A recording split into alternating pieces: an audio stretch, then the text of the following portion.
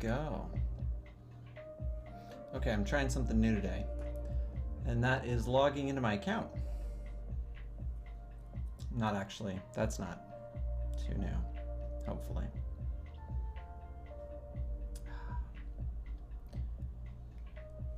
Aloha, Gilead Gal. Sounds like a dwarf name. In a good way, right? That's what it was, I think, supposed to be. It'd be really awkward if I misremembered that. Where are we? There we go. Sort of. Boom. There we are. But thank you. Thank you for the compliment. I appreciate. That is what I go for here. I go for an immaculate vibe. That's the hope. Let's see.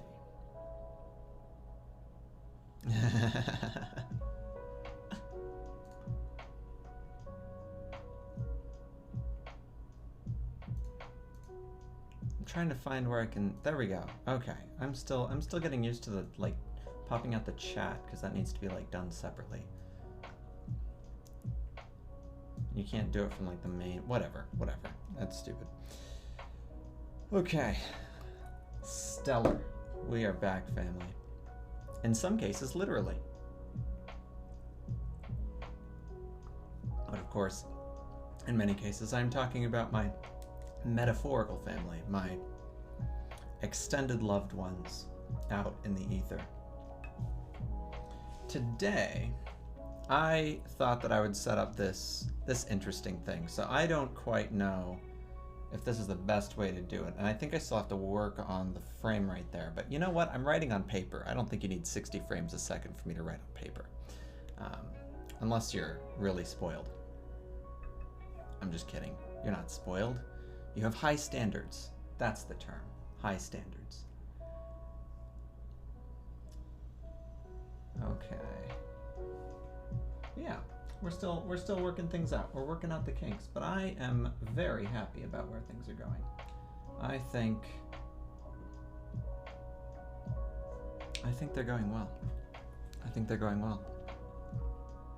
So today I thought I'd try out something new, and that is plotting. But the thing is, and the reason that I haven't done it before on stream, is because I handwrite everything that I plot. And I tried doing it on Paint once or twice or 3 times, and that was a disaster because my mouse, I mean, not just my mouse, any mouse, it's, you know, it doesn't capture handwriting in the same way. It's terrible. It doesn't capture the nuances, the beauty of my written hand. But before we get to that, how you doing, Gilead Gull?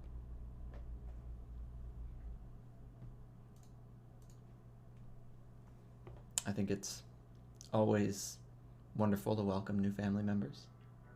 I'm very happy to see you today. Sometimes not new family members. It's so wonderful to welcome any family members. Sometimes it feels like we have too few of them in the world. And many times, like on holidays, it feels like we have too many of them. But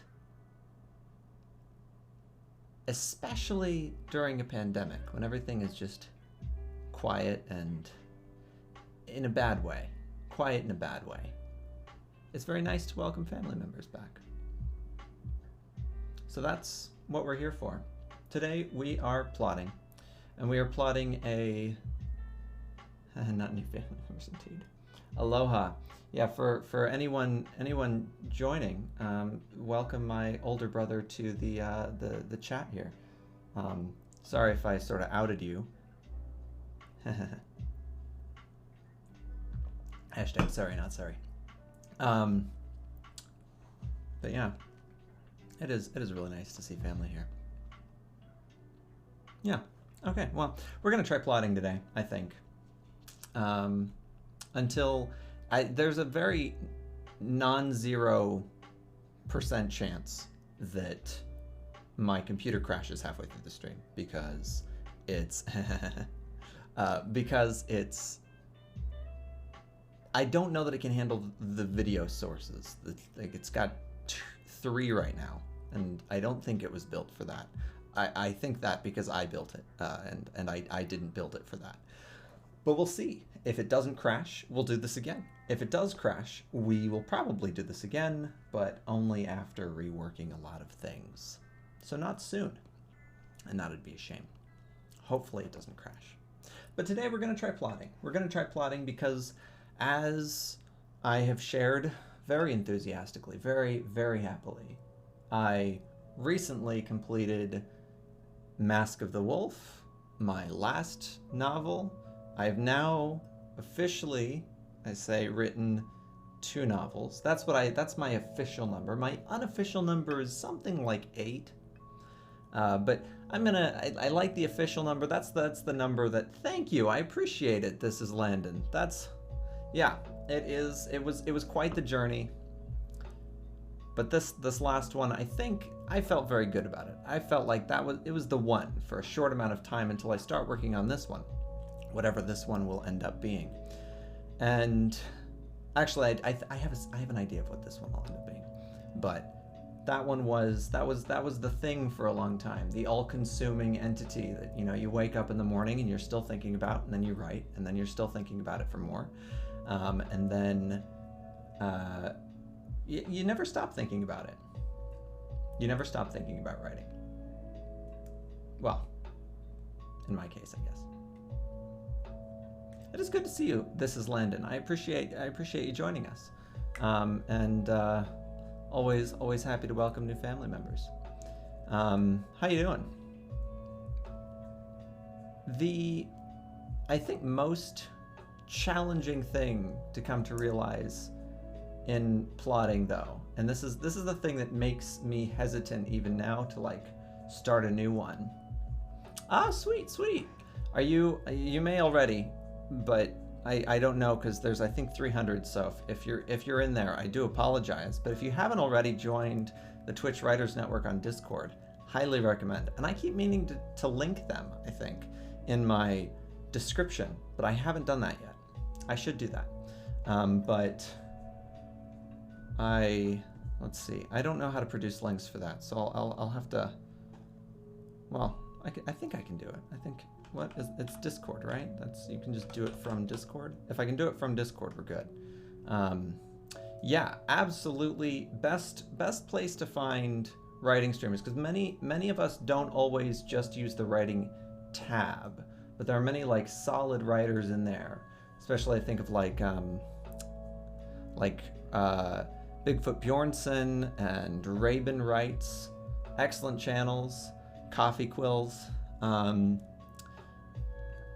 Yeah, it's I think it's a pretty new tag as well, because there was quite a lobbying effort for the tag, and now there's a greater lobbying effort for the topic, but I think realistically it seems a little far out. I think we need the writing tag to be a little higher first, but it has been pretty high for a while, which is impressive.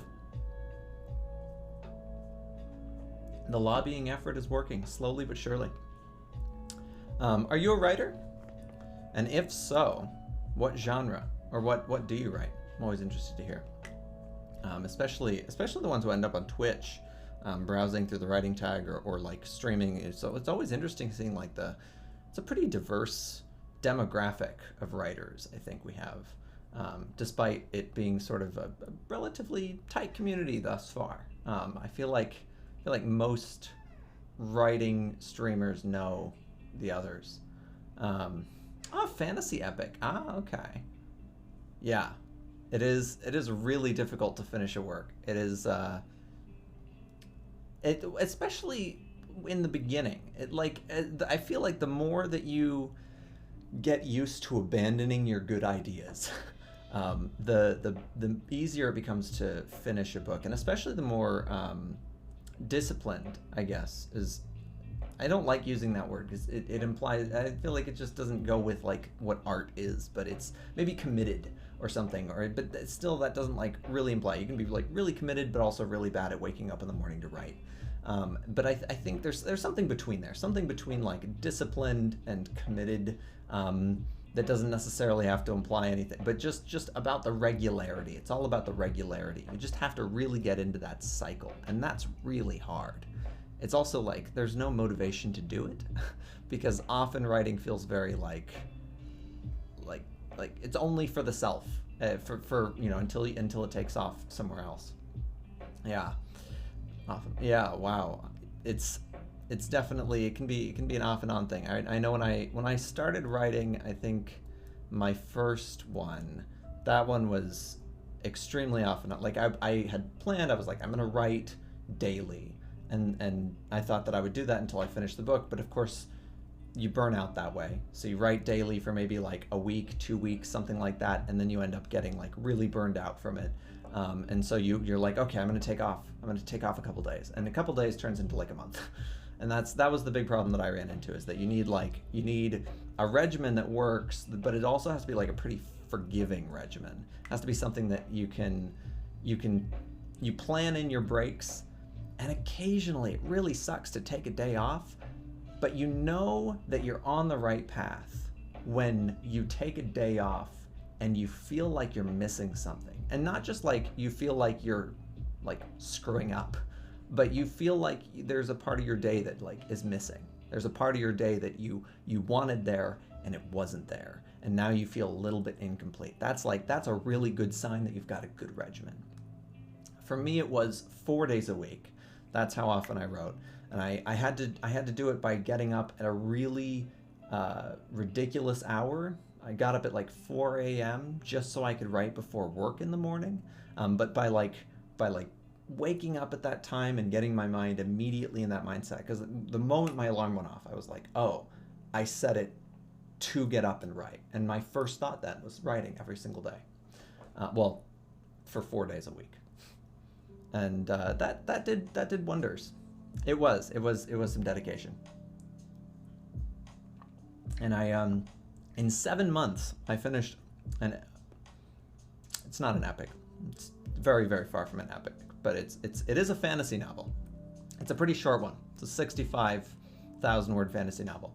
But 7 months was, I think, a fair amount of time. It felt pretty, even though my writing pace itself wasn't always 100%, it wasn't always super, super fast. It was, overall, I completed the book in what I felt like a really satisfying amount of time.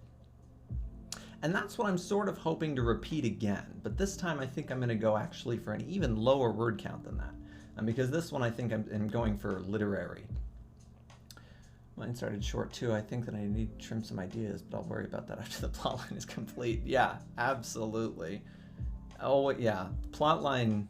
So are you in the middle of plotting it now? Or are you... do you mean like after you've just sort of like written the skeleton of the novel? You know, I always like to say you should reject the third idea. Everything you write, essentially what I mean is that 33% of the ideas in your novel, when you sketch out that plot line, or that the schematic, what do they call it? Storyboard. There we go. When you start sketching that out, you should get ready to cut 33% of those ideas, just because, and just for the sake of it. Like not even necessarily that you should be ready to cut things just because you don't even want to write it anymore. You're like, oh, I planned for it to be this sort of epic with 3 characters, and then just all of a sudden you're like, you know what? This third character, I just don't need it. And like it really helps to get into this mindset that you feel comfortable cutting almost anything, except for the absolute essentials of the things that you're really passionate about, because then at the end you're left with only a story that you're 100% passionate about, which can also make it difficult to edit. Can make it very, very difficult to edit. I've got a beginning, a few beats, and an ending, just filling out the in-betweens. Yeah, I think it's about how I plot as well, filling out the in-betweens. I mean, actually, I think maybe that's how I write, filling out the in-betweens. Read and heard about. Yeah. Cutting is difficult. And one of the things, it's painful to cut after you've written. I think that's the worst part, is that after you've written something, it's really, really painful to cut it. So I always try to cut it before I've written it, so that it's easier to write, because when you're writing with simpler elements, it's like you're doing half the work for yourself if you can simplify everything before you have to edit. But then also, if I can cut it before I write it in, I don't get that investment. I'm not like emotionally invested into it, and so it's easier to cut. It's easier to cut a character that you haven't yet given a personality. Or it's easier to cut, even just character traits from a character that you haven't fully, if there's somebody that you initially had envisioned in a certain way, you can cut little things from them, and then maybe that helps you trim their dialogue down and things like that. And one of the things that I like it's very hard to appreciate, but when in the middle of the writing process, you really have to appreciate how people's brains work, because even when you're going about your day-to-day life, you can't focus on 100% of things. And there's this tendency that we want to show how well built our worlds are, or how well developed our characters are. We just want to show how deeply we've considered all of this. It's almost like your sort of master thesis, right? You want to be able to show I thought about literally everything in the experience that I'm building for you, reader. And the problem is that readers don't have that kind of attention. And because, humans don't. When you're going about your day, the amount of things that you forget in your day is something like, I think 80% of your day you forget, in the day, not even the next day. And by the time you get years out, of course, you've forgotten probably 99.9% of that day. But even in the day, you're only remembering about 80% of your day. 20%, something like 20% or less. And then on top of that, just the things that you're not even paying attention to, your attention is just sort of this spotlight that's zooming around. And yeah, my memory's not so great either, to be honest. I feel like I often have this feeling that I'm clogging up a bunch of it with story ideas. I just have so many, and I remember every single story idea. And then, of course, I talk to my friend, and they're like, "Oh yeah, remember that video I showed you?" And I'm like, "Not at all," because I was too busy thinking about another story I might be able to write later. But the attention is not only a valuable resource and a very, very scarce resource, but it's also a pretty dodgy resource. It's going all over the place, and your readers aren't able to take all of it in. So when you write too much detail, that's one reason that people don't like long descriptions. They feel like they zone out. It's because their attention literally can't contain that much information. And so when you're writing pretty much any story, you want to make sure that story has only the things that you want the reader to devote their absolute attention to. And that's difficult. It's not only difficult to consider what that attention has to be, or what it's going to be, but it's also important that you determine sort of the most important things you want them to walk away from, or walk away with, not from. So you're paring down the story to the absolute essentials. You don't have any of that moment that you feel like, oh, I want to throw in this extra thing. I want to throw in this thing, and maybe it's because you want to throw it in so that people, there's an Easter egg. Easter eggs are always fun to, you consider throwing in something like, oh, I'm going to throw in this throwback to this other character that I mentioned 4 chapters ago, just to sort of show that I remember them still, or mention them to the reader so that the reader has that extra moment of oh yeah, he mentioned that thing a couple of pages ago. Oh yeah, that does. Okay, it resonates. And the problem is, unless it serves an absolute point, unless it does something very functional to the plot and the character development, it needs to be cut. And that is how Hemingway wrote, and why, unfortunately, Hemingway is famous. He pioneered this form of, I'm going to cut absolutely everything that doesn't need to exist. And the only problem that I have with Hemingway is that his stories were just kind of boring. I just wish so many of his stories could have been more interesting. Like, he could have just written more interesting stories. It's not, I don't have like a problem with like the content of it. The form of his writing, I think, is beautiful. There we go. That's what I'll say. The form of his writing, absolutely beautiful. He's an amazing writer. But I just wish he was a more interesting plotter. His plots often are dry. That's the word I'd use. They're dry. So we're going to try not to be dry today. They were, yeah. I mean, I think of like, even just like the best story, the absolute best story for Hemingway was his journal. And it's like a story that was based off of his journal, and I don't think he ever finished writing it. I think he actually died before he like finished writing it. But he had edited it a lot. He had edited it, yeah, a lot. And his Under Kilimanjaro, that's the story that is about, essentially it's like an autobiographical, I forget what those are called, those like, they're like fictionalized autobiographies basically. I guess like a novel that's got some autobiographical elements or something like that. But he wrote that, Under Kilimanjaro, based off of his travels to Tanzania, I think it's Tanzania, where Mount Kilimanjaro is. And I think that was something I think Bigfoot Bjornson mentioned last week, that it's in Tanzania. So credit to him, because credit. But in Tanzania, he didn't like climb Kilimanjaro or anything. He was just sort of like waiting or he was on the base of the mountain overlooking. It's all misty, and it has the picture of Africa that he paints in that novel is stunning. It feels honestly almost indistinguishable from like a fantasy novel. I was reading it many times thinking like, wow, this description would absolutely fit in a fantasy novel.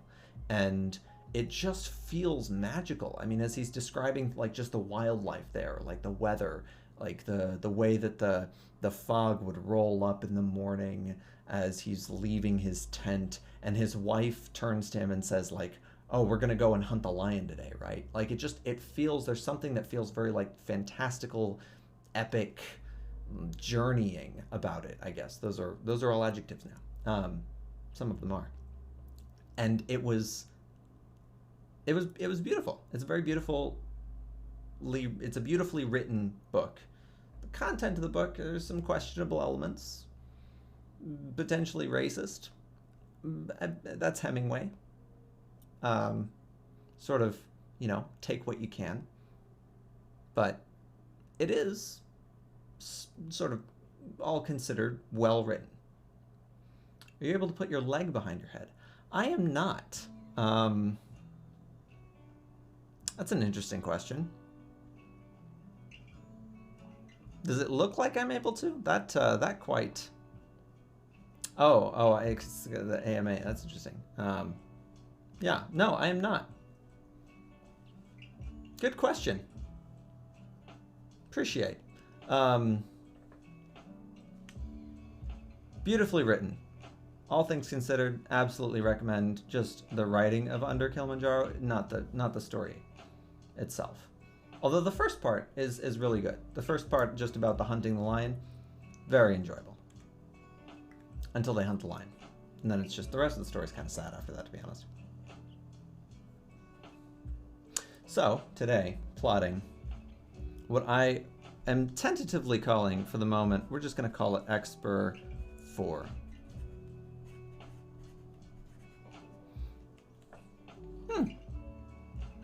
Oh, thank you for the follow. Appreciate this is Landon. Or Landon. Can I call you Landon? Or this is Landon. I mean, I don't mind calling you this is Landon. I would assume that your name sort of invites the there we go. Yeah, appreciate. So tentatively we will be calling this Expert 4. I am a sucker for fantasy. Like, I really like, and it's not just about like what I love in fantasy is the world building. It's not just the plotting and the idea that fantastical things can happen, or that there's magic, those sorts of things. That's all fine. But what really gets me with fantasy is the way that it makes the world feel magical. That's what I absolutely love about fantasy. That's why I write fantasy, because I like looking into the world and trying to find places where it just feels magical naturally. Like, I think there's a natural magic to be found in the world. When you go out and, you're camping in a forest or whatever it is, like when you wake up or you go outside into nature, you feel the wind. There's something that just feels very, very magical. Is unfortunately, I've repeated it a lot now, so it doesn't feel like the right word anymore, but it is. It really is the right word. Something feels magical about it. Like, not to sound like a child, but like, there are times where I go outside and I'm just like, where does wind come from? It's like magic. It feels like it. I mean, it's physics, but why can't physics be magical? And that's what I absolutely love about fantasy as a genre, is its ability to make the real, or to call out dimensions of our reality for being magical. When you, I think, for instance, some of the most magical moments of Harry Potter are just the shots of, and I'm talking about the movies, are just the shots of the castle of Hogwarts. Some of the most magical moments in Harry Potter are just the pictures of, like, and I think of the first movie when they're all riding the boats to Hogwarts. There's all the candles on the water. I think they're on the water. Maybe they're floating. Doesn't really matter. They could be on the water. That's what I remember. And there's something like that shot just feels magical. Seeing all of these boats converging on a giant castle under candlelight, like, that is remarkable. Put in a childlike state of mind like that.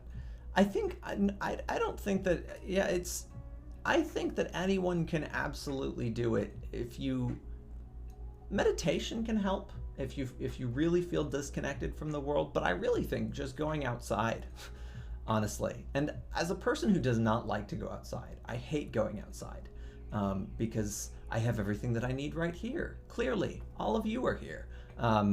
And also my computer is here, which is what I primarily need to write most of the time, except for the times that I need paper. And you know what? Neither my computer nor paper really do that well outside. Paper does really well outside, actually, before it's paper, when it's a tree. But other than that, my computer does not do very well outside. It's not enjoyable to use. It's sunny, and so the screen gets dark and very difficult to look at. Paper is unpleasant to write on. There's not really, you have to find a table outside. Everything's like messy. It doesn't feel right. I can't plot outside. I don't know why, but I'm absolutely unable to do it. I can't plot outside of my office. Like, I have to be specifically in this room to be able to plot anything, which is a really weird handicap. Not like a literal handicap. So it's a really weird particular inability. And I think being able, part of what enables sort of the writing mindset is, of course, focus. There's a lot going on outside. There's a lot of things that are vying for your attention. There's sun and trees and bugs, especially bugs. Hate bugs. But when you're isolated in that office or whatever it is, you can focus. The benefit of going outside for the writer, and for anyone, is turning that focus off, is sort of enjoying all of the things that you're never focusing on. When you are noticing the way that the trees move and thinking of ways that you could be describing them later in your novel. All of those are things that you need to be doing. That's your research as a writer. Your most valuable resource as a writer is your experience, and the only way to replenish that resource or to increase that resource is by having experiences. So you have to create experiences, you have to go outside. unless you don't write anything about going outside, I guess. Maybe. If you write a story about a person who stays in a room the whole time, good luck with that plot. I do want to hear how it goes. But the experiences themselves, you'll probably find they're a little bit dry. Need to have diverse and varied experiences to really be effective at communicating them to other people, at making them feel like they're having them when they read words on a page. Reading words on a page is not a very engaging task. You've probably noticed this. Writing words on a page often isn't an engaging task, but especially reading words on a page can be a very disengaging task. The magic of writing is making it an engaging task, making someone feel engaged by passively consuming words, which is a very strange activity, just objectively speaking. It's very strange. But I'm appreciative for all of the strange people that would forever be doing that. I'm one of those strange people, but I don't really appreciate myself for reading, to be honest. It always feels like I could be doing something better. Exper4 is what I have tentatively decided to name this. It originally wanted to name it Exper1, but then I don't know. It's not important. I changed it to Exper4. I like the number 4 better. The only hesitancy that I had in calling it Exper4, at least tentatively, and this is the thing, by the way, when you are when you're deciding on titles, number 1, you never do it from the beginning. You never. I mean, it helps to start with one, of course, but very rarely when you finish the work are you going to keep the original title you had. Some people do, but the other thing to keep in mind is that I don't remember the exact statistic on this, but I'm pretty sure the statistic was over 65%, something in the vein of 75% of books get retitled by the publisher. And as I was reading from either an agent or a publisher, they were saying essentially that, yeah, writers suck with titling their works for some reason. And they said every writer thinks they're good at it, but none of them actually are, which was a little heartbreaking. But because, you know, personally, I always like to think that I'm good at it, like all other writers. I dread the day when I will have to hear, if I hear it. You know what? I don't dread that day. I wouldn't dread that day at all, because that would be a very good day to know that they are changing the title of a book and because they're going to publish it. Screw it. That's a great day. But I wouldn't want them to change it. I like titles, especially the ones that I come up with. Exper4. The general idea that I have with this plot, I have some very specific ideas with this plot, but the general idea, the arc, there we go, that's the special word. And as I'm turning the page sideways, after titling it here, I hope that doesn't bother anyone. It doesn't bother me, but the general idea, we need an arc for the story. And I don't normally draw plots like this, but I'm going to try it this time just so that I get a little bit more feel for how normal plotting is supposed to go, I guess. I'm going to give into the form this time. I'm going to try to feel artistic about it. Because art is about following form. It's about formula. It's about committing yourself to typicality. But no, form is usually good because form helps readers connect with things that they're familiar with. The general idea that I have for this plot is, and sort of maybe the blurb to start off with is, and I need a name for this character, so that's gonna come up next. We're gonna star that, but a name basically for the MC. I don't know why, but the word judge came to mind. I'll bookmark that.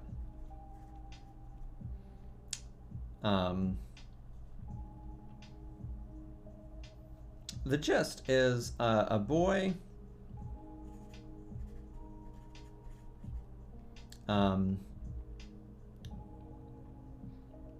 something like a boy goes on missions of scientific discovery.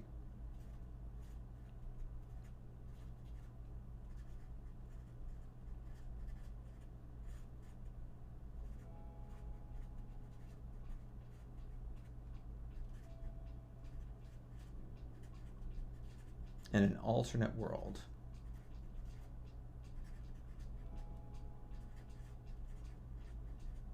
There we go. And of course, the book itself doesn't have to be set in an alternate world. We're talking about specifically some kind of portal.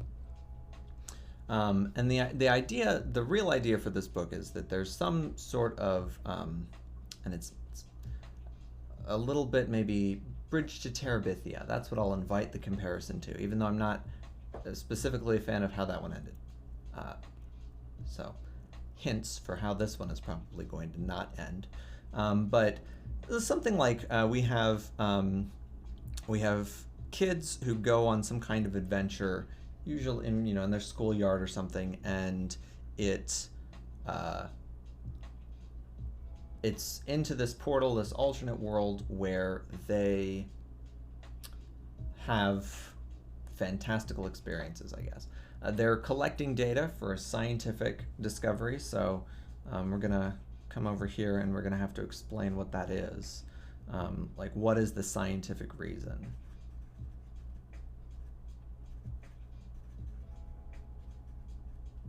Or at least, what do they tell us it is? What do they think it is?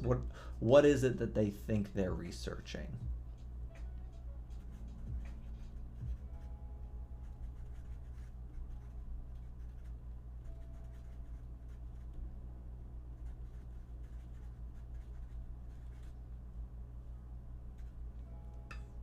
And it tends to be the case for me that 90% of my plotting is me answering my own questions. It's just question and answer time. And then thinking of better ways to put those questions so that I can get better plot lines from it. I'll show you an example of what I mean by that in a moment. So I say a boy, and the only reason that I had this as a boy, it doesn't have to be a boy, it could be a girl. I'm totally fine with it being a girl. But that was just my initial conception of it. So we'll change boy to child for now.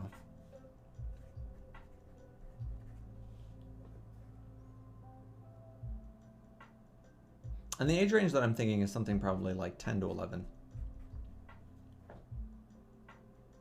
I have another character over here. And I think what we'll do is we'll pull out another sheet for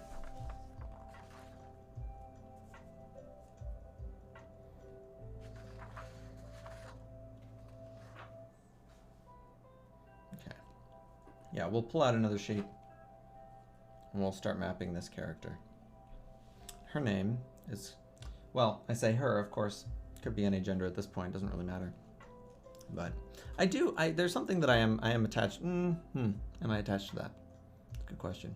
Am I attached to the genders of any of the characters at the moment? I don't think so. I really don't think so. So we'll just call this character Tenna at the moment. And that is a name. I don't know why I'm attached to it, but I thought of it right before I fell asleep and I was like, this is a good name. So I'm keeping it. I liked that name a lot. It reminds me of Jenna, or like Tamar. Tenna is the name that we're operating with tentatively for the moment. And Tenna is going to be about the same age range, 10 to 11. One of the things that is often, is there a reason you are drawn to the 10 to 11 range for the MC? There is, yeah. So the central conceit of what I'm considering here, that's a good question. That's a really good question. You get me going. The central conceit of what I'm drawn to here is this idea of these kids, but you don't know that they're kids yet. There we go. So the good news about the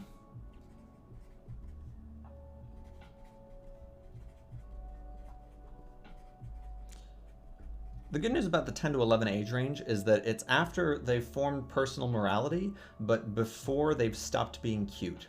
And that is really useful for selling books. The 10 to 11 range provides us with the naivety that we would expect of children before they've reached middle school or high school. By the age 13, that's when kids start becoming terrible. 12, they're still tolerable, but I think 10 to 11 is about the age where they've maintained a certain amount of innocence, a certain amount of friendliness, a certain amount of likability as main characters. And before that, they are too young to really be thinking about like moral considerations, or having like profound character arcs, profound plot lines that, you know, that give those hints of maturity that we expect from older children. 10 to 11, you can, for a very, no, never mind. I think you can. For a small amount of time, you can leave a 10 to 11 year old alone, and be more or less fine. I mean, we do it all the time. So for a moment, I was thinking like, ooh, is that like a weird statement encouraging child neglect? No, it isn't. You do it all the time when you let your kid just sort of be in their room alone. That's leaving your kid alone. And if you left the house, there's a moral difference probably between that, maybe. But there is not a functional difference between you staying in the house while your kid is alone in the room and you leaving the house while your kid is alone in the room. Functionally, the same event is happening. Morally, maybe not. Maybe you shouldn't leave the house, because if your kid screams, you won't hear it, right? That'd be bad. But generally speaking, the kid is no more or less alone by being in their room from being in the house and you being somewhere else. And that is the thing. You don't want to leave a 4-year-old alone. Even like in their room, like it just feels, the amount of time that you can leave a 4-year-old alone is significantly smaller than the amount of time you can leave a 10-year-old alone. So that's my reasoning there. And I think of the dynamics that can emerge from a bunch of 10 to 11-year-olds interacting. So the setting that I have in mind here is, if I can spell setting, Jesus. There we go. The setting that I have in mind here is some kind of schoolyard. Why a schoolyard? And that's actually partially for convenience, for plot convenience and writing convenience. Children in a schoolyard is a perfect setup for things to happen. They have a reason to be there. They have a reason to be interacting with each other. They have a reason to make friends. All of that makes sense. You don't need to provide too much like backstory for it. People just sort of accept, oh, kids are friends. That makes sense. Why wouldn't they be? Especially if they're at school. We have some kind of schoolyard setting. It's going to be set in school, of course. And the gist that I have here is we have a portal that opens in the schoolyard.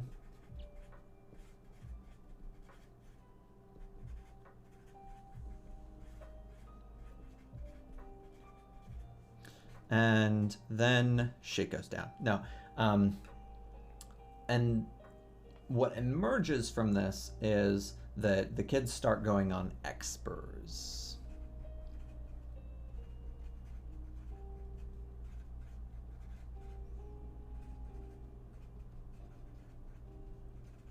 I'll put that in quotes for the moment. But expers are just expeditions.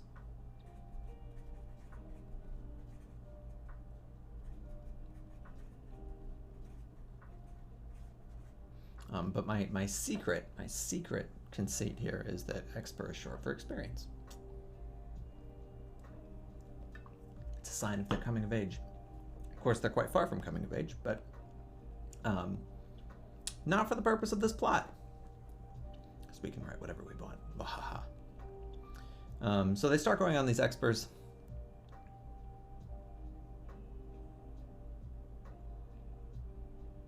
And then we'll have expers 1 through 4.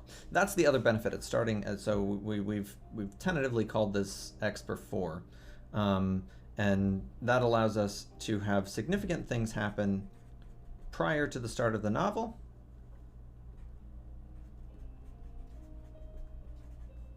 that then get to be revealed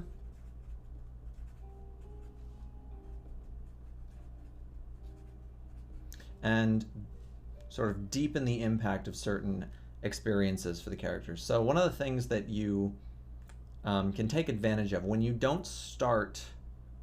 have plot events happen before the start of the story, and this is something you should be careful of, but I actually think it should be used more often. There we go. That's what I would say. It should be used more often. It's not as commonly used in the YA or middle grade genres. When you're writing for younger audiences, you usually, which I'm not, even though this is about school children, my hope would be that this would be probably a young adult. So that's probably good to mention. I'll put YA for here. I'll put NA. This isn't really a genre you should actually use. YA to young adult, new adult. Agents don't like this so much. It's coming up. It's thought to be like the 20 or the 18 to like 24-year-old is the new adult range. But there's sort of been a lot of agent pushback on actually allowing this to be like a real genre. Some people are accepting of it and they like it. Some people really like it. But I recommend staying away from it because I think it can almost only do harm.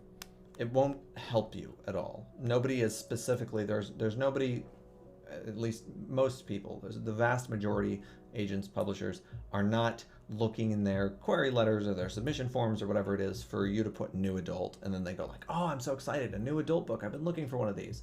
Generally speaking, they're looking for young adult or they're looking for adult. So you want to do one of those.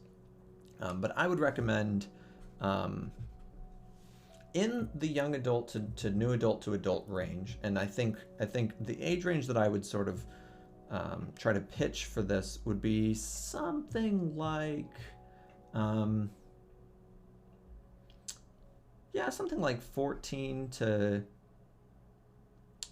24 range. There we go. That's a good 10-year span. But I think there's an appeal in a story toward that age range. In this, there's appeals in this toward that age range. That's what I meant. The benefit of not starting at the exact beginning of your story is that you can take advantage of the fact that your characters have had lives before this. Now, if you're writing for a younger audience, you don't want to do that. If you're writing for like especially the sort of 8 to 16-ish crowd, like exclusively for that like range where 16 is your upper bound and you're not going for adults at all, you want to make sure that your characters are sort of inducted into each additional experience and they get to progress with the character. Kids aren't used, especially like younger kids, aren't used to thinking that the world exists outside of them, which is like, it's unfortunately not something you can like reveal to them in a book so easily. When things happen prior to the start of the book, it confuses younger audiences because they're expecting that the moment that they pick up the book, that's when the plot starts. So they should have everything they need to know going into the book at the start of the book, and then they should learn chronologically, linearly, more and more information throughout the novel. Older audiences are more comfortable and growing more comfortable, especially after books like Game of Thrones, and we've had more, sort of political fiction, and political like fantasy fiction especially. But when you have older audiences, you can take advantage of the fact that they know that the world exists outside of them, and that sort of time has continued before them and it will continue after them. So they can understand and appreciate the fact that a character might have had experiences prior to the start of the book. And that's something that can be fun to employ. What's it good for, though? It's extremely good, for giving this sense of like a deepened world that your reader is sort of stumbling into. So it can increase a feeling of alienation with the world because they didn't immediately step into the shoes of this character. They haven't been this character from the beginning. They actually are kind of coming into the middle of this character. They're jumping into the shoes that have already been worn for a while of this character, and now they're sort of trying to learn, oh, wait a minute, I thought the character thought this way, but actually I guess they think more like this. So there's a little bit more of like a psychological game they get to play as they learn how the character thinks, why the character acts the way that they do, why the character is doing certain things. There's also a benefit to starting later, in that you can ditch a little bit of the chronological form. You don't have to start at the beginning always and then go to the end. You can insert things. And I don't mean insert it like I'm going to randomly insert like a magical power for this character that you didn't know about before, because that would be ridiculous. That's more like MacGuffin territory. But what you can insert, is that Deus Ex? Deus Ex, that's what I meant. Deus Ex territory. But no, what I mean is that you can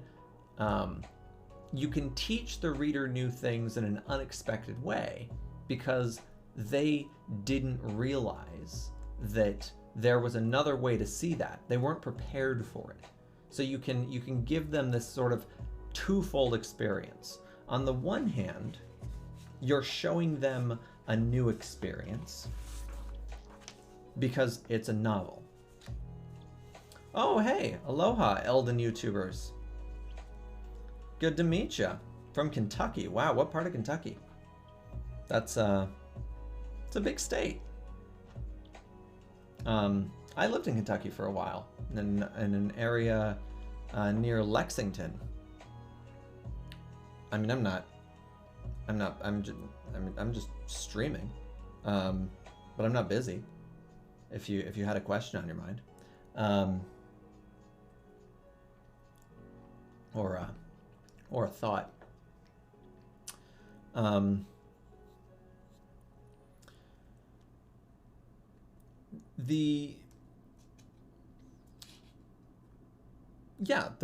benefit of starting late is, or starting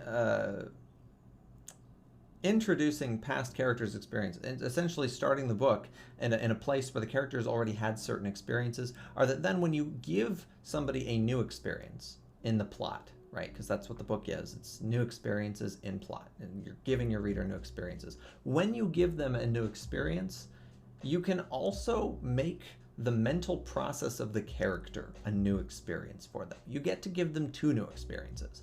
And I'll give you an example here. When you think of Harry Potter, for instance, Harry Potter, you've largely had all of the mental experiences of Harry throughout the novel. You started pretty much at the beginning with him. He didn't have any life-changing experiences that you didn't know about from pretty much the beginning of the novel. And so later on, when the plot develops, you know how Harry's going to react. You know what he's thinking about. You know what sort of is going on in his head really, really well. And you can trick a reader into thinking that they know how a character is going to think and how they're going to respond to a situation by making them think you've started at the beginning, but there's actually some experiences that this character has had before the start of the novel. And then when you give them, here is the plot moment, here's the big fight that's going to break out, and they think they know this character, ooh, this character's a fighting type. This character is absolutely going to charge into battle. And then all of a sudden the character gets sort of crippled from their anxiety and their post-traumatic stress disorder because they actually were involved in a war before. And then all of a sudden your reader's like, oh, I did not expect that from them. They were such a tough guy. I really thought they were going to react in a different way. They have two new experiences now, all in one. They get the experience of the impending doom of battle, and they also get the experience of this mental phenomenon, or this mental process that's going on for this character that they weren't expecting. And in doing that, you force them to reconsider the world in two ways. Number one, they don't know everything that's going to happen. They don't know everything that's going to happen in the plot already, but they also don't know everything that's going to happen in this character's mind. And now they have to reform a little bit their picture of this character. Now that's why it's also risky, because one of the things that can end up happening is that they feel estranged from that character. They feel like they don't know what's going on. Maybe it makes them feel a little bit lost, and it makes them feel a little bit alien. The Stranger by Camus. Camus does this exact thing. The character has had experiences, and it doesn't, you don't always know what the character's thinking. And it is estranging in The Stranger. Of course, Camus is taking it to an extreme, but I mean, that is it can be far more effective in fiction, especially if you're trying to invite them to consider the world in a different way. Consider that theirs isn't the only way of thinking, that they should be thinking about, how else a character could be perceiving these things. So, with that, that's what I would like to do with this one. I think what we'll be focusing on is we'll start a little bit later, a little bit after the start of the character's life, if we will.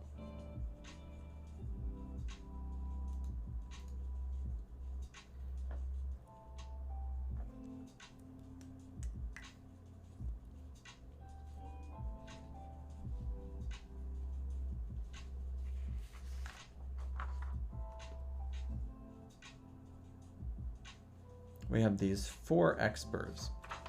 Does that mean that you start part of the way through the story, you have to completely map out the character and the character's experiences in order to not accidentally have a deus ex machina or an unrealistic reaction to a plot point?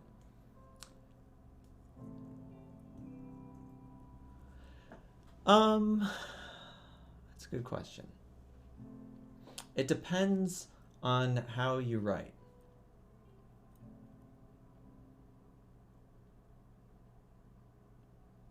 It depends on how you write, yeah. So,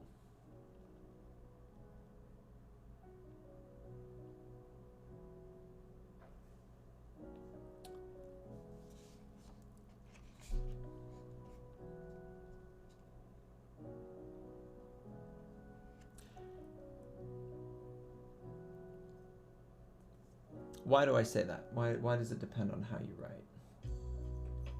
It depends basically if you're using it for a deus ex machina. That's what I would say. It's very hard to feel out in the beginning when you first sort of start off writing it.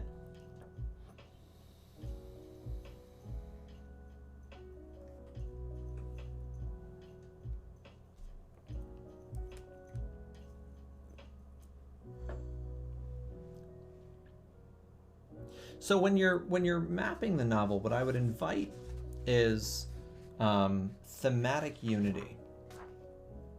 I always prefer, and this is one reason that I think this can be a very powerful technique when done correctly, is the form called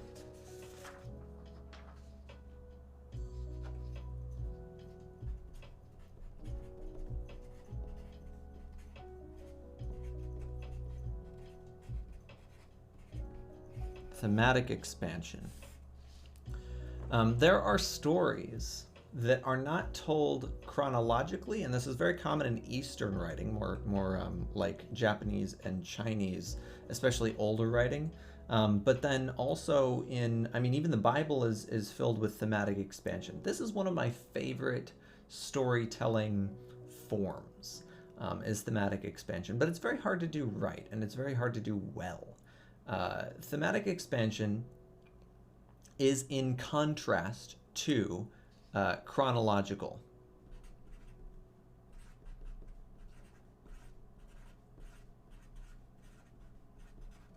Storytelling form. Of course, most Western stories, most stories generally are told in chronological form. Why? Because it makes sense. People know cause and effect. They know sort of the general flow of time. You can take those things for granted in a story that is told chronologically.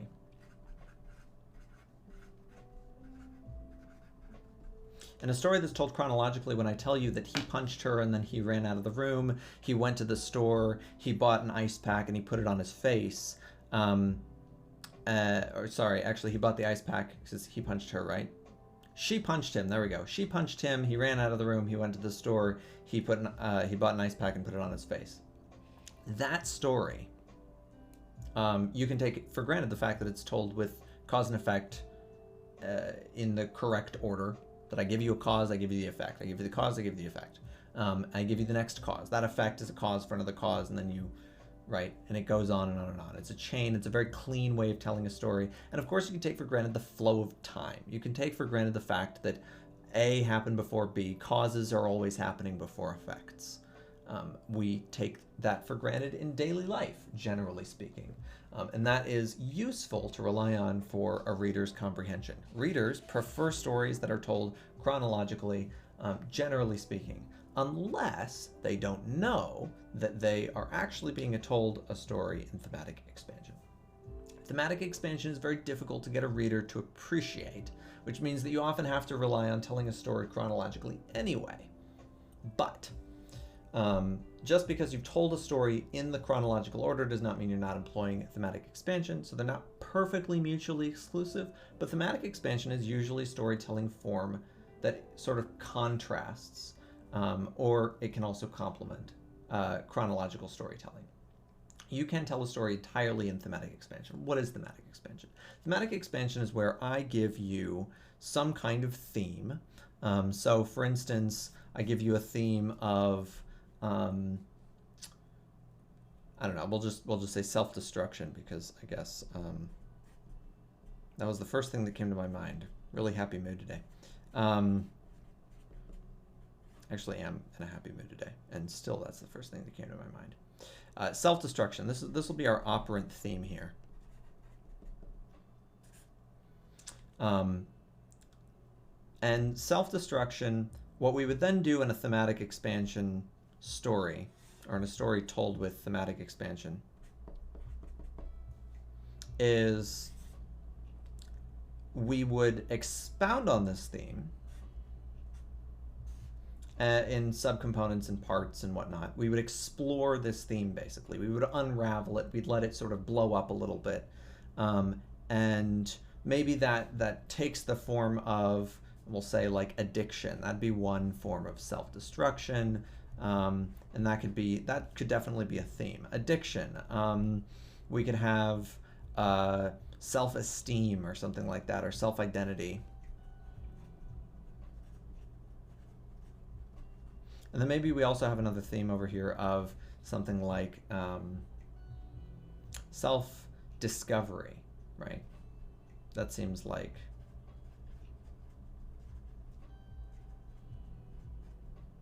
there we go. We would have these themes that would be expanded from self-destruction, and then the novel would take the form of wrapping it up with self-destruction again.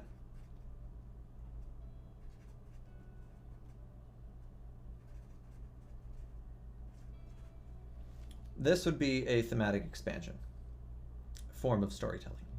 In chronological storytelling, we have a very similar shape here. Believe it or not, doesn't look very similar, but it really is. And that is just the that's not very good, but this would be where the climax is, right? It's the same form that everything is constantly unraveling, because what you actually have in a normal chronological story is that as events go on, you usually have sort of branching off, but slowly over time everything gets sort of resolved by the time you get to the denouement. So you have climax over here, you have the rising action, and slowly over time everything's getting finished off. And that's generally what you would have. You'd have different kinds of plot lines and different kinds of, character arcs, resolutions, all of these sorts of things. All of these little plot lines would branch out, and then they'd finish up. In the same way that we have a theme that branches out and then it wraps up. That's why they can be complementary, right? Because you could do the same thing with themes as you're going along here. You can have a theme, one central theme, and as it goes along, it branches out, just like this. It branches out into addiction, and then it branches out into self-identity over here. That one gets resolved really quick, and then you get self-discovery, and that one gets resolved all the way over here. You do the same thing with thematic expansion that you can do with chronological. But the difference is in the form. if you ditch the chronological and you only use the thematic expansion, you are no longer tied to doing this in time. And the thing is, it turns out that it's far more natural to explore themes without time as a constraint. Why is that? If you've ever looked, I'll give you a very, very clean example. The Bible. The Bible is famous for using thematic expansion at the expense of chronological storytelling.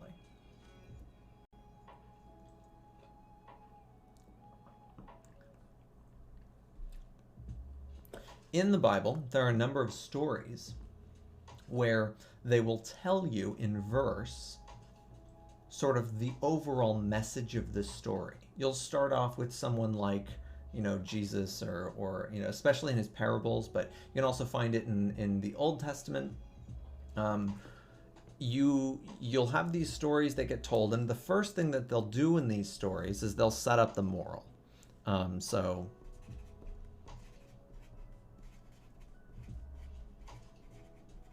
And it's worth asking, why does the biblical form matter? Why is biblical storytelling worth talking about or effective? And it's specifically because it is some of the most persistent storytelling in the world. It's an incredibly ancient oral tradition, and it is because it's effective. Biblical stories are remembered and touted by hundreds and thousands, millions. They resonate with people. They engage people. They engage their emotional thinking and their moral thinking. And that's effective storytelling. Even if you don't necessarily like the story, or if you think the story is boring, or it's got a formula, it cannot be denied that biblical storytelling is some of the most effective storytelling in the world. By sheer empirical evidence, you can look at how pervasive it is, and take that word in a good way or a bad way, but it's incredibly common. You can find echoes of biblical storytelling in tons of modern fantasy, in literary fiction, in nonfiction. You can find people resonating their stories, their autobiographies, their biography, whatever, with biblical stories. They think of Jesus and that time Jesus did the thing, and they think of Moses and that decision Moses must have had to face when he thought of murdering, or he did murder, the Egyptian guy, right? The Egyptian slave whipper.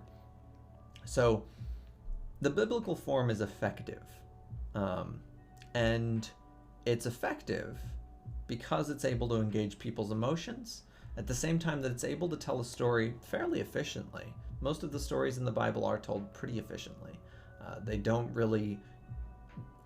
don't find pages and pages of trees singing in the Bible.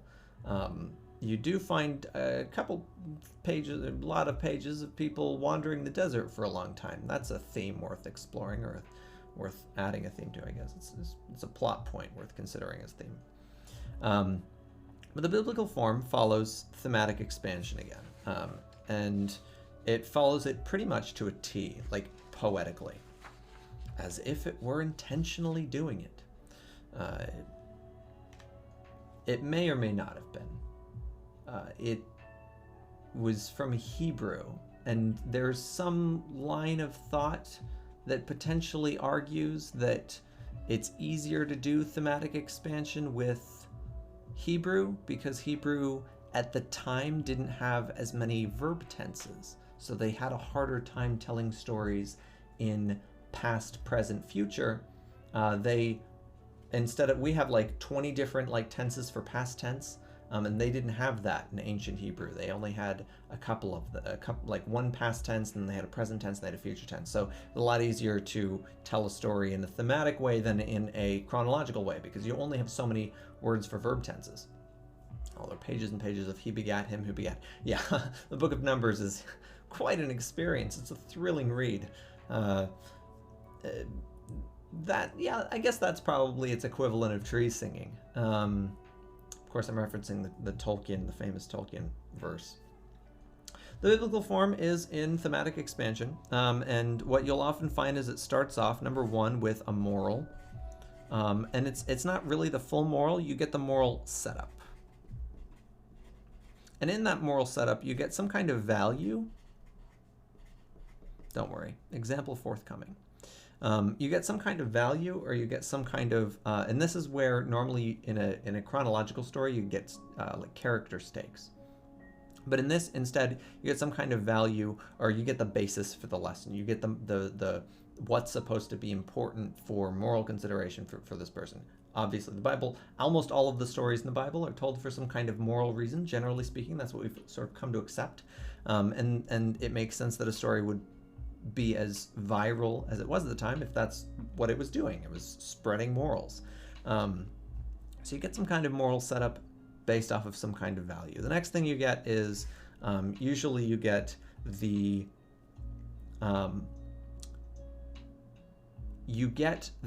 importance of it, and this is I hesitate to call this character stakes, because it's not just about somebody wanting something. The stakes for a character usually hinge on a character's choice. The Bible tends to make the choices seem irrelevant. It's not about like them having to deal with the choice. The problem is that they made the wrong choice. And you can see this in, for instance, the setup to the prodigal son. The prodigal son story, the story about the son who was given who asked his father for the inheritance. He wanted his inheritance early, the inheritance that he would get when his father died. He wanted it early, but the father was like, no, you're gonna spoil it. You're gonna take it. You're gonna run off. You're gonna waste all of it, and then you're gonna come back to me and you're gonna beg me for money. You can't have it. And kid comes up to the father and he insists. He's like, no, give it to me, old man. I just want it. Father ends up giving it over. Kid leaves. Exactly what the father said would happen happens. He spoils it. Comes back, he's poor, and the father puts on a lavish feast for him to welcome him home because he's just so happy that his son's home. Beautiful, loving father, right? And the whole thing is supposed to be a metaphor for God, how God treats all of his prodigal children. The setup of the story, in a normal chronological story, the way that you would engage a reader with this is that you would try to set up character stakes. So you'd have the prodigal son. There would be a question, should you empathize with this character? And probably either be, if this was told chronologically, you'd be in one of the characters' heads. You'd either be in the father's head or you'd be in the son's head. And you'd probably be in the son's head. The son is the more dynamic character, the character who changes through the story. So he's the more interesting character from which you'd want to learn all of this from. So you would set up the character stakes by giving us an interesting choice. The prodigal son has an interesting choice. He can pressure his father for the money, take the money, or he can not do that. And of course, because it's sort of the journey story, right? He's going to make the bad choice. That's what stories tend to be about. They tend to be about a character who makes a mistake and goes on the rest of the journey to try to fix that mistake. So we would set up in a chronological story. If the prodigal son was told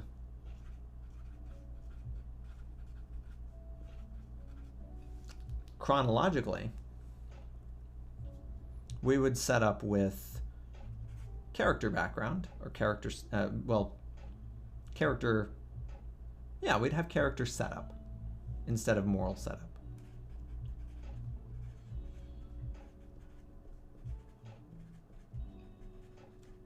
Then after that, we would have values,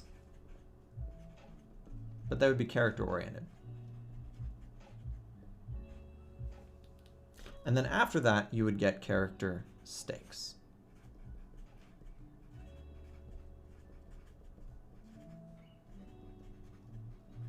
Or character choices. This is where they make the wrong choice.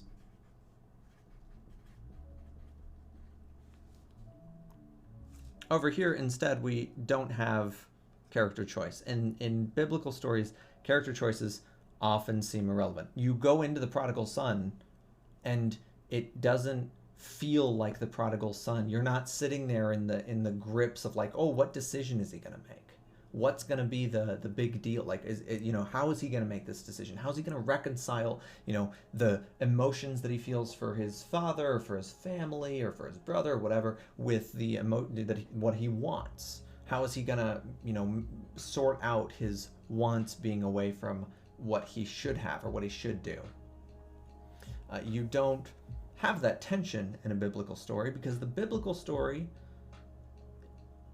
relying on thematic expansion, takes it for granted that the character choices are going to be subsumed. They're going to be, put beneath the plot, or it's not just the plot, but they're going to be put beneath the theme.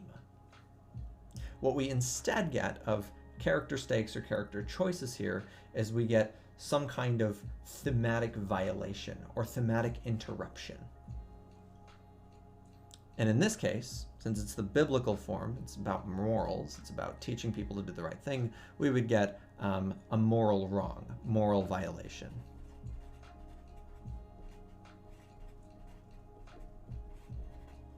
The stakes in the biblical storytelling form, because you can then ask yourself, wait a minute, if it's not centered on a character experience, if it's not centered on these character choices, then what's even why would I be invested in this? Why would I continue reading? There's no way this could be interesting. And often it does seem that if you don't have character choices, it's not going to be interesting. Thematic expansion can make it interesting. It can make it interesting because now you're wondering, how is that going to be reconciled? How are we going to get this to come back together again? How are we going to get that element of the theme restored? We had this moral violation. What's going to be the swing back, the justification for it? It's almost like you're thinking at like a global or like a world scale. How is the world going to correct itself? Or how is it going to be corrected by somebody like God? What you often get in the Bible is you get a very godlike perspective of these stories. You don't ever feel like you're reading these stories thinking about them like you're a character about to make a difficult choice and you're not sure what you should do. You read them almost like you're watching a character and you know what decision they're going to make. It's not a worry about what they're going to do, but it's a worry about what's going to happen to them after they do it. What's the consequence of this going to be? What should the consequence be? That's what what biblical stories usually try to get you to engage with, is what should happen. That's one reason that their moral stories are so effective, right? Because if you're constantly thinking about how people should behave, if you're thinking, oh, I know that this character is going to do that thing, he's going to do the morally bad thing. Of course, he's going to do it because this is the Bible. The whole thing is about people doing morally bad things and getting punished for it. That's what I signed myself up for when I started reading. And what you become interested in then is the punishment that they're going. What is a just punishment? What is the way that you right this ship? And B, you become interested in knowing whether or not things can be okay. You become interested because you're not worried about the character per se. You don't worry that, you're not reading the story of Noah's Ark going like, oh my God, what's going to happen to Noah? I'm so worried for him. Like you do when you read maybe Harry Potter in the 7th book. And you're thinking, oh my God, Harry could die. He's about to face Voldemort. What's going to happen to him? In the Bible, you're worried about what can happen to you. That's the power of thematic expansion, is that it gives you a way to relate to the story because it gives you a message or a theme or something that you can identify with, and then you're not worried about the character, but you're suddenly worried about what might happen to you or what it means for you in light of this theme or this moral that potentially got violated. What would happen to me if I violated that moral? Is there going to be an eternal punishment awaiting me? And is that fair? Do I deserve eternal punishment for that? Was this just? So 2, we'd have a moral violation. that moral violation. And in non-biblical form, this could just be a thematic. What I'd say, I wouldn't call it a violation in the case of theme, but I'd call it a thematic interruption. It's something that disrupts the theme.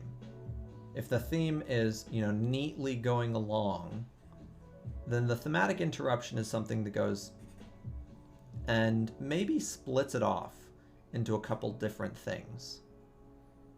Trying to make sure I don't accidentally draw swastika. That would be really bad.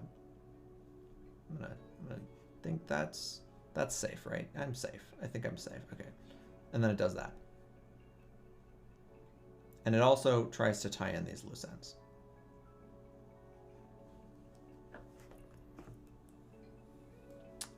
So the author has to be concerned about audience development over character development. Indeed, indeed. And you have to be worried. The thing about thematic expansion, why it's dangerous, for instance, is because it's a lot easier to lose an audience. It's a lot easier to lose the audience as you're trying to incorporate them into the story in that way, as you're trying to make sure that they're engaged at this level of that they're concerned about what's going to happen to this overall world. Is everything just? Is there justice in the world? That's, for instance, one of the reasons why Game of Thrones is actually really effective storytelling. It has a lot of thematic expansion in its storytelling form, though I wouldn't say it's told with thematic expansion. It's definitely told chronologically, but it does. Number one, and one way that it sort of incorporates that thematic expansion is that it did start after the fact. You did start with the world is already going. It was relatively peaceful in the beginning, but there's definitely events before the start of the story that have escalated things going forward. When you start Game of Thrones that it didn't start there. The story didn't start there, but that's just where you're starting the story. When you're writing chronologically, so in Game of Thrones, for instance, I would say, if just sort of at a rough breakdown, it's probably something like 80% chronologically told and 20% thematically expanded. And the thematic expansion comes in when you notice that different characters' arcs have similar morals from them, or similar lessons, or there's some kind of element being teased out. There's a theme being teased out between different characters' arcs at disparate times. When Daenerys has a very similar experience to Jon Snow's experience of betrayal, and you get this echoing betrayal across both of these plot lines. But maybe they react to it slightly differently. Daenerys cuts off somebody's head for the betrayal, and Jon Snow forgives them and gets stabbed for it. You get this theme of betrayal, gets a little bit messier, and but it's ultimately still told chronologically. With Game of Thrones, you also have to worry less about the timelines of any individual character. You quickly lose trust in the author, keeping characters alive no matter how principled they are, so you're mildly invested in the characters, but wildly more interested in the themes and converging morals of opposing characters. Absolutely. And that's one thing that makes Game of Thrones work. It would be difficult to tell Game of Thrones purely chronologically. I would say Harry Potter is told purely chronologically. I don't think there's any thematic expansion going on in that story. That's one reason that I don't like Harry Potter. But among many, including the author.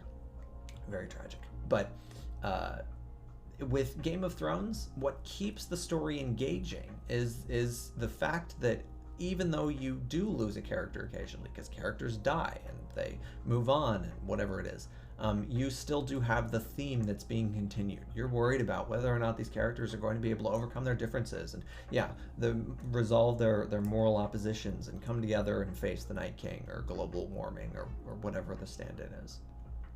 Which country is better, China, Korea, or Japan? Better. Eek. I would say if I had to go to one, if I had to travel to one, I'd want to travel to Japan.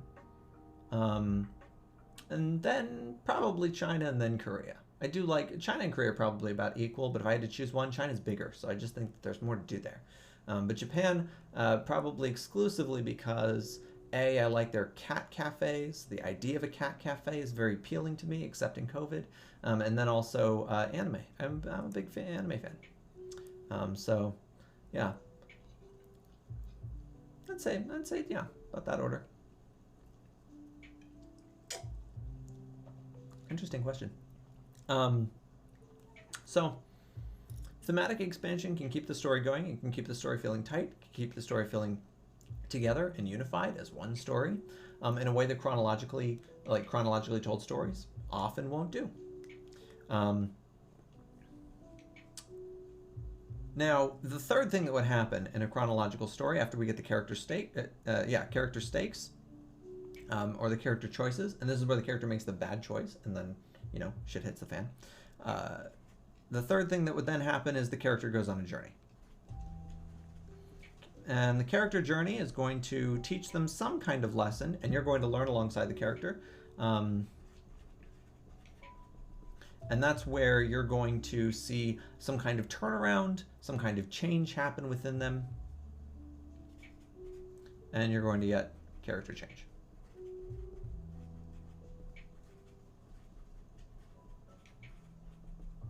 What's engaging about watching that happen in a book or reading about it is you empathize with them. You've probably undergone a similar change in your life.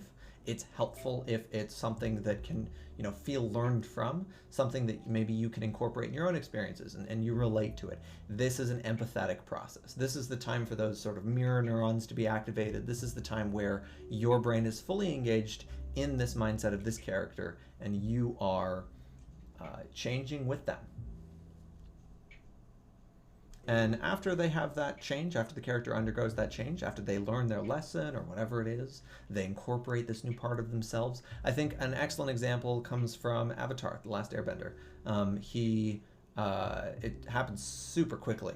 But in like the episode where he's with the guru, and they go up and they have to unlock like the 7 chakras. I think it's 7, maybe it's 9.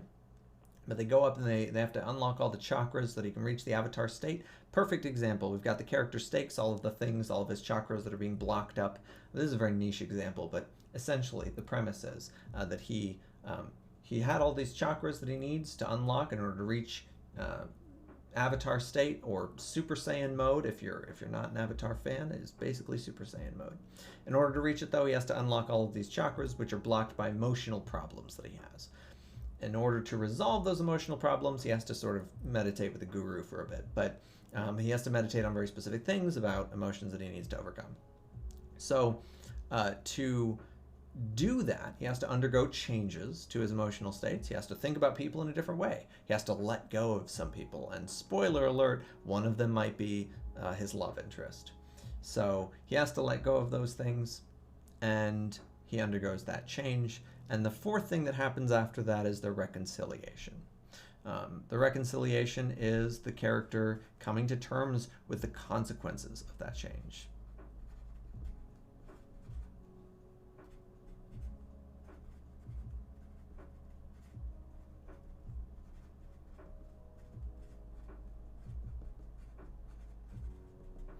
They accept or they reject the consequences of that change. Either it's worth it or it isn't. And at that moment, that's where we get the absolute resolution, because if it's worth it, they decide to change. They take the change. They accept the consequences. They've made their new choice, and it will override the previous choice that they made, or it'll make up for the previous choice that they made. Over here, the character stakes, the character choices. Where they made the bad choice, now they either incorporate this change and it's a good choice, or they don't incorporate this change and they sort of accept the consequences that happened before. This, in a nutshell, is of course the very famous hero arc, or the hero's circle. I don't exactly know why it's a circle. It shouldn't be a circle because it seems much more linear than a circle to me every time I look at it. But yeah, it's the hero's journey, as it's often called. And so this is where we get the resolution.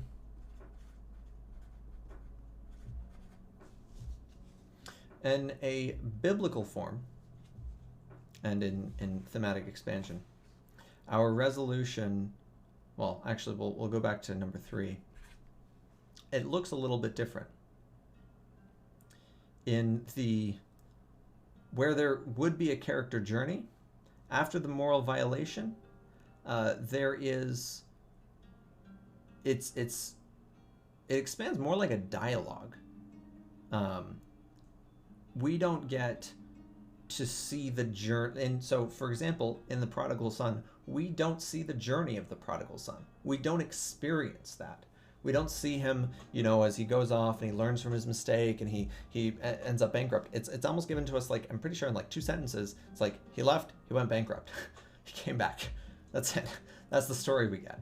And the compelling part of a chronological story would be that part, but that's not the compelling part. The compelling part for us actually comes at the end of the story. The moral lesson is the compelling part, the part where it all gets resolved. So this part, this character journey where we're inside the head of one character and we get to have their experiences are completely subsumed to the experience of the story itself. We're not worried about the experiences of the characters, but we're worried about the experiences of the theme, which is weird. It's super weird. It's weird to think about experiencing a theme. Because, like, what is a theme? Not to, like, get super philosophical here, but really, what is a theme? A theme is just some sort of, like, it's just a basic idea that you want to convey in the story, something that you want to have some sort of overarching unity to the story. You want to have this feeling of resolution to an idea. And if you're trying to just get people to experience the resolution to an idea, that's very difficult. That's very weird. That's a weird thing to convey. It's not inherently going to have an emotional impact. You have to create that. How do you get people to attach themselves to an idea? Well, the Bible has it pretty easy. The Bible does it with morals, and we are all pretty much already engaged with morals. We all really care about morals, generally speaking, unless you're a psychopath or contrarian, maybe. You probably care about morals. And so the Bible has it easy. The Bible is taking advantage of something that we all already care about. In the case of a non-biblical story, just a thematically expanded story, you have to do it with a theme that people will care about inherently. And you have to combine that with something where they feel that they can relate to it. Naturally, right? They feel that they can relate to characters. That's why chronological works, because they're already relating to a character. In the theme, though, you have to get them to relate to a situation. And so that's where we have a new situation is created from the moral violation.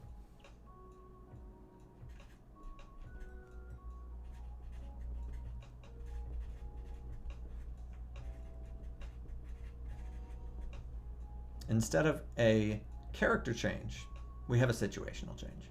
We have a new dynamic, a new environment that's created from this moral violation or this thematic interruption. This thematic interruption so severely disrupts things that the entire environment of the story is changed. Maybe no individual character is changed, but all of the ways that the characters interact with each other, that gets changed. All of the ways that the characters saw the world, that probably gets changed. Maybe the nation or the setting, those sorts of things, those can also be changed. Sounds like thematic expansion is a lot like the moral being the character. The moral is set up, then experiences some kind of test or push. Oh yeah. The moral is set up and then experiences some kind of test or push, and the reconciliation does the moral change, sustain or crumble or get violated. You become invested in the state of the moral, regardless of the players on the stage acting the moral play out. Exactly. Yeah. And what we find is that morals typically don't impact just one character. They impact whole situations, and that's where the situational change comes about. We get and that's directly consequential from the moral. 4, we get the reconciliation. It's the same thing, but you're absolutely right. The moral has become a character in itself. Over here, we get the consequences of change. This part of the novel is never going to change. And no matter what storytelling you form, chronological, or what storytelling form you choose, chronological, thematic expansion, character-driven, I guess, if that's like a separate thing, all of them are going to have a reconciliation and the consequences of the change right after some kind of change. I mean, a story is really just initial setup, change, consequences, resolution, and that's it. And that's what we're finding here. But it's going to differ depending on whether or not you want to tell the story linearly, because people experience time linearly. So you're going to have to do it with people, or animals or whatever, characters. But over here, if you're doing it with morals, indeed, the moral becomes like a character. And the final thing that we end up with is some kind of usually moral resolution. In a biblical story, it can also be, of course, thematic resolution.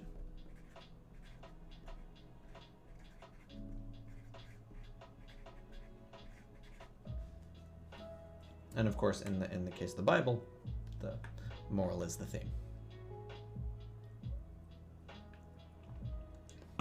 Now, that resolution, oh, and over here, of course, we have usually a character resolution. I'm going to put that broadly. But that could be plot resolution. That could be, but usually what it really is it comes down to a choice resolution. It comes down to people accepting their new situation.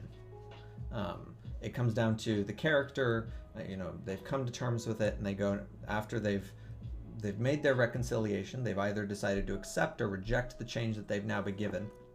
And at the resolution stage, they now accept this. We get to see it unfold a little bit, and then the character says, this is how it's going to end, because this is where the story ends. The moral resolution is a little bit different. We don't get moral resolution the same way that we get character resolution, because the moral doesn't have the same kind of experience that a character has. Character gets to resolve their things. You get to literally just see how events play out. Cause, effect, cause, effect, cause, effect. And the ending is just, here's the ultimate effect of all of these causes that have happened throughout the story. Here's the last effect. There we go. There's the ending. That's how it's resolved. In a moral resolution, we don't get cause and effect. We've removed cause and effect. And so now instead, well, we haven't completely removed it. In the case of a moral resolution specifically, morals are usually pretty dependent on cause and effect. In the case of thematic resolution, the cause and effect is irrelevant. It doesn't matter because how the theme, for instance, poems also often rely on thematic expansion. Many poems, most poems do not rely on chronological storytelling. One that comes to mind, I think of like Shakespeare's sonnets. The sonnets do not at all rely on chronological storytelling. They absolutely, for the most part, rely on thematic expansion. And the way that they end up resolved is you end up with some kind of emotional resolution. It just is a feeling that gets resolved. It's something that here's the initial feeling that I'm presenting you with, and here is the end feeling that I'm presenting you with, and they complement each other. This one fixes this one. This one rebalances it. So it ends up becoming about balance. And that's sort of true of character resolutions, but it's a lot easier. The thing here is character resolution actually doesn't have to be super balanced. I think of a story like Requiem for a Dream, where the ending is very certainly, it does not feel resolute. Feels like we're missing a little bit. Bridge to Terabithia as well. These are books that end their tragedies, and generally speaking, tragedies don't have a feeling of resolution. Now, you could argue that many tragedies actually rely on thematic expansion. I would definitely argue that. But if we're pretending that they don't, the important thing to realize about chronological storytelling is that it does not require balance. Instead, what chronological storytelling requires is essentially an ultimate effect. And that's it. It just requires it requires this feeling that there are no more spinning causes to continue making story events happen. All of those causes have ceased to function. All of the balls have stopped rolling.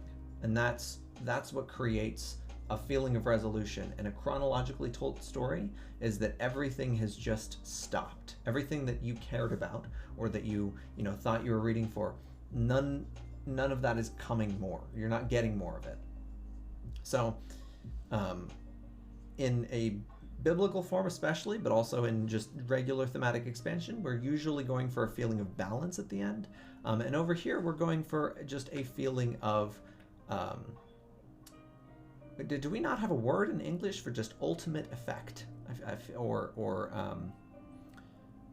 absolute ending? Because I don't want to just say ending. It's not just a feeling of end, but it's a feeling that there is no more. That's what I'll just put. There is no more. In a certain sense, though not with the negative connotation, we're essentially going for exhaustion. Exhaustion of all important things, all important events that are happening in the story. We've let all of them die out. So, and that's also another reason that chronological storytelling comes easier to people, and it comes easier to readers. It's easier to tell a story and then just exhaust all of the story that you have to tell than it is to try to tell a story based on this principle of balance. It's very vague. That's very, difficult to grasp the feeling of. You can kind of prove, almost like to a scientific degree, when you're done telling a story, when all of the causes can no longer keep pushing story events into occurrence. But it's hard to prove that you've balanced the story well, or it's hard to feel for that feeling of balance, to know if you've balanced the story well. It's very difficult. But it is something that you can get used to. Poems often, when you read a good poem and you feel like, that was a good, satisfying poem, and it doesn't tell you some kind of chronological story, often it's because it gives you this feeling that all of the events were balanced, or all of the feelings, all of the occurrences. Rhyming is also a way of getting that feeling of balance. You have one word that you have, a hymn, or a verse. There we go, or a line. You have a line that ends in a certain way. It has a certain flow, and it ends on a certain rhythm, and the next line finishes that rhythm, or the next verse, or whatever it is, however the rhyme scheme is, because sometimes it's every other line or whatever. But you get that feeling of balance and resolution. You don't get a feeling of exhaustion. You don't get this feeling that everything that could have been explored was explored in this poem. In fact, often in poetry, you get the opposite feeling. You get the feeling that it could have gone on for another 10 verses. There's so much more to be explored, but the poem just kind of left you on the edge there. And that's because poems rely much, much more on thematic expansion than they do on chronological storytelling, of course. Of course, if you read something like, what's his name? Ugh, this is gonna kill me. And all of this was just for a joke too. That sucks. What was his name? I'm thinking of the beat poet.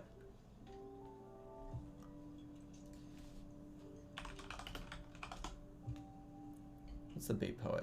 Allen Ginsberg. There we go. Think of Allen Ginsberg. That is a poem that leaves you the feeling of exhaustion. Psh, psh, there we go. There's the joke. Sorry.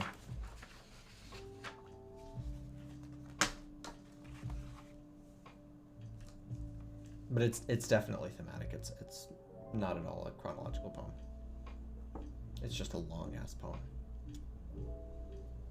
The poem that I'm specifically referring to is Howl.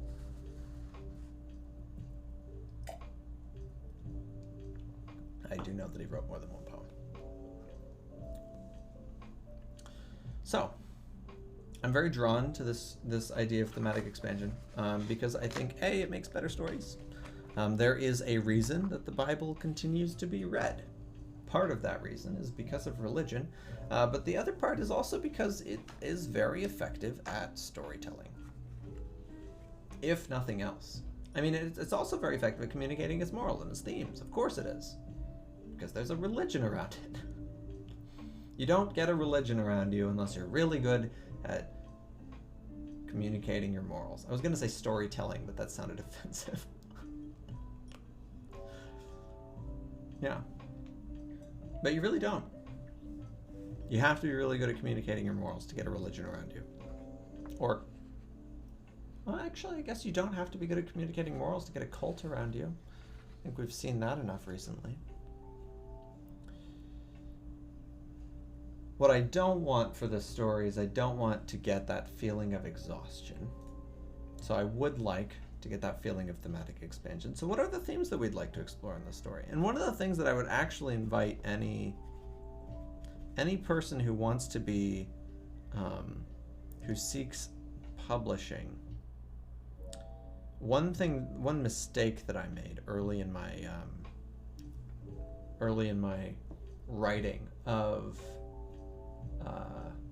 the first novel that I embarked on was a fantasy novel as well, geared for YA, and one of the biggest mistakes that I went into it with was thinking that I could just do the storytelling and sort of worry about things like the marketability or what...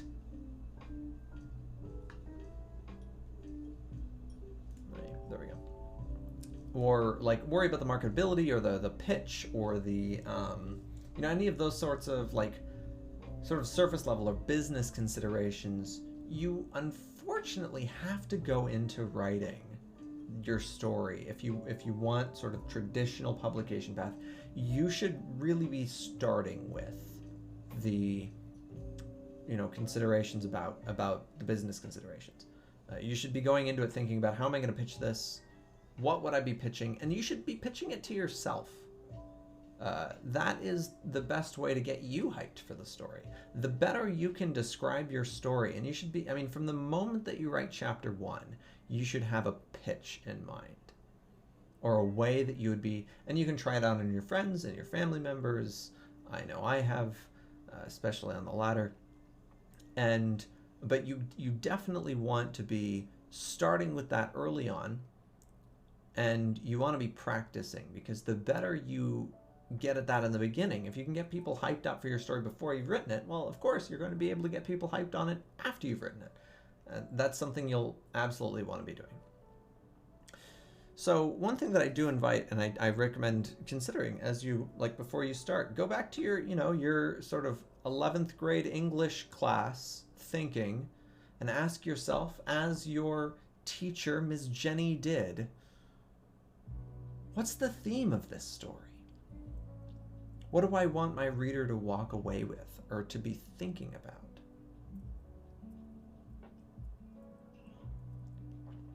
Good question.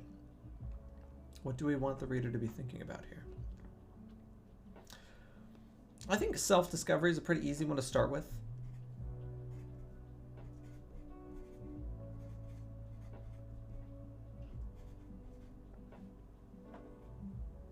Should be a hyphen there, I guess.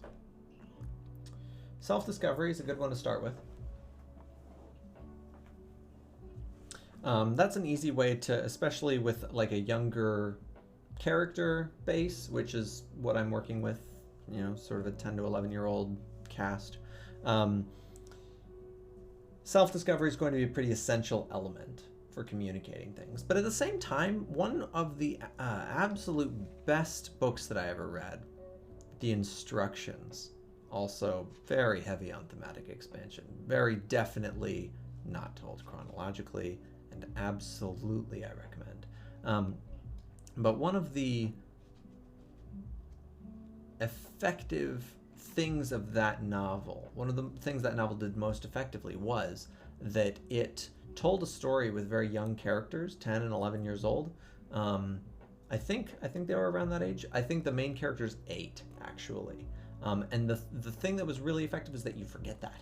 You forget that the character's 8, because the character just seems so wise and so like happy. And they... happy, maybe that's the wrong word. They feel enlightened. There we go. That's the word that I would use. They almost like the Buddha. You're reading the story, and they just genuinely, they seem they don't seem like they're a child. And it's not because of bad writing. It's not because the writer neglected to think like a child. Adam Levin should be part of an El Rey bingo card. Thank you. Oh, that's, yeah, absolutely. That's El Rey bingo. Oh, that would be disastrous. I would be so afraid of the number of things that I end up repeating all the time.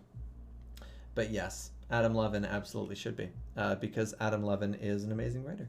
Bubblegum is also for sale. That's another book by him, and I highly recommend it because it's amazing. But what we're talking about is the instructions. The instructions is wonderful partly because its main character is written very, very well and written very youthfully. You read the novel and you get this feeling that the character is young and inexperienced and naive, just like children are, but at the same time, the character is just very wise in a way that only a child could be. The simplistic kind of thinking that children have about sort of the binaries about right and wrong and those sorts of things. But the fact that they're thinking about them, you know that they're thinking about them. All of that is really brought to the fore in the instructions. The only part that feels maybe a little bit unrealistic is just how well the main character is able to speak. But at the same time, just sort of the slang the youthful slang or whatever that he throws in the novel also it makes it feel more realistic. It's very well written. But it's probably not a novel that I would say really centers on a theme of self-discovery, despite the fact that it's about young kids, mostly. Self-discovery is not really a major theme in the novel. In the instructions, one of the major themes is obedience, like obedience to God, especially. We get themes of morality, good and evil.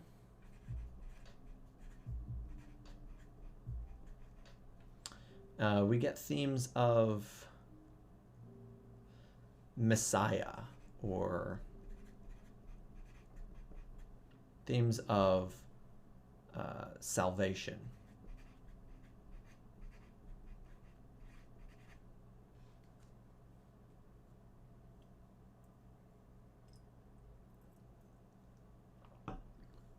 Despite being a very religious story, we don't really get a theme of forgiveness, or but also, of course, it is more Jewish influenced than like Christian influence. So of course the forgiveness message is a very Christian message. The Jewish message is a little bit more on justice, and we do get a big theme of justice, and but I would actually maybe even argue it's not really justice, but more like justness. It's not about asking what is just, but it's more about exploring more and less just. And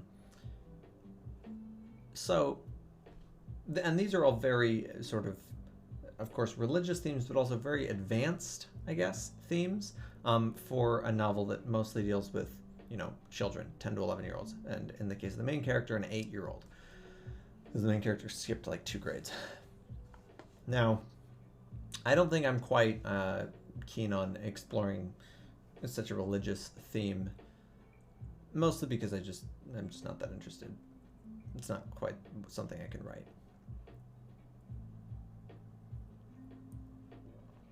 But the self-discovery theme is something that I think can be done in a more mature way, especially when you start considering things like we get things like place in the world. That's sort of something that is a little bit more adult than just self-discovery. It's more like self-definition or something, or identity formation. But place in the world.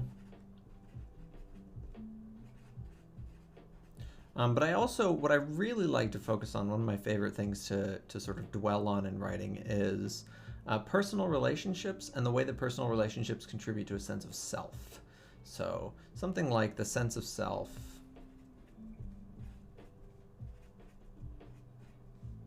in others, or through others, is probably better.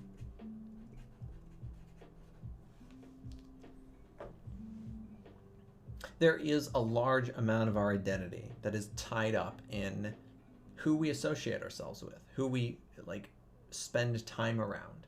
An enormous amount of our identity is determined to ourselves. I mean, an enormous amount of what we consider our own identity, of what we sort of think about, what's important to us, is determined by who we spend our time around. If you spend time around your friend who is constantly encouraging you to do bad things, and you feel like is sort of a moral detriment to yourself, or maybe not even a moral detriment, maybe just sort of like a developmental detriment. Maybe they're just somebody who every time they come around, they spend the whole night, they're cursing, like, as if, I'm not saying cursing is a bad thing, but maybe this person does it in a way that you find crude or you don't enjoy, or maybe they espouse views that you don't agree with, and it's but it's particularly egregious. You think that they're like morally bad views, they're views that they shouldn't have, or they're expressed in a way that you just aren't super comfortable with. Part of the reason that you will limit your time with this person is because you're genuinely concerned about how that reflects on you. You're concerned about the way that it influences you. You don't like the way it makes you feel.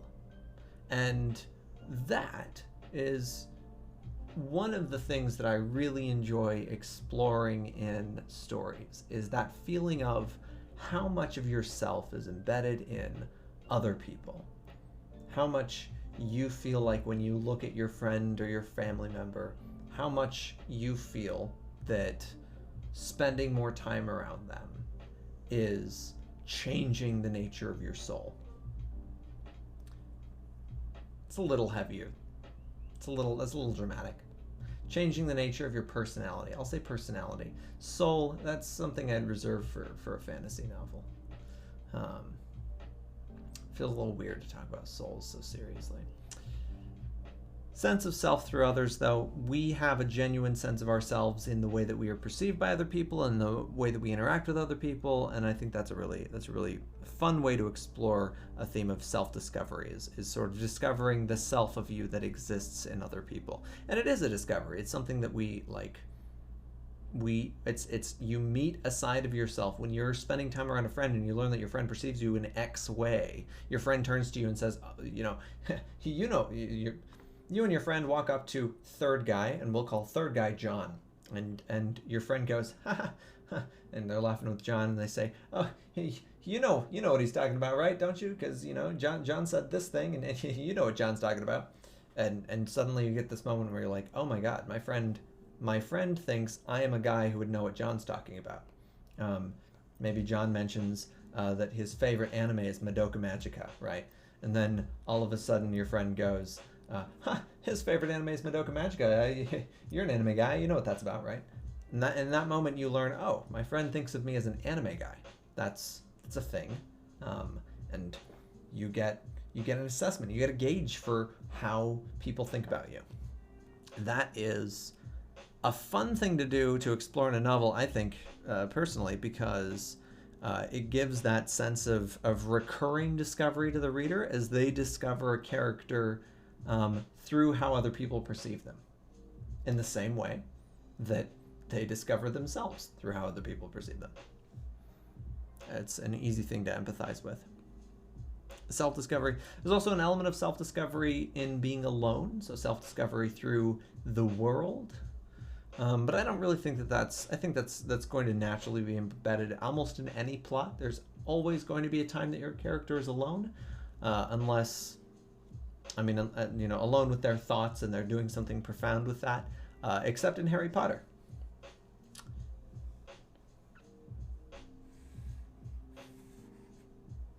So I want a theme of self-discovery in this. I also want a theme of, they're going on these expeditions. They're going on these journeys. And there has to be something meaningful that emerges out of that. There has to be something that sort of happens as they're going on these journeys, on these expers, as they're called. Now, the reason that they're going on these expers, ostensibly, I started writing that somewhere. Where is that?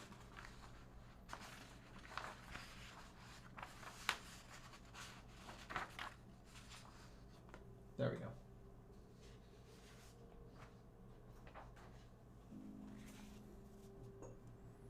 The reason that they're going on these expers, ostensibly, is for scientific discovery.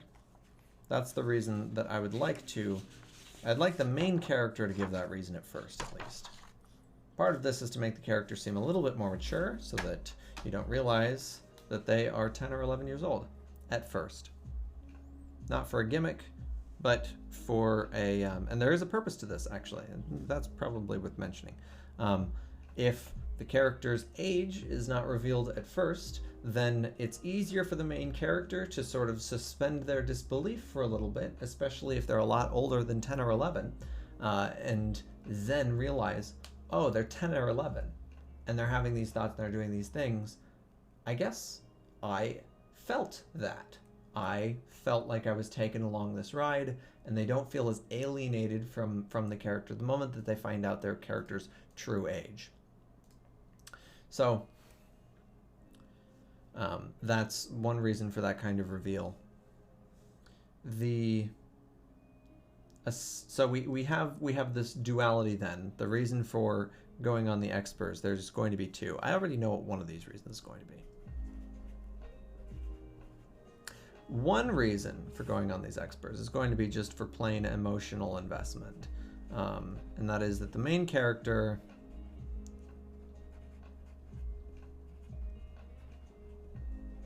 The main character is emotionally invested in going on these.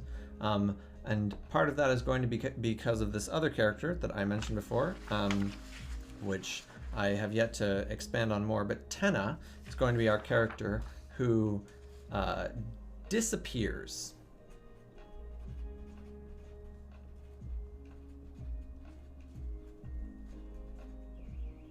On Exper 4. That's my central plot conceit, is Tenna disappears on Exper 4, main character, friend of Tenna,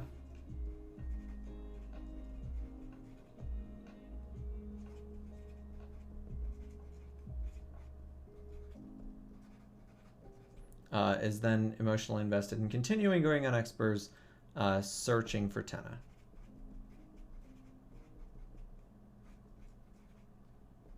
Or searching for the memory of Tenna. I'll put / memory of Tenna.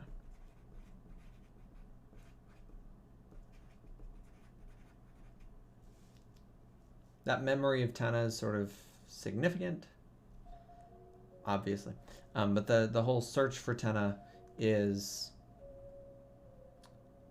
based off of, you know, that previous relationship that they had, and then they continue. The main character goes into the Exper portal or whatever it is. They go into that alternate world, and they're looking for the thing that reminds them of Tenna. So that they can feel less alone. That's another thing that I really love exploring, is this theme of loneliness and sort of what that does to the self. I think being alone, put this first.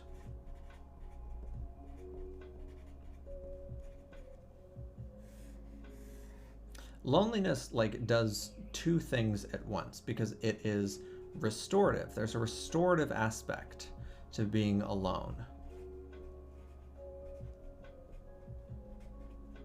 It can be self-affirming, right? Because you experience yourself.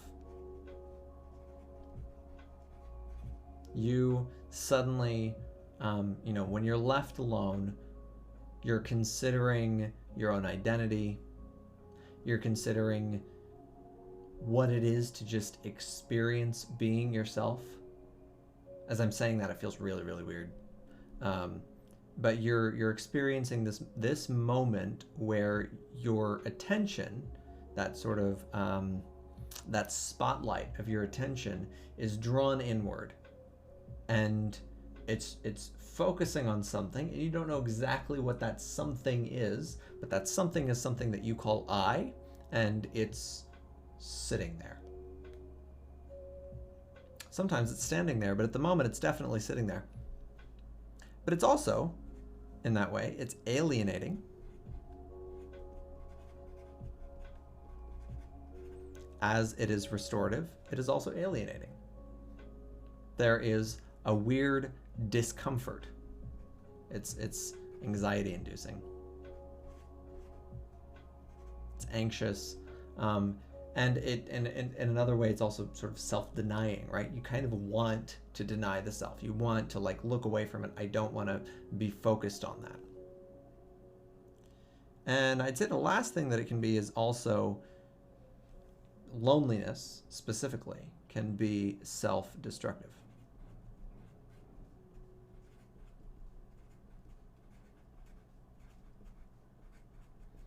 Of course, why is it self-destructive? Because when something is left alone for too long and it starts sort of deteriorating, it's when your attention is drawn to that, you may react negatively. You may have sort of ruminations, anxious thoughts. It may feel discomforting. And we find, I mean, people kind of tend to, when they're alone, they tend to kind of go insane, especially for too long. But I mean, it does not help to be alone. Solitary confinement is a punishment for a reason, because it's incredibly distressing to be alone, and it is self-destructive. What's strange about the fact that being alone can be self-destructive is that it's self-destructive. It's alone. Why should suddenly your mental state react in this way? Why is it that it can't handle? Of course, people answer, they say, oh, it's because we're social creatures. It's a very vague answer. It's a very vague answer. To just say that we're social creatures, take that as fact, and therefore we can't be alone. But that doesn't really explain why sometimes when we're alone it's helpful, and other times if we're alone too long, suddenly it's no longer helpful. Why does it erode at us like that? I think this duality of loneliness is really interesting. So maybe what I'd actually call this theme is sort of the duality of loneliness.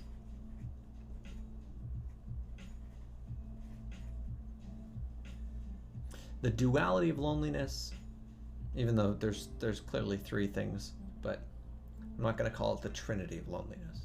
It's definitely, it feels more like a duality. There are times where being alone is meditative and constructive and helpful and it feels good, and then there are other times where it is self-destructive and you don't want to be alone. You don't want to be alone with your thoughts. And why? Why would you want to be the last person that you're with in those moments? It's interesting. So it's an open question. So we'll have this theme of self-discovery. I think one of the things that we can definitely do, since as we were mentioning back here, where did I put that? Put it over here. Ah, I did. No. Oh, it's underneath. Of course, I've left a bunch of marks on it now. One of the things that I also wanted I wanted that scientific reason, right, for the experts.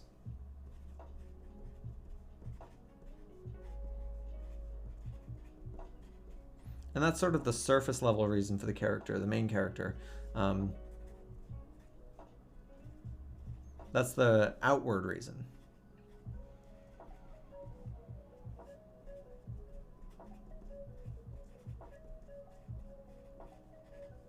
Their outward reason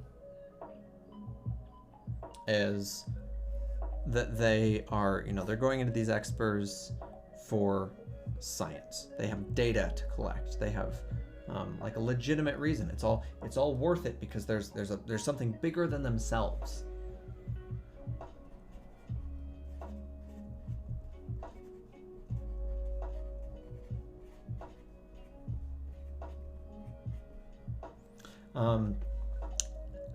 But the thing is that this has to have a very practical motivation, because if you're going to say, oh, I want to go in there for science, we have one of two choices. Number one, to make this character motivation legitimate, number one is we can make the character a fanatic.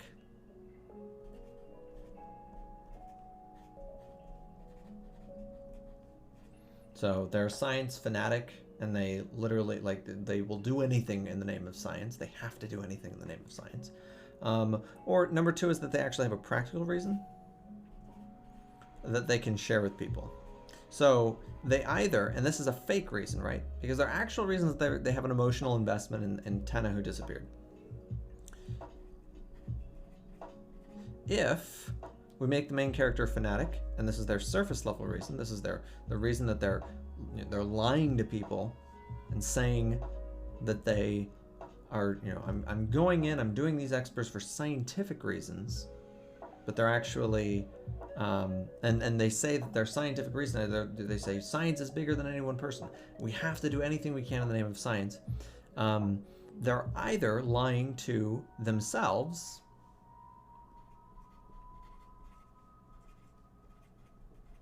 and they're not really a fanatic, but they're lying to themselves about being a fanatic. So they're sort of trying to convince themselves that they're some kind of weird science fanatic, or they're lying to others. They know that they're not a science fanatic,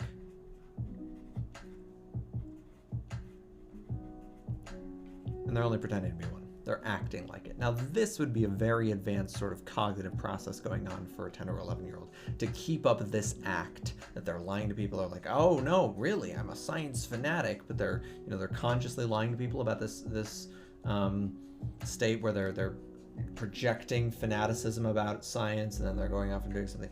It's very unlikely that a 10 to 11-year-old would actually think that way with such a long game. Instead, they could be lying to themselves. So they could be pretending to be a scientific fanatic because they need some kind of excuse for themselves to go in there. So they're like, no, I really do care about science, don't I? And they jump into the expert portal. They're doing all their science, but sort of secretly, they're always thinking about Tenna, but they convince themselves, no, it's for scientific reasons. That's where we tend to get people who we get the plot lines of the people who want to bring their wife back to life or something like that. We get those silly plot lines about people who, I mean, they're not always silly, but it could be that line of thought where they're like, if only I can just get that one more thing, then I can bring them back to life, or I can have them back next to me. That'd be that's the fanatical mindset that would result from this lying to the self. You convince yourself that it's really because the science, that's what I'm in it for. And then, of course, other people are like, no, you just want to bring your wife back. And the main character, no, this is about so much more than that. This is about the world, right? And this is about finding a cure to cancer. And other people are like, yeah, but your wife has cancer. That's clearly why you're doing this. So they're lying to themselves. That could be one thing. But honestly, I'm not I feel like I just wrote a story that was fairly like that. I'm not as interested in doing that again. So I'm gonna nix that one too. And they have to have a practical reason now, because that's what I want. For their science, for doing their science in the experts. And the question is, what is that practical reason?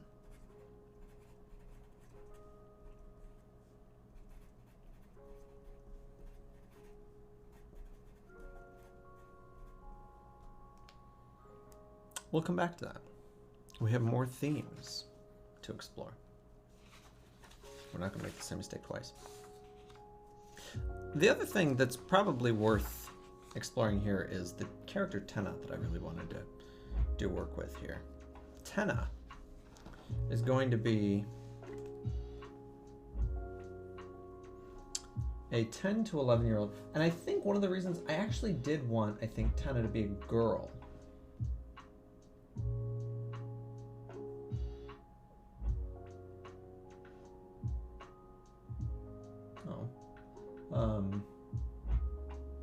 Sometimes I get weird political emails that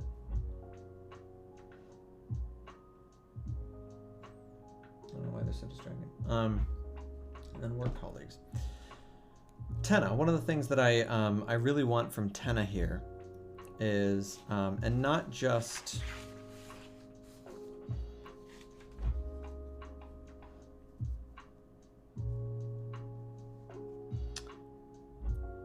is I wanted them to be a foster child. There we go.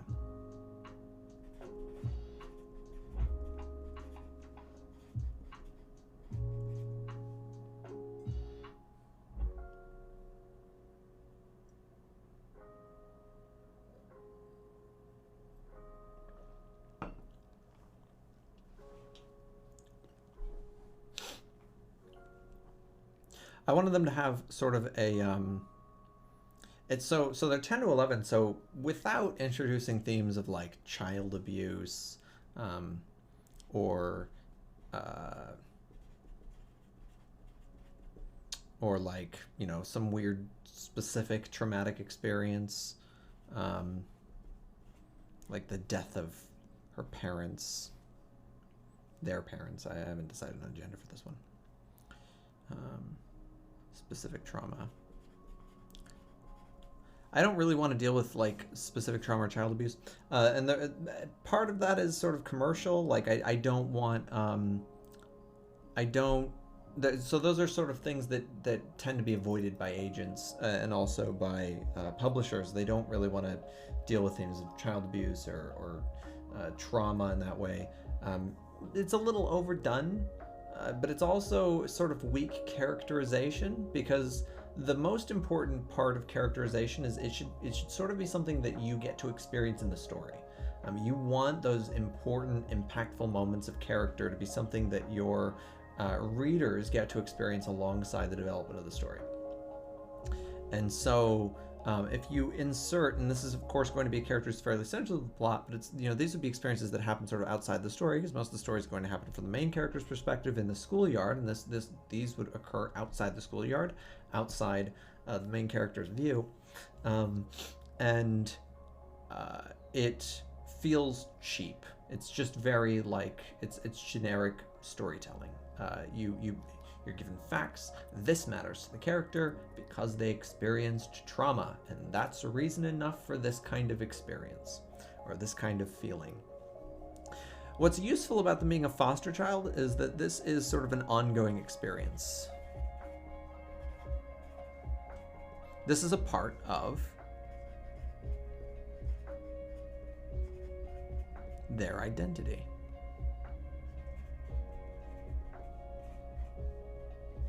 And it's a part of their identity in a way that specific trauma or child abuse is not part of their identity. Being a foster child is defined as being a child who, you know, does not is not living with their parents for some reason, or is not living with their biological family usually for some reason, or is not living with the, you know, the parents that birthed them for some, whatever it is. All of those, that is an ongoing state, number one, but it's also something that you're constantly reminded of. You're constantly reminded of it when you go home. You're constantly reminded of it when you see other people with their parents and with their families. It's an ongoing experience. It's something that's going to consistently be shaping their experiences, because every time they see somebody with their families, which is going to be fairly common, every time they go home, which is pretty common, they're going to be faced with this realization about themselves and their current living situation and their current reality and their current environment, their current development, the things that they care about. Do they care about their family? Everybody cares about their family. Should I care about my family? Should I care about the fact that I'm not with my biological parents right now? Does that reflect on me? Do they care about me? Should I care if they care about me? All of those are going to be constant questions for this character in light of this part of their identity. But these are just experiences. These are one-off experiences. Child abuse, and to be fair, child abuse can be an ongoing state, of course, but the abusive instances are still minute experiences. They're still individual experiences, and they're not necessarily, they don't have to be reflective of somebody's identity. Even, you know, it can be, it definitely can be, and it can be an important part for many people, but it is something that requires reflection, more reflection than something like being a foster child. It's something that requires reflection on the experience because you remember it. Something recalls it for you. It's something that requires, in the case of like specific trauma, it's something that would require sort of a triggering event. And it doesn't usually make for an effective facet of a character's identity in a novel. and unfortunately, it's because it's overused. People often try to use specific traumas as a key identifying piece of a character, as though that's like the most important part of their identity. And it it's kind of cliched. People are more than just the sum of their experiences. People are also more especially than the sum of their very specific isolated experiences that were disproportionately negative or excessively negative. In the case of being a foster child, though, that's going to definitely be a part of their identity. So an ongoing experience is part of their identity, something they're constantly reminded of. And it's also going to be something that other people think about. We now have sort of a choice point here in our plotting about asking who knows about this?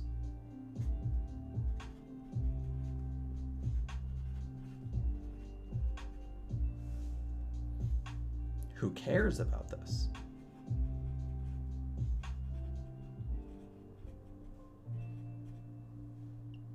And maybe Tenna doesn't even care, but maybe the main character cares.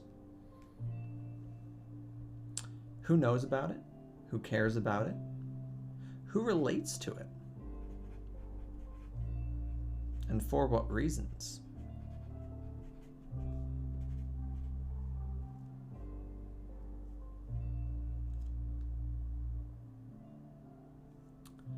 They're a foster child, so that'll be one sort of facet of their identity. They're also going to be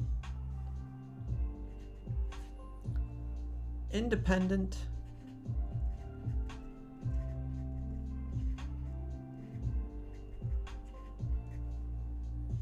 and adventurous.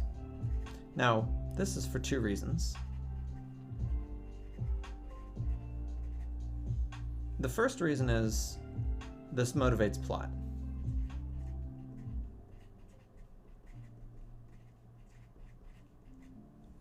But the second reason is because I feel like this actually very cleanly connects. It makes sense. Somebody who would be a foster child is probably likely to feel a little bit more independent and maybe seeks more adventure, or maybe they're a little bit of a rebellious spirit. It also adds an interesting character dynamic for our main character, who perhaps is a little bit more conservative or less open to new experiences. So this can make for an interesting character dynamic.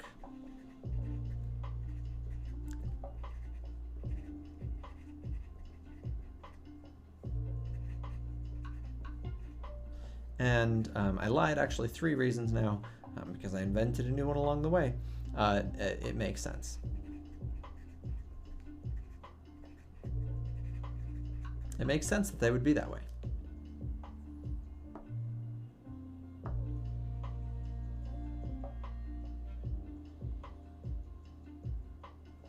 So this is also going to be part of their behavior. This isn't part of their identity. If you ask them, describe yourself, maybe they wouldn't describe themselves as independent and adventurous, especially because they're young, right? They're 10 or 11. Usually 10 and 11-year-olds describe themselves with nouns, they describe themselves with nouns rather than like adjectives. So you ask them like, what are you? And they'll say things like gamer, or they'll say things like foster child, or adopted.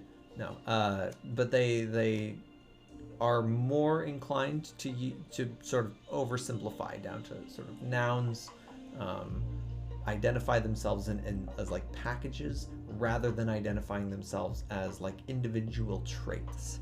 And I just bit my tongue as I said that, so that's why ow. That was weird. That actually happens very frequently to me. Oh, I just realized I'm out. It's unfortunate.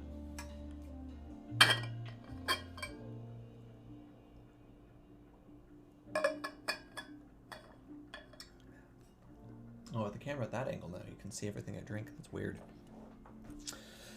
So,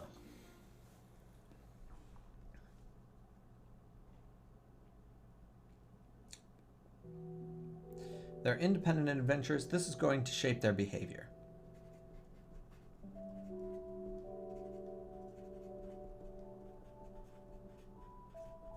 And, of course, this explains the plot point that we initially sort of shaped the story around, which is that she disappears at Expert 4.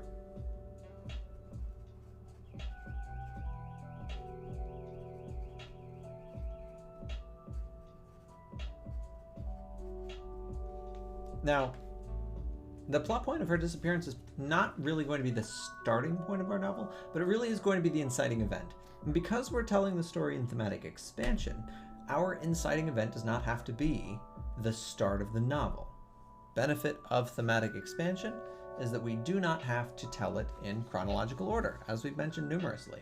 But most importantly, that we can start the novel at a place that makes thematic sense and feels resolute and feels right, poetically maybe, but it doesn't necessarily have to be the place where people would ask, oh, what is the beginning of this story? And you don't necessarily mention the events of the first chapter. And that's sort of what we mean when we say that the inciting event does not have to be the first event. Now, of course, in regular novels, and in chronologically told novels and chronologically told stories, the inciting event does not have to be the first event of the story. In The Hunger Games, it isn't. In Harry Potter, it isn't. The inciting event for Harry Potter is you're a wizard, Harry, and that doesn't happen until I think chapter 3, 4. It's a little late. And by late, I just mean it's not in the first chapter. But with thematic expansion, we can have the inciting event occur before the start of the story and yet not be sort of realized as the inciting event until much later. And that would usually be done in a flashback or something. We don't have to do it in a flashback per se. Flashbacks can be effective. I personally choose to do it in dialogue. I think flashbacks are a little, they're hard to convey in novels, and they're hard to convey effectively, especially because in flashbacks, we're always tempted to in movies, you get the benefit of being able to shift the lens. You get to do the black and white, or in anime or in manga, they often invert the color of the like panels or the page around the panels. They do a black page in the panels, and then you know that it's a flashback because the page is black. They printed the page black and the panels are within a black page instead of within a white page with white margins. But in a novel, we don't have that luxury, so we'd have to sort of explicitly frame it as a flashback, and that doesn't usually feel very good. It feels jarring, and especially as a reading experience, it's very jarring. So I prefer to reveal it in dialogue, and I think I would sort of advise revealing in dialogue generally. Most things in the story should be revealed in dialogue, because dialogue is actually, believe it or not, universally beloved as the most engaging part of the story. And that's not just like my personal experience shaping that, but that's also, I mean, that's sort of, I hate to say it's fact. It's certainly not fact. But it's something to be appreciated as sort of a truism. You want to be shaping the story around conversations that people have. And here's why. Real life is experienced in conversations, not in action. Real life advances through conversation. Everything that happens in your day, 99% of it is conversation, not an event. It's not somebody punching somebody. Those are rare days. Those are pretty extraordinary days when those days occur. That you get to say somebody got punched. Sometimes you sum conversations based off of the content of the conversation. So you would say, instead of, oh, my boss talked to Tony today, and my boss said this, and Tony said this, and then my boss said this, you would then sum that conversation instead as, Tony was fired today. because that is a better way to sum that conversation. But in that, there's no action that's occurring. There's no action that's occurring when you say somebody was fired. You're actually just summing a bunch of dialogue up. And most of your day is going to be spent in dialogue. Most of everybody's day is spent in dialogue. We are talkative creatures, humans. And so, one of the things you absolutely want to be doing is framing your story around the dialogue, because it is the most engaging, because it's the most relatable. The number one thing that people are thinking as characters, is there a verb for dialogue? Dialogue is a verb, right? As they dialogue? Eek. That sounds weird, but I'll take it. It's a verb now if it wasn't before.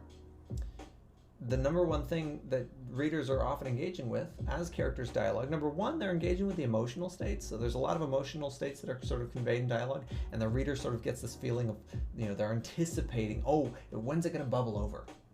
But there's also this feeling of, oh, what's going to be said next? What's going to be the, what is this character going to respond with? Ooh, that was witty. What's this one going to respond with? And it's important that you're able to keep the reader engaged like that. That doesn't happen in fight scenes in a novel, and that doesn't happen in most action scenes in a novel. You don't have characters that are going, somebody punches somebody, and your reader isn't immediately going like, oh, what's this character going to do next? What are they going to do in response? Because action moves slower in a novel. When somebody punches somebody, there's a delay in just by virtue of the fact that you have to write more words, because you have to describe the cause and the effect. When you say Tony was fired today, you don't have to describe cause and effect in that sentence. You're describing an event. And the dialogue is really one whole event. A conversation is one event.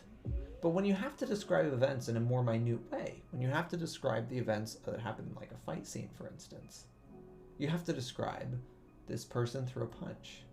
This person got hit by the punch and stumbled backward. This person covered their face. This person then threw another punch back.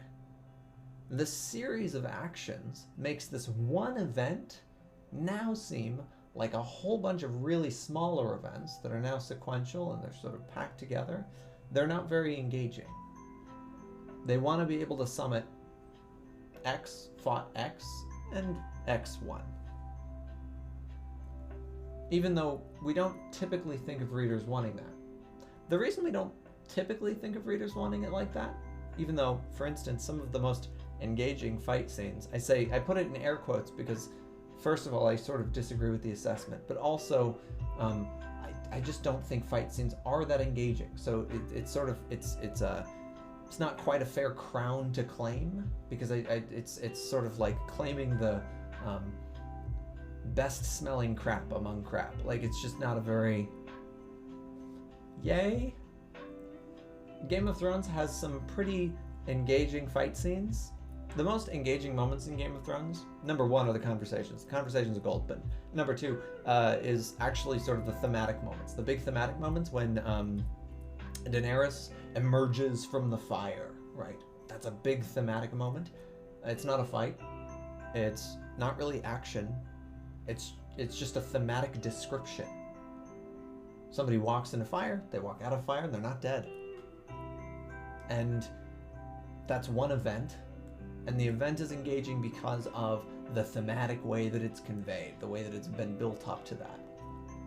In conversations, it's one big event that gets elongated over a series of responses.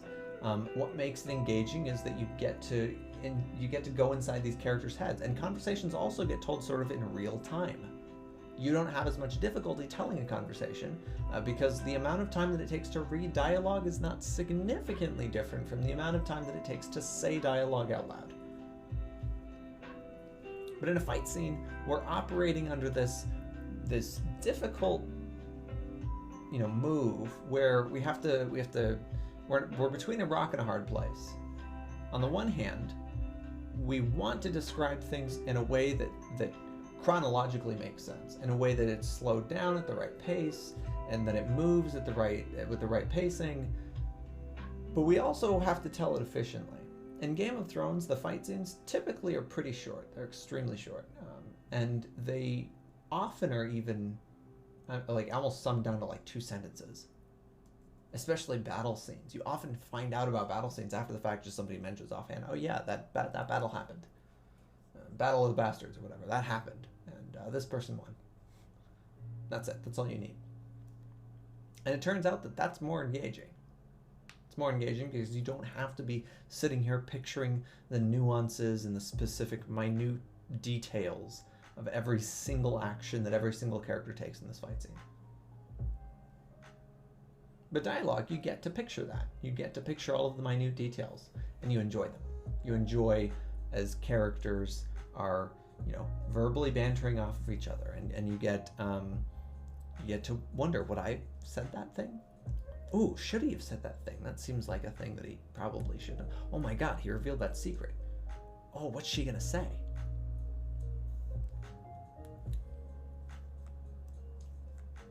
So we get to reveal that the inciting incident, without having to describe it, the inciting incident, and we'll probably reveal this via dialogue, happened prior to the start of the book.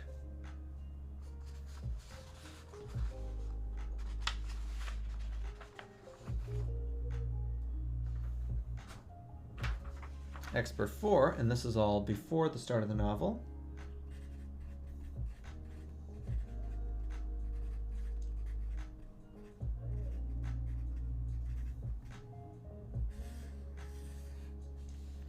Expert 4 occurred, and this is the disappearance of Tenna.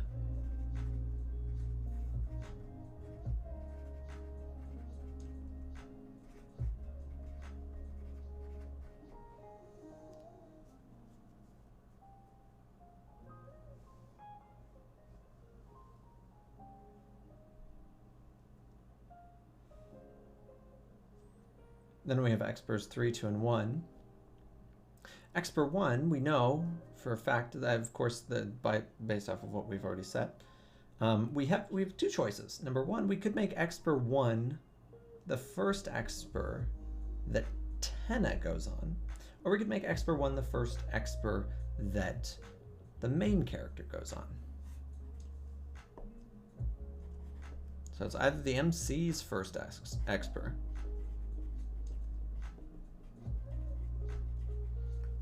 or Tenna's first Exper, or both. And it could be neither, but I'm not going to make it neither. It could be somebody else's first Exper, but I already know, based off of what I want for this novel, that Tenna is going to be the one who sort of founds going on Expers. That's going to be her thing. So it's either the MC's first Exper, Tenna's first Exper, or both. They discovered it together. I know that I don't want them to discover it together because I don't want them to have that much of a relationship prior to building up their friendship along these lines. So I want them, this process of going on Expers builds their friendship.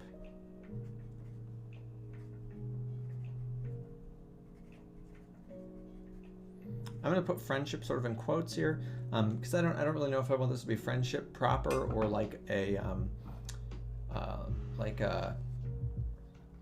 mentorship sort of situation. I don't know if I want this to be sort of like a kohai senpai sort of thing, or if it's going to be like proper, like equal, co-equal friendship sort of. Not totally sure yet what that dynamic is going to look like, but I do know absolutely I want this to be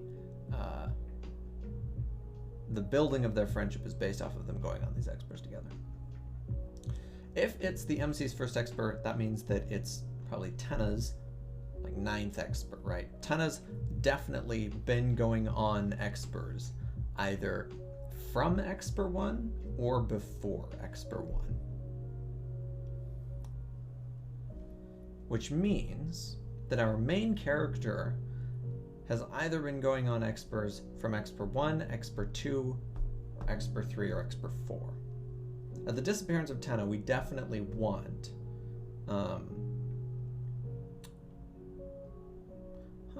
well, we definitely want the main character to have gone on expers. They don't necessarily have to have gone on Expert 4, though. Now, one thing that I also knew that I wanted was that I wanted Tena to disappear alone, without the main character. I want this feeling of abandonment for the main character, because it deepens this feeling of loneliness that we get from our other theme. So abandonment, or a fear of, well, actually, we'll come sort of dig up what abandonment causes feelings of, but another theme of abandonment.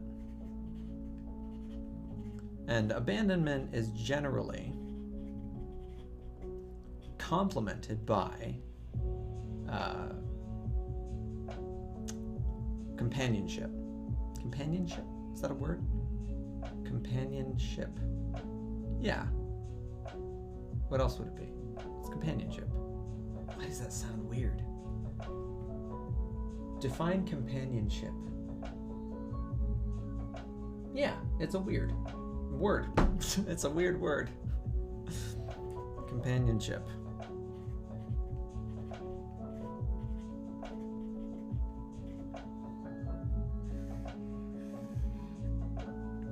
Okay. So we have this duality. We have self-discovery. We do have the duality of loneliness. We also have self-discovery and this feeling of abandonment and companionship. Those complement each other, which means that we already know how we're going to be resolving this theme. We also know how we'll be resolving this theme. The restorative and self-affirming and the self-destructive, those resolve each other. These complement. These are complementary themes that can be used to resolve the other one. The place in the world and the sense of others, I think, generally speaking, these are relatively complementary. They're complementary, not necessarily in the perfect way that this duality of loneliness, the restorative aspect of loneliness, the self-affirming, the healing aspect of loneliness, and the self-destructive aspect of loneliness, those are definitely very cleanly complementary. But in this way, we have sort of self-discovery through others, has this sort of recursive feeling to it. It has this feeling of like it's feeding into the other one. Discovering yourself in other people means that you have to seek out other people so that you can discover more about yourself. It has a complementary feeling to it, even though it doesn't necessarily have the exact formula for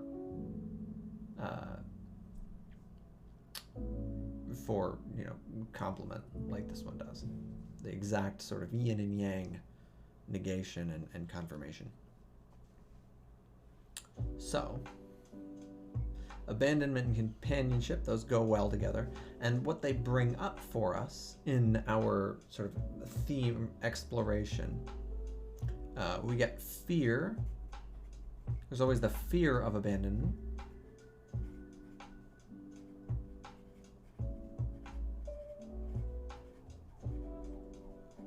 Which gives into a fear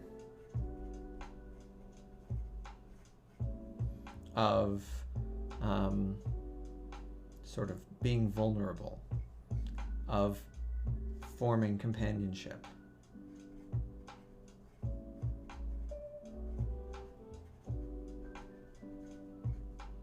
But I'll also put vulnerability, just to make that a little bit clearer. We then also have other feelings that come up from abandonment. There is a fear of the self. There's a fear of not being good enough. So there's sort of a self-esteem role at play, that you're worried that you are worth abandoning, or that you're not worth companionship with.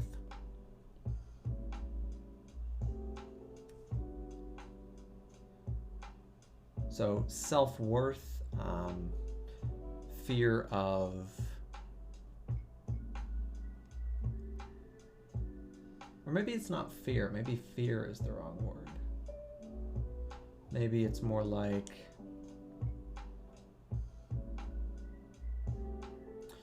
it gives into something like self-acceptance.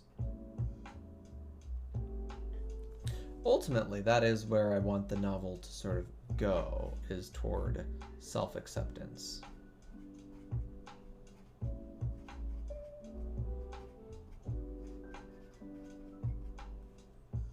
The question is how to give a journey of self-acceptance through the story of the disappearance of someone. What makes it difficult for the main character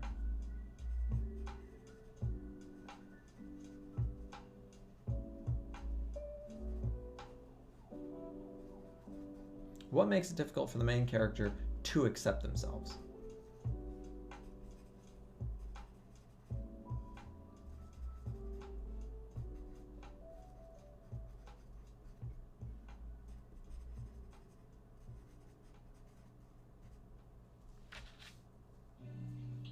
What is their biggest obstacle? Well, of course, their biggest obstacle is going to be themselves, naturally.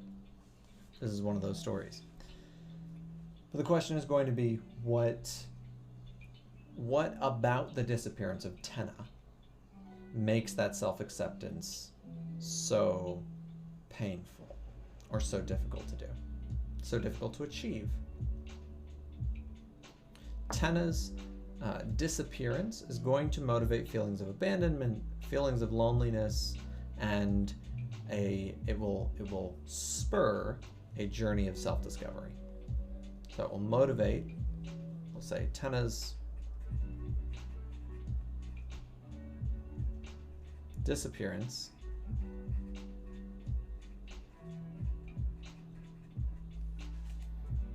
for this one, and this one motivates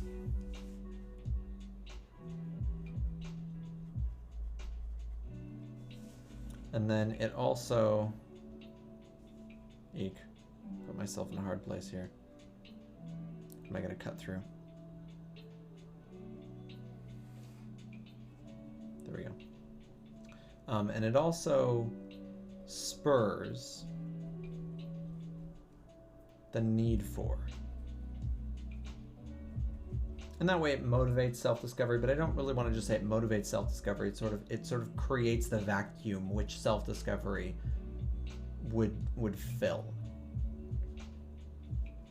It's not quite motivating in the same way that it motivates the feelings of loneliness and abandonment. Those are going to naturally accompany Tenna's disappearance. The best friend's disappearance is going to naturally create feelings of loneliness and abandonment, but it's not necessarily going to naturally create a self-discovery. It will create the need for self-discovery to resolve the feelings of loneliness and abandonment.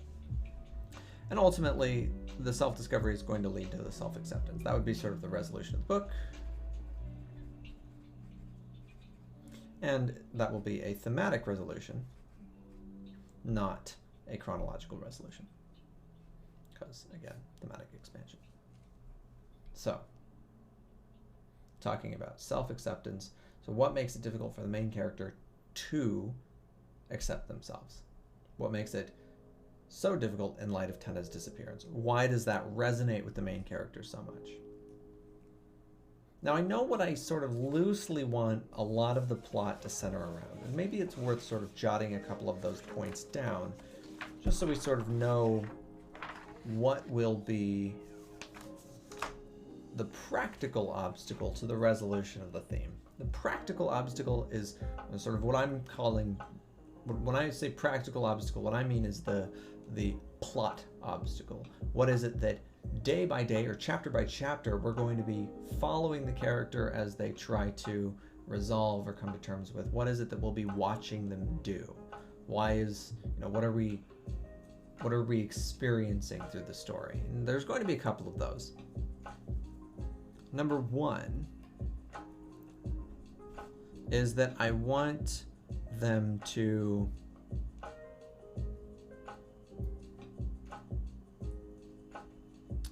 Number one will be the expers. The expers will be sort of, I'll call these plot lines, just loosely. Plot lines or conflicts. Number one is the expers. Now that's going to be an external conflict, but I'm putting this in quotes because it's all metaphorical.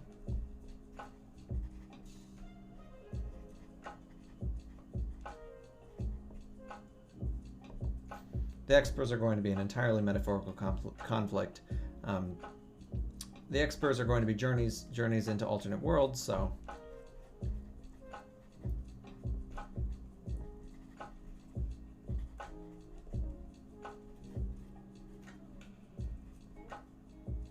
also for science.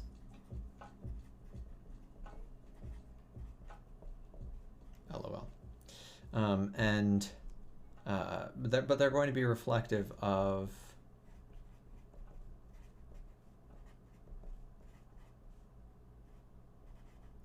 I'll say the main character, but also other characters' inner states.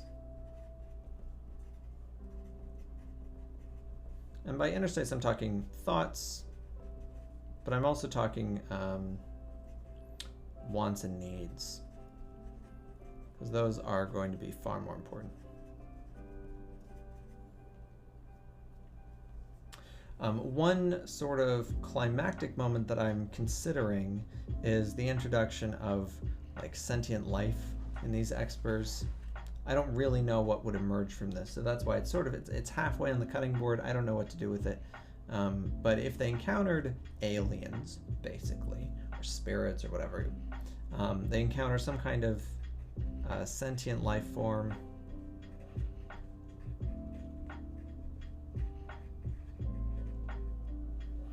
That would sort of spice up the experience of these expers a little bit. Towards the climax, it'd be like, oh, there's something there. There's something to this. What's going to happen out of that? So it adds some intrigue, I guess. I'll also put that in quotes. I feel like I'm using quotes a little too much now, but it adds some intrigue. It adds some sort of what's going to happen next spice.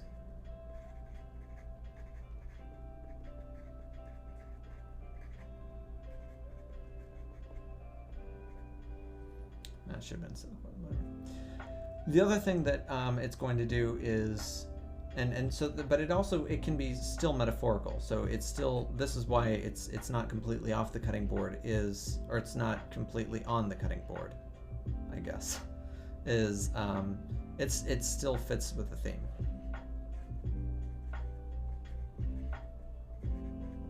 Discovering self through others.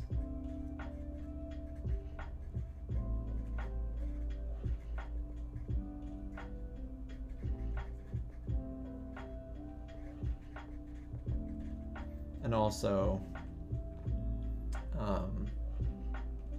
sort of alienation. Maybe realizing you're not alone.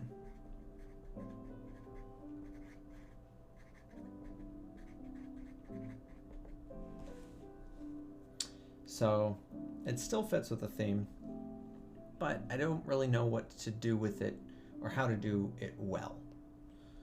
So that's still open for discussion.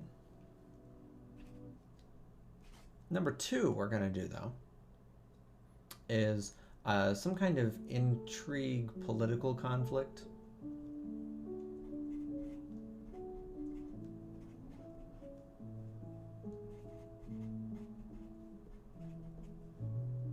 With, I'm going to put student here, but I don't want that to be taken too literally, because he's never going to say student. He's going to just say, or the main character. I'm going to say he for now, but it could be either gender. I say he because obviously I'm thinking of myself as the main character, but it's not like a self, not based on. It's not a stand-in. It's going to be told in first person. That's why. Student council. So we've got a council, and this is sort of a political conflict that I already sort of have thought up for this. It's one of the central points of this story.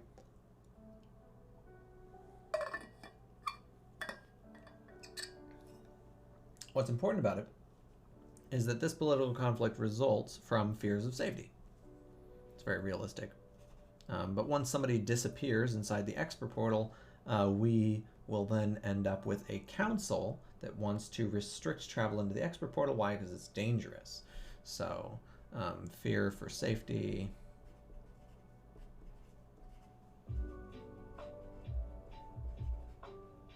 With the expert portal.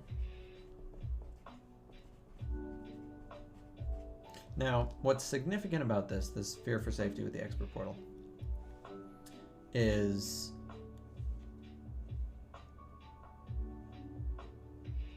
it's going to motivate a lot of the conversational plot, what I'll call the conversational plot.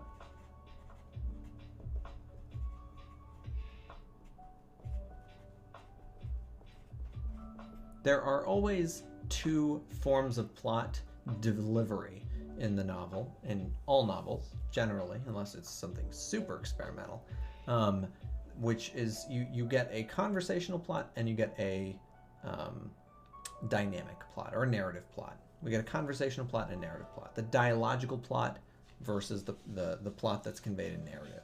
So, and this will probably be where we end because I'm running out of paper. But I'll exhaust some of the other sheets as well. But in novels, we typically have a split between two forms of plot delivery. And I do mean plot, I don't mean story. Because the story delivery happens between them. It doesn't necessarily happen with one or the other. But we do have two clean lines of plot delivery. Number one is going to be in narrative.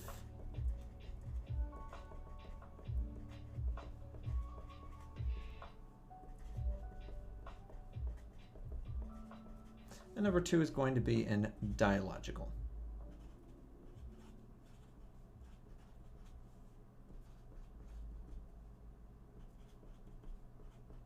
Or plot delivered via dialogue. This is going to be character conversations.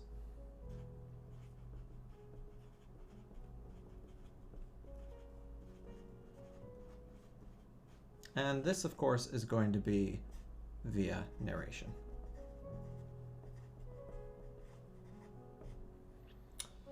The plot that will be delivered from the narrative is going to be the action of the story, and the plot that is delivered from the character conversations is going to encapsulate the events of the story. Generally speaking, that's how it's going to go. Action, I separate that from the events of the story because action is a series of isolated, smaller events that then contribute to the impact of one whole event, but conversations don't work like that. Conversations aren't isolated events or aren't isolated actions. We don't really count, like a character who says something, who just utters a sentence. We don't count, that's not an action.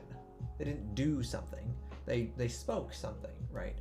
And we don't really judge the action of the conversation by the things the characters say individually. We judge the action of the conversation, unless it's like a particularly violent conversation. People are maybe like saying really, really violent, horrific things to each other. Maybe that's a little bit more towards action. You could say, a character who's constantly issuing threats to other people. That might fall under sort of more of an action-y story. And that's a reason why like hate speech, for instance, is a thing in the real world, because often we count that you can say something in a violent way, or you can say something violent, and it ends up counting as an action. It does harm to people.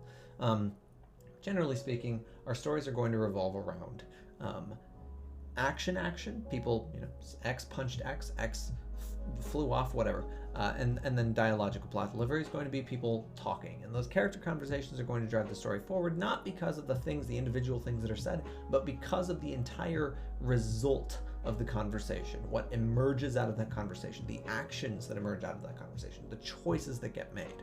Now, narrative plot delivery does not necessarily shape choices very much.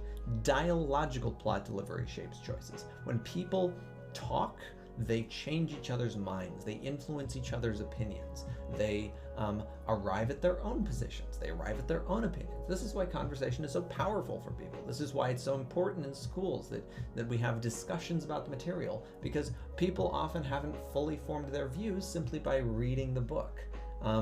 In narrative plot delivery, we don't have choices being arrived at. Choices aren't made just because somebody gets punched. I don't make the choice to punch. So if somebody punches me, I don't make the choice to punch them because they punched me. I made the choice to punch them before they punched me. And that sounds weird to say, but it's because the moment that somebody punches me, if I haven't already made that decision to punch them, I'm not going to suddenly muster the will to punch them. It's not something you can make in the moment. You have to be the kind of person who punches them back. That's what the choice gets made in the kind of person you're going to be. Those kinds of choices are not shaped by observing a bunch of actions. Those kinds of choices are shaped by having conversations with people and sort of sussing out, oh, you're this kind of person, and you're this kind of person, and you see me as this kind of person, and I see you as this kind of person, and eventually you come to some realization about who you want. Oh, thank you for the follow, Jiao. I appreciate it. Sorry, I just saw that, by the way. I don't know why my for some reason it didn't pop up for me. Makes me sad. But I appreciate it.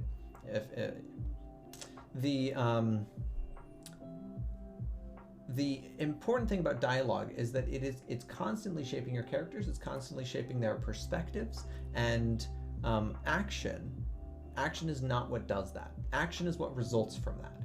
So when you're delivering narrative, what you want to be doing is making sure that the narrative necessarily results from the dialogical choices that end up getting made by your characters as they're interacting with each other. So that's why we have these two methods of plot delivery. On the one hand, we have narrative plot delivery, and this is meant to be, first of all, number one, absolutely must be fast-paced. And then we have the dialogical plot delivery, which doesn't have to be fast or slow-paced. Probably, ideally, it's about medium-paced. The whole story, on average, should be between medium and fast-paced. That's how you keep readers engaged. You don't generally, we don't say it as a compliment if we say the story is slow-paced. That's usually a warning.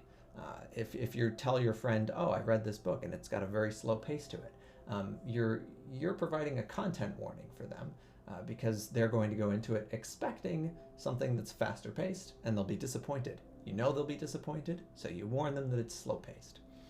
Dialogical delivery, usually you don't want it to be too fast paced. That can be exhausting, especially because dialogue takes so much more cognitive energy to process. Instead, what you want is you want your dialogical plot delivery to be about medium paced, average paced, reasonably paced.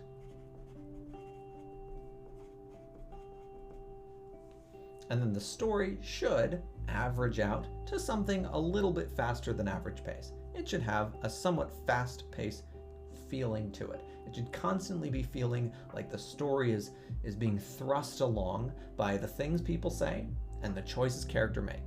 The choices the characters make happen here. This is where choices happen.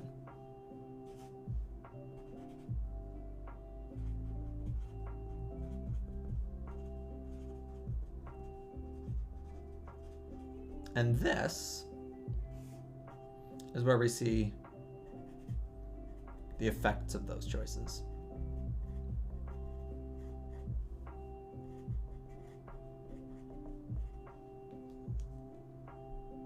Now, as far as how we separate these things out, it's not necessarily important that when we go into the story, we're plotting the story, we're writing the story, that we know exactly how we're going to deliver the plot for each part. But it is important that we appreciate where each is going to have its strengths and weaknesses. It's important that we appreciate where certain plot points have to be delivered via narrative and where certain plot points have to be delivered via dialogue. And we can identify those based off of first of all, what's important to us that we convey to the reader. Oftentimes, for instance, we go into a story and we think, I want this moment to happen. We think of maybe the climax. I think the climax is a pretty easy example. A lot of writers go into their stories with a picture already in their head of what they want the climax to be. So they start off and they go, oh, I want the climax to be this moment where I'm gonna use actually My Hero Academia as a good example of this. I think it's very easy to imagine. Oof, that could have been disastrous. I just dropped the Sharpie on me, but the good thing is I'm wearing all dark colors, so wouldn't have shown. My Hero Academia is really exemplary because we can probably, and if you're not familiar with the show, you don't need to be, don't worry, it's very simple. It's a very simple premise. It's just a kid wants to become a superhero, but he has no superpowers. It's it's sky high, basically. But I think the kids are younger, maybe. Whatever. My Hero Academia, it's very easy to imagine, like, if you are the author, if you were the author of My Hero, especially like season 1, you can imagine the scene that they thought going into it. I want this super awesome superhero that I've built up this whole time named All Might. He's basically Superman.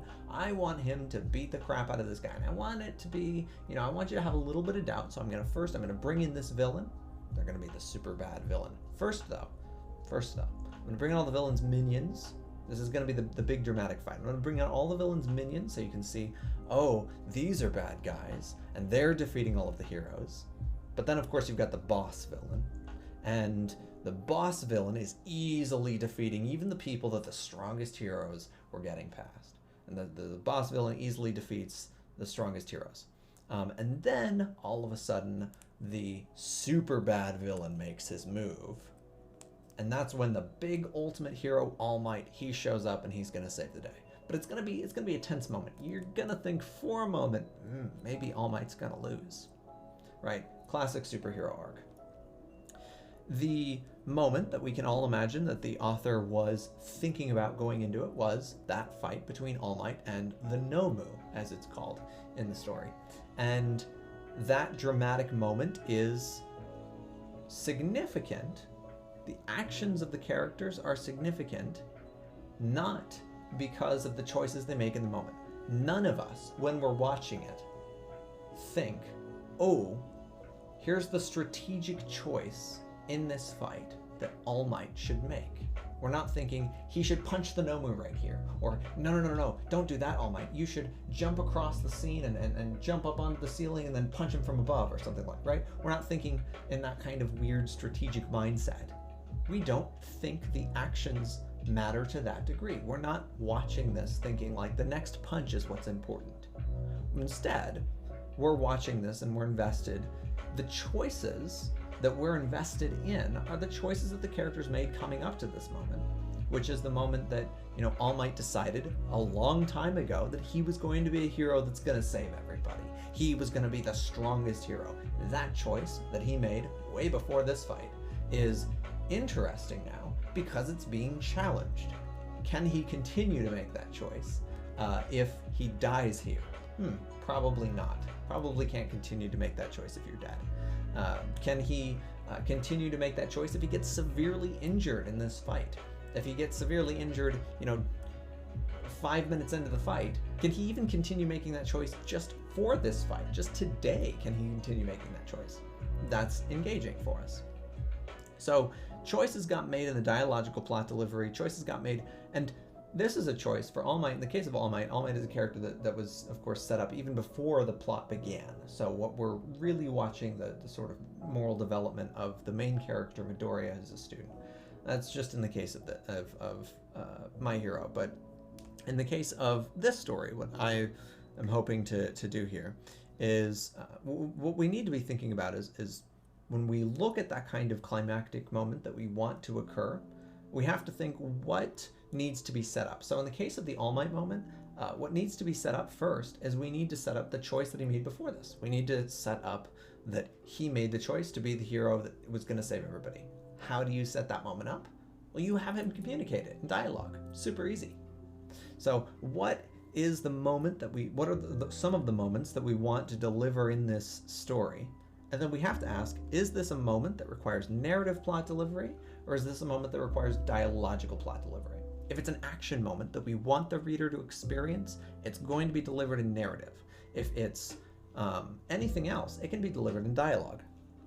And the thing that's really important about those moments that have to be delivered via narrative is that they need to be set up adequately in dialogue.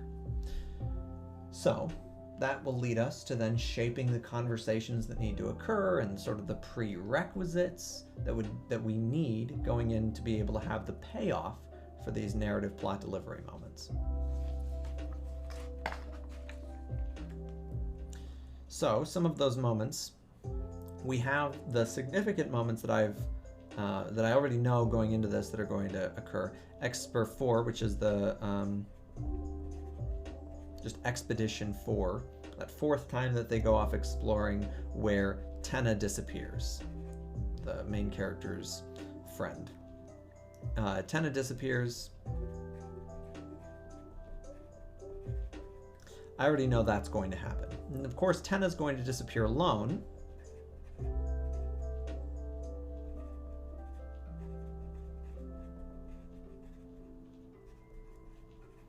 Which means that this has to be communicated via dialogue. It could also be delivered via narrative, I guess, if I just told, if the main character, because it's going to be told in first person, main character could just have inner dialogue and explain this. I'm not going to do that. I wouldn't do that because I always advise when you can explain things via dialogue, you should explain things via dialogue. Dialogue is 99% of the time, unless you can sum it in 4 sentences, unless you can sum it in literally one paragraph, in the span of one paragraph, what happened, then you should do it in dialogue. Because if it's going to take multiple paragraphs to explain what happened and how it happened and the feelings that emerged from it, it is always going to be better to have your reader following multiple paragraphs of dialogue than multiple paragraphs of narration. They're going to be more engaged by it because they're engaging in that mental process of what's he going to say next? What's she going to say next? How's she going to react to this? How's he going to what does this reveal about this person? How does it reveal their inner motivations and their wants and their needs? Who do I relate to more? Which emotion am I more invested in? How would I react in this situation? Those are all things that readers will be thinking about as they read dialogue. They're not going to be thinking about as they read narration, unfortunately. Much as I would like narration to be just as engaging. Aloha, Jeremy. How's it going? Good to see you. Hey, Cage. Long time no see. Whole family's joining. Oh, hey, thanks for the follow, Danger07. Appreciate.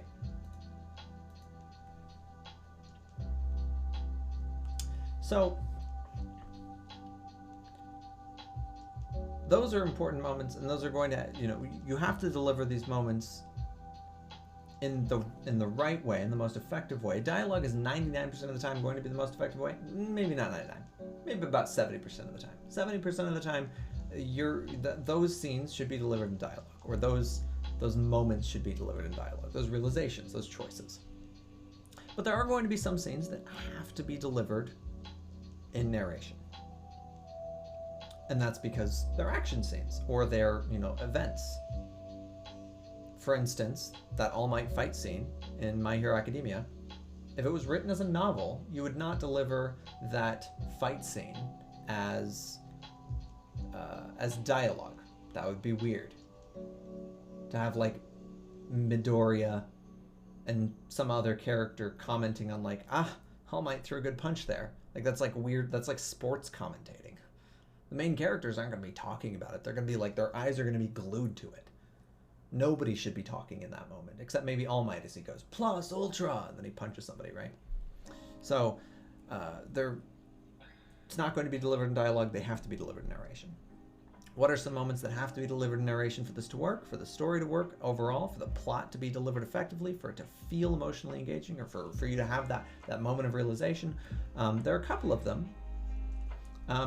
Number one that comes to mind for me is I want this moment where the main character rebels against, I'll say against the council. I just sort of mean authority. But they rebel against, their little student council or whatever that's governing the use of these expert zones, or these expedition portals. So the main character rebels against the council. That's going to have to be a moment where maybe there's dialogue preceding it, setting it up, but the choice gets made. The main character is going to rebel against them, and that's going to be delivered via narration. There's also going to be another moment, of course, where any expert that they go on should be delivered. You know, if they go on these expeditions, they're supposed to be world changing. They're supposed to be things that they go to these fantastical worlds through a portal. That should be something that is delivered in narration. That shouldn't be something that's delivered in dialogue. If it's supposed to be character like changing, it's supposed to be something that affects their whole perception, then it should be something that the reader also gets to experience. And so that it has to be delivered in narration. So all expers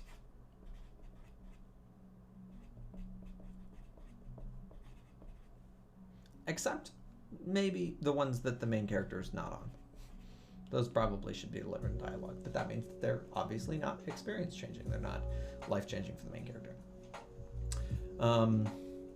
And then there's an open question about what the utility of these expers is that we are now going to be coming back to. We've said that the main character is using these expers as scientific discovery. They, you know, that's their main reason. Oh, this is the wrong one.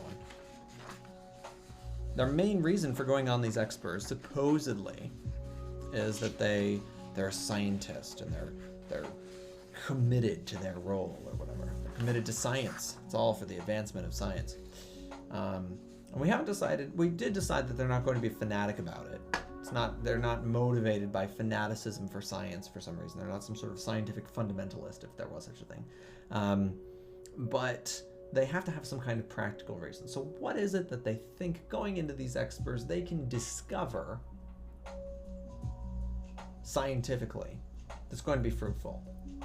What do they think they're doing? What do they think is productive by going on these expers, these otherworldly expeditions? A couple of things come to mind. Number one is personal.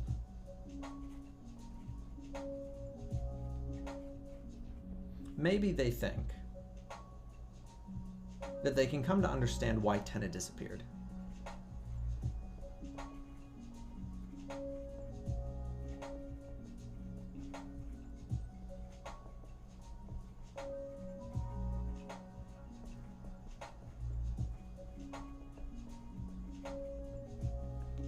And that's going to be a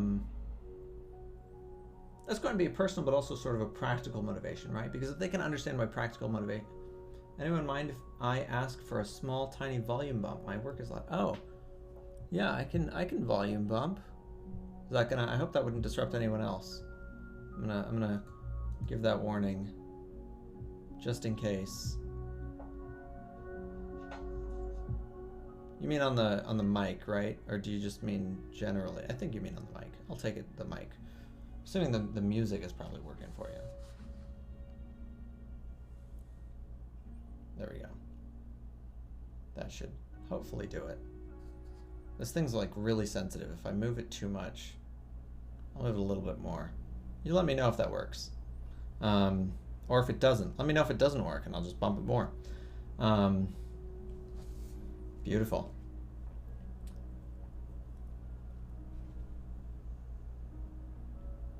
So,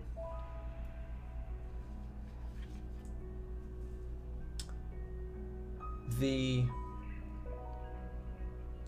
personal motivation, they want to come to understand. Fantastic. They want to come to understand why Tenna disappeared, and they also, this should motivate some kind of scientific reasoning for them. This should motivate some kind of, research question, basically. They should be thinking about this in a practical way. It's not just that they have to understand it for themselves, but they should think that there's some kind of outward importance to understanding why Tenna disappeared. Now, we already know, based off of the themes that we sort of laid out, that we want to go through.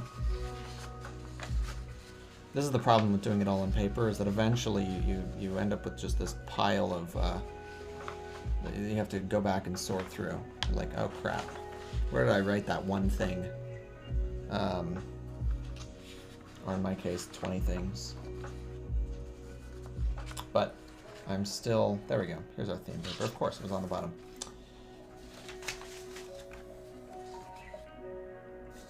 going back to the themes that we sort of said we wanted to lay out in the beginning. We have themes of self-discovery, duality of loneliness that is restorative, but it's also self-destructive. Themes of abandonment and companionship. And that's where it's going to come in most importantly with this personal motivation. They want to come to understand why Tenna disappeared. The practical reason for themselves is that they want to prevent their feeling of abandonment from happening again. They want to make sure that other people don't abandon them in the future. They want to make sure they don't ever have to feel abandoned. And they also want to preserve this feeling of companionship. They felt a strong companionship with Tenna, who disappeared, and they want to preserve that for their current friends. In my original plotting of the novel, I also included, they do have other friends, the main character, their current other friends, and I don't remember the name of one of them that I had sort of tentatively landed on, but I do remember one. One was JC.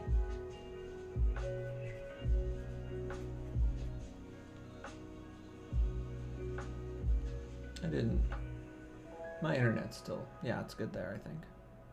Hoof. This one glitched for some reason. I'll refresh it. Hopefully that works. Oof. Yeah, that was dangerous for a moment. So, they want to prevent this feeling of abandonment. They want to prevent, and they want to make sure that they can preserve their friendships. Their current friends include JC, and I think another friend. At one point, I wanted to say it was Cam, but there we go. I don't quite remember what the other friend's name was. We'll call them Cam for now. I'm not attached to that name. But I did, one of the things that I was thinking through as I sort of was naming them all was I always wanted these gender ambiguous names. Number one, in case I decided to change their gender later, which is very useful. But also just because I kind of wanted to sidestep like gender as an important factor in thinking about these characters. I really want to create this feeling that what's important about their character identities is those ongoing, like personally identifying like the fact that Tenna's a foster child. Like that's something that is integral to her identity. It's something that or their identity, whatever. It's something that is important to them, but it's maybe not something that's intentionally important to them. But it's really part of that identity. The other features of their identity, things like what they look like or gender, those sorts of things, I think by using these sorts of ambiguous names and whatnot, we can sort of sidestep and just sort of let people picture them how they'd like to picture them. Of course, at some point, it's very likely a pronoun's going to get mentioned, right? We're going to have characters, and we're going to offhandedly just be like, okay, we have to, just going to, he did this, whatever. But I think it's also the amount that we can minimize that. Number one, it keeps our characters feeling a little bit more human. Very rarely do we, we do refer to our friends as he and she when they're not around. But when they're with us, we tend not to do that because it's weird and awkward. If you're talking to your friend, if you've got 3 people in the room and you've got 2 of your friends with you, and you don't typically just start referring to one of them in the third person. You address the person, you say you, because if you address them in the third person, it's something weirdly like dehumanized. And there's certain context for everything. Of course, you can say, oh yeah, no, I don't think he likes that if you're making drinks or something. I don't know, whatever. There's situations where it can be appropriate, but for the most part, to their face, you don't usually refer to them in the third person. Just like to your own face, you don't refer to yourself in the third person because that's psychopathic. So, he said. So we have these two, JC and Cam. Those will just be our operant names for the moment. Both of those are gender ambiguous. Could be short for Cameron, or it could be short for, actually Cameron's even a gender ambiguous name. And JC, I think, is gender ambiguous, or it's female. Whatever. Who cares? So, I like the name anyway. So, he's got this personal motivation, coming to understand why Tenna disappeared, and sort of understanding also what that means for him. Like, what does this reflect? about his identity.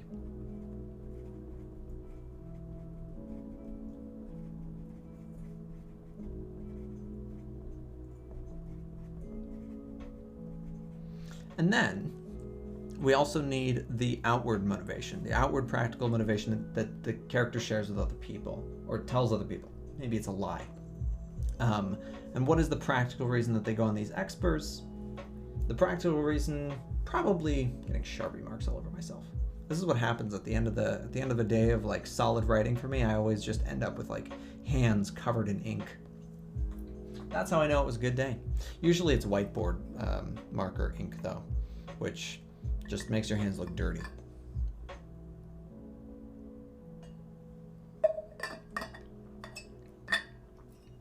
So, what is the practical reason that they share with other people? Now, the benefit of this sort of alternate world setup that we have going is we've kept it vague for the moment because the alternate world can serve whatever functional purpose in the plot we need it to. By not narrowly defining it in the beginning, by not sort of being too attached to any one set of imagery or one purpose for it, by not saying that it has this specific resource, we now can invent that functional reason for it to sort of drive the plot forward, but without having to do it. We can do it in a thematically consistent way. We can do it in a way that sort of, it can feed that personal motivation, that maybe if they can find, maybe there's like fragments of Tenna's journal or something, right? This could be one example of a resource they have to go on experts to find. They go into the world, they find these fragments of Tenna's journal as she was, you know, sort of the first explorer in all of these expert portals, and it can reveal the true nature of the expert portals. That would be one thing, you know, we can create that after the fact. Of course, I'm not super attached to the idea of like finding journal fragments. I think it's a little weird to me because I overthink things and I go like, well, how'd they get there? Well, how is it that they're going along the exact path? What bothers me about those kinds of plots is I always wonder, like, how did they go along the exact path that person went on without missing one of those journal fragments or one of those like little letters? Like I think of, is it The Notebook? Or no, it's P.S. I Love You. P.S. I Love You is the one where she's like sent all over the globe to all these like places that they'd been and whatnot. And I just think like if she had misinterpreted one of those riddles and gone to and skipped a location, or just thought like, oh right, we first met at this place, so I'm gonna just jump to the beginning. That would like completely ruin it. And it seems incredibly likely that would happen. Because I think of like the Parks and Rec episode where they send them on a wild chase on their anniversary. Leslie sends her lover on a wild chase through the town, and he skips to the end. He's like, oh, I first met her at this place. I'm gonna jump to the end. Riddle 43, found it. So I just feel like that would happen. That's absolutely happened to me in real life. So what is the practical reason? Well, the practical reason, it can't be so linear than that. It has to, or so linear as like finding journal fragments, unless we want to open ourselves up to that kind of flaw. So instead it has to be something that is a little bit maybe, I don't want to say vaguer, but something that is a little bit less, it doesn't necessitate an order. Perhaps it necessitates a value collection. So for instance, we think of maybe like XP in like a game. You get 100 XP, and then of course once you've collected 100 XP, you then can level up a little bit, you learn something, and then it's now 300 XP that you need, right? So you've got like a certain value collection that you need to amount to. That's another resource method we can use for plot progression, is as they collect more of something of a certain value, it unlocks the next step. Again, that's super linear still.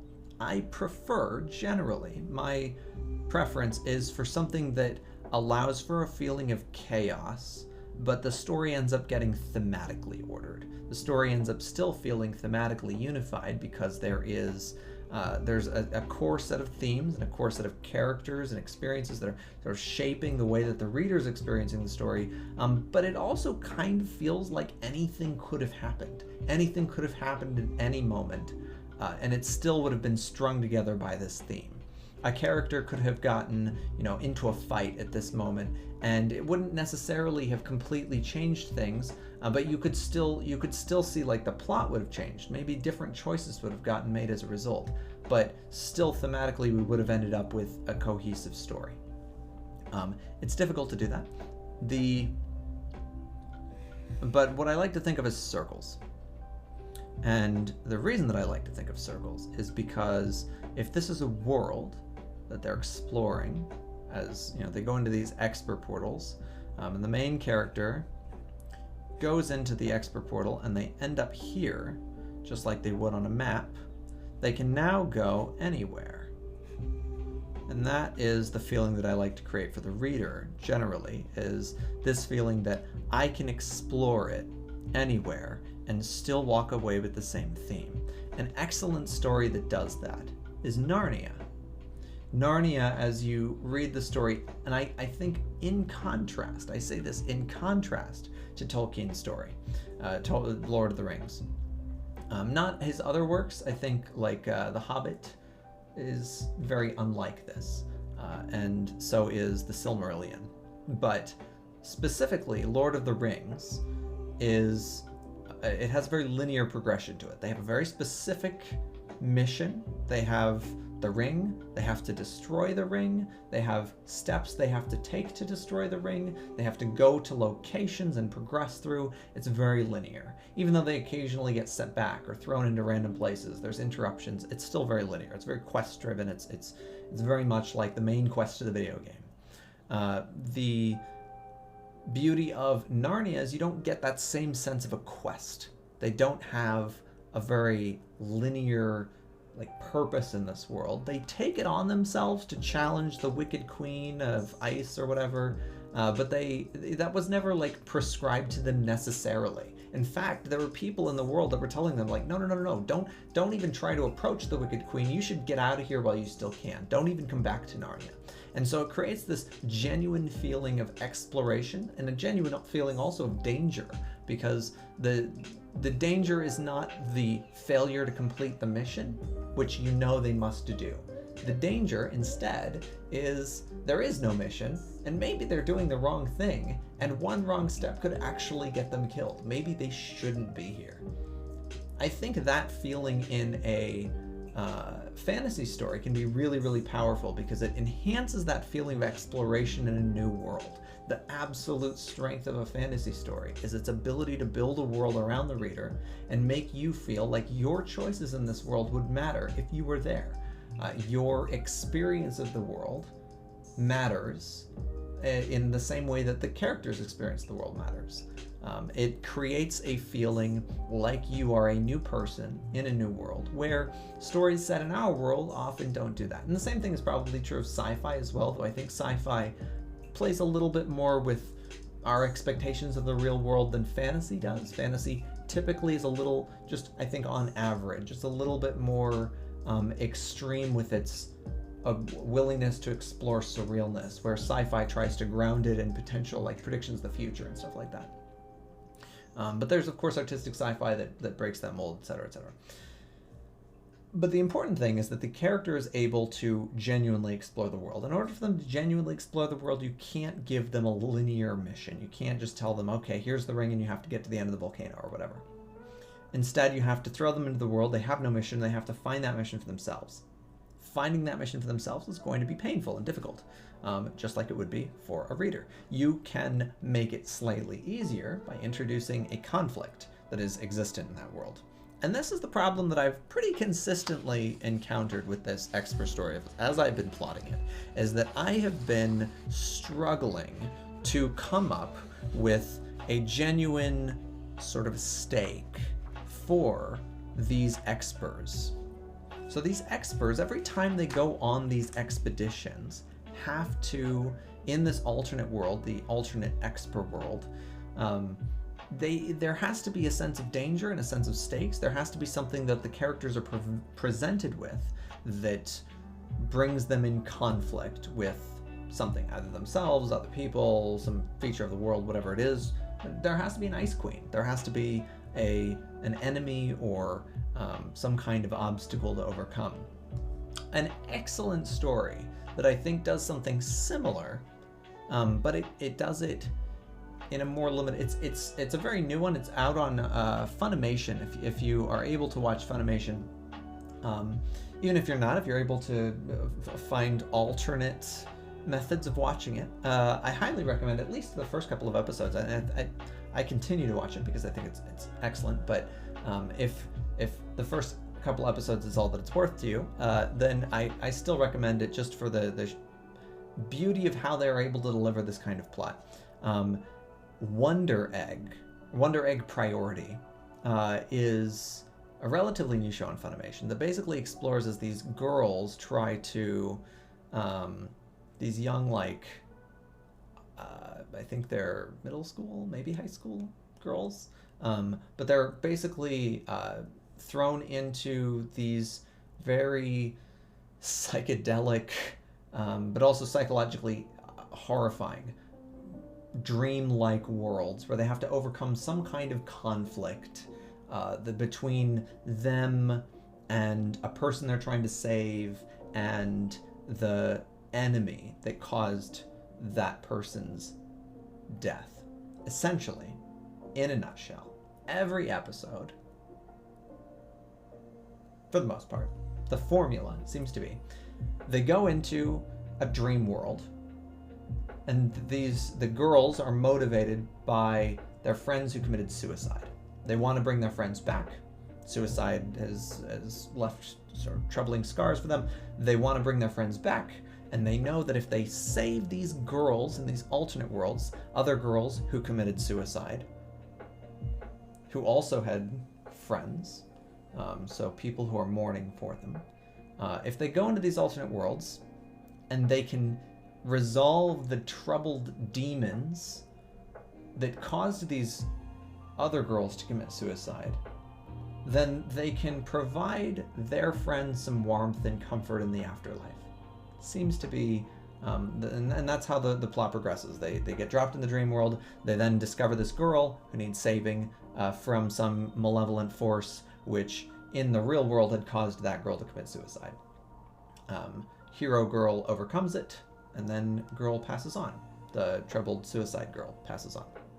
So that's the general progression of the plot. What that plot unfortunately doesn't give a lot of room for is exploration of that like dream world. It's not really meant to be a kind of fantasy, but it is an effective way of delivering a very fantastical plot, very magical plot, with high stakes, but unfortunately in a very formulaic way. It is very formulaic. Every time they go into the dream, you know what you're going to be expecting. You're going to be expecting, oh, they're going to save another girl who's committed suicide for negative reasons, and here's her demons presenting themselves. Now, the interesting thing is going to be the thematic exploration of those demons. Every one of them is slightly different, and it comes with a very emotionally cathartic arc, but at the same time, it's not quite the same that I'd like to communicate with these experts. I'd like a much more Narnia feel.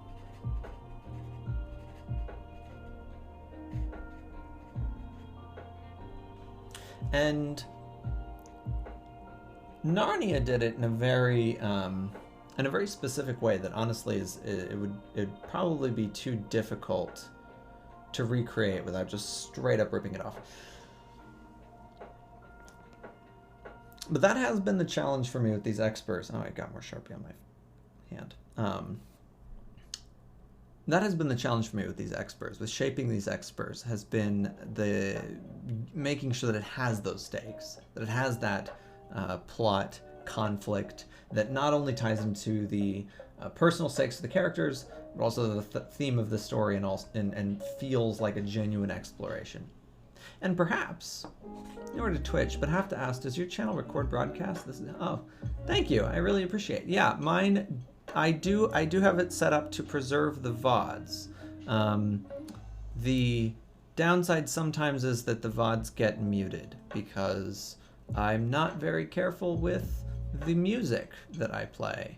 I'm trying to get more careful with it, but I'm struggling to figure out how to use what's called Twitch Soundtrack, which allows me to play music separately. I'm still figuring out the music thing. That's the gist. That's what I'm saying. Sometimes the music is copyrighted. That's unfortunate. And then it mutes me. but that's only for some segments. Generally speaking, VODs are recorded, and they should be on there for at least like 2 weeks. And I'm also learning how to export them to YouTube. So more on that eventually, hopefully. But thank you. I really appreciate the compliment. I feel blessed. I appreciate you being here with me very greatly. So how do we communicate that Narnia feel? And honestly, to be honest, I may be juggling too much. Maybe there's something in conflict here. This Narnia feeling is premised on open world, discovery. So it has to be not only an open world, but a new open world. It has to be something that is genuinely new to the characters as they're experiencing it. It has to be something fantastical. So maybe I'll put fantastical here in parentheses, just so we know exactly what I'm talking about by discovery. Has to be something that's open world, something that is, gives that feeling of discovery as you're discovering new things, that sort of wonder and amazement. And then it also has to be something with real stakes,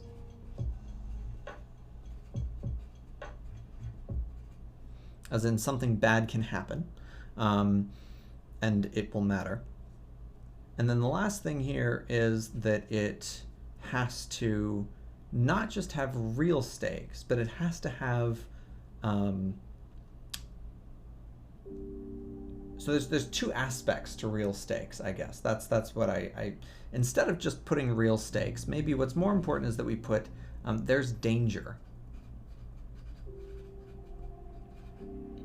And it's following, it's impending, potentially. And then also choices matter.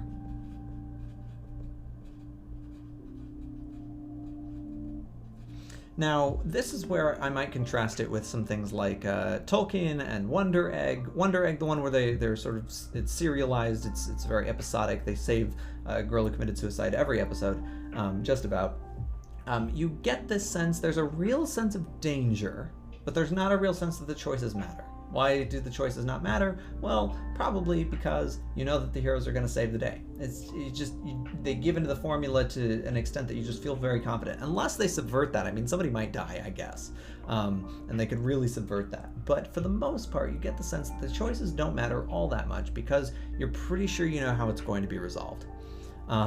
There is a real sense of danger, though. They do make the high stakes of the danger feel real because it's horrific. So you can, even if the choices don't matter because you're giving into a formula, even if it feels like everybody knows where the plot is going, you can still make the danger feel real by having it just be so horrific that people, they feel danger regardless. I mean, you're just sort of engaging that emotional center, that like genuine fear that people have. You can engage that with horror by making, for instance, in Wonder Egg, because it's just on my mind right now, there's like these little things called see-no-evils. They're these little like bobblehead creatures that follow the girls around, and they're holding knives.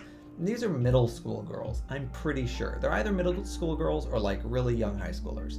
But they follow the girls around. They chase the girls around. Sorry, not follow, chase. They chase the girls around in hordes, like zombie hordes, and they're bouncing off the walls and stuff.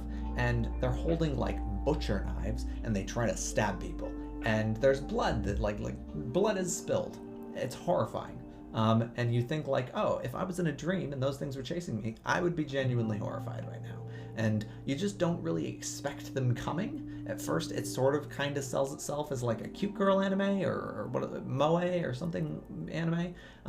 Not totally expecting all of these little things called see-no-evils to be jumping out of the walls with butcher knives and stabbing people.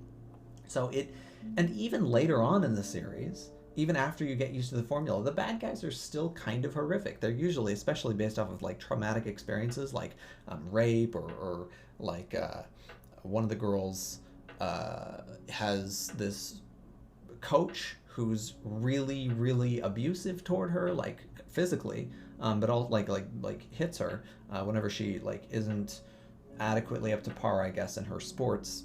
And then, but also just like verbally abusive. It's visceral. It makes you feel something. You feel a bit scared for these girls, because the sense of danger is heightened by how horrific it is, even though you kind of don't get the sense that the choices matter. You never really feel like their choices in the moment in this battle are going to result in a different outcome, that somebody's going to die or somebody's going to do well. You always know that they're going to get out of it. Now, the sense of discovery is also sort of muted in Wonder Egg. It's higher in Tolkien. In Tolkien, we have a high sense of discovery, a low sense, again, that choices matter. But we do have a high sense of an open world. Even though we're led on this sort of linear path in Tolkien, we have this sense of expansion, that the world is really, really big and that it matters, even though not necessarily character choices. Character choices don't necessarily matter, because we just feel so confident the heroes are going to win out. Now, the way that you create this feeling that the heroes are going to win out is by constructing a hero narrative. When you have a hero narrative, choices sort of cease to matter, because it's no longer about, are they going to get out of this situation, or how is it going to resolve? The real question is, how are these characters going to develop as it resolves? Or, what are these characters going to learn along the way to make it resolve? What do they need to learn? What is it? How you're not necessarily concerned with the end point, but you're concerned with the middle point up to there. So, and that's why the choices ultimately don't feel like they matter, because it sort of feels like the ending is preordained. It's destined. Now, I don't want that. I don't want the ending to feel destined. I really hate that feeling in a book, even though I love a lot of hero narratives. There are a lot of great hero narratives, but when I'm writing it, I don't like the feeling that I know where the book's gonna end, even if I do. I like this feeling that at some point, maybe I could just end it differently, or maybe as I'm plotting it along, there's a genuine sense of the ending potentially being threatened by some choice I make in the middle, to change what a character does, or to change two characters, they have this conversation, something happens, some new decision gets made out of it, some emotion is felt, or whatever it is, and all of a sudden, maybe that ending has to be changed. That's a fun feeling for me as I'm sort of writing along, this feeling that maybe things aren't going to end the way that I think they will, even though they probably will. Tips like Journey, yeah. Exactly, yeah, and it's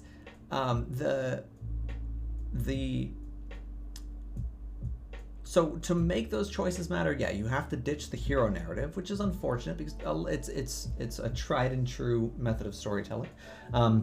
It also makes our choices as authors, as writers, a little bit more dangerous, sort of personally, as in like any choice we make can potentially result in the story not being sold because people like formula. There's a reason it exists.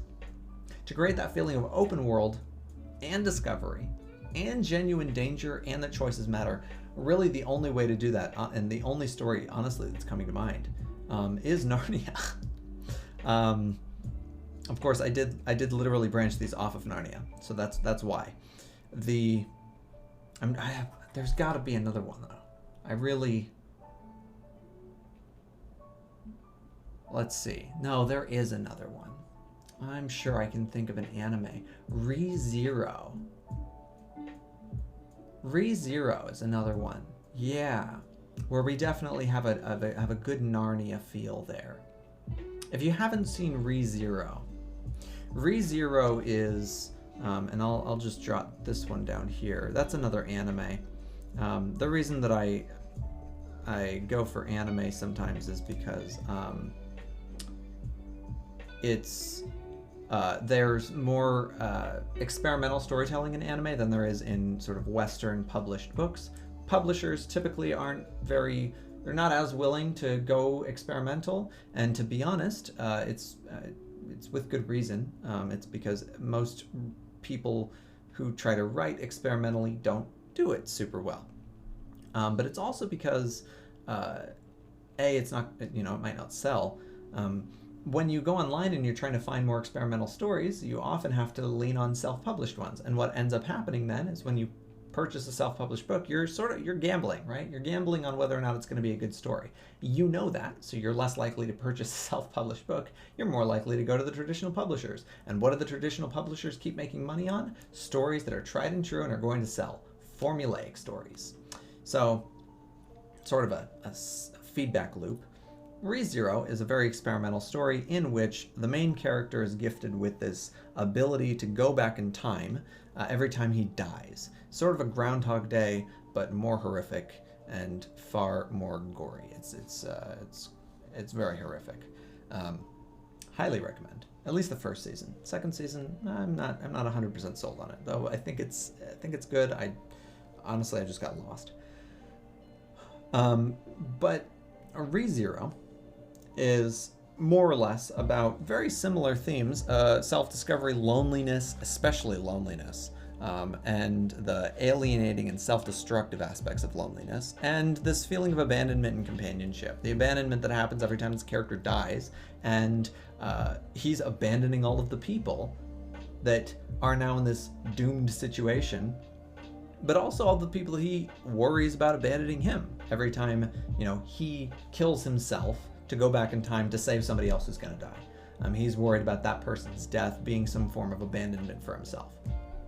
So this is another story that also does this. It has a very open world. You feel while you're watching it, you're like, wow, these characters could make choices and go anywhere. I would want to explore this world. There's this feeling of discovery because there's so much to discover in that world. There's a lot.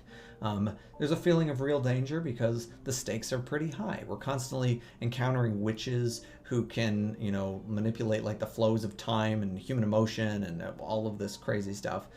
Giant creatures and mob beasts and whatnot, that like giant whales that fly through the sky and just destroy entire cities.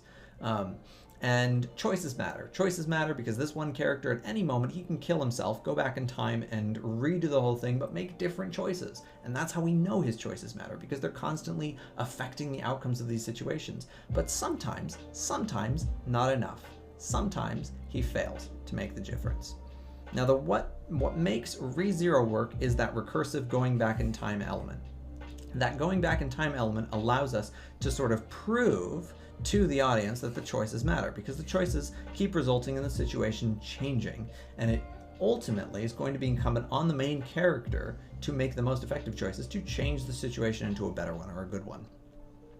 Now, in Narnia, we know that the choices matter because that we aren't given a prescription for our main heroes. They're not the prophesied people who are going to come and save the land. In fact, they're the 4 children who wandered in through a cupboard wardrobe.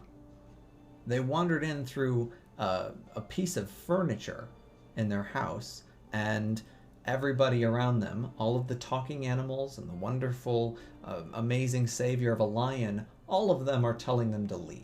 You shouldn't be here. This world is dangerous. There's an ice queen that will kill you. Who will kill you? So that's how we know the choices matter, because we aren't given how it's going to end. So in this case, we have a bit of a gift. We have now discovered that, number one, we know choices are going to matter in this because we don't know how it's going to end. The ending is not fated. Ending is not fated.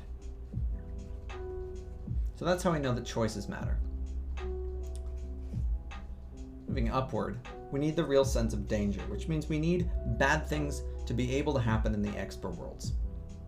What bad things can happen? Well, we've got a couple of options for bad things that can happen in the Exper worlds. I'm not sure which one I like the most. I'm sort of resorting now to my the little bit of room I have on the rest of these. Here we go. Perfect. So, the bad things that can happen on the Exper worlds, or we'll say Exper dangers,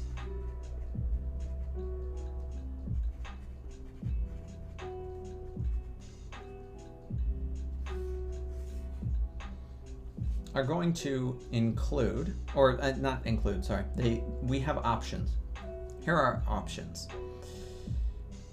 A, we could do natural dangers, or natural hazards. And those could be things like animals, plants. The danger .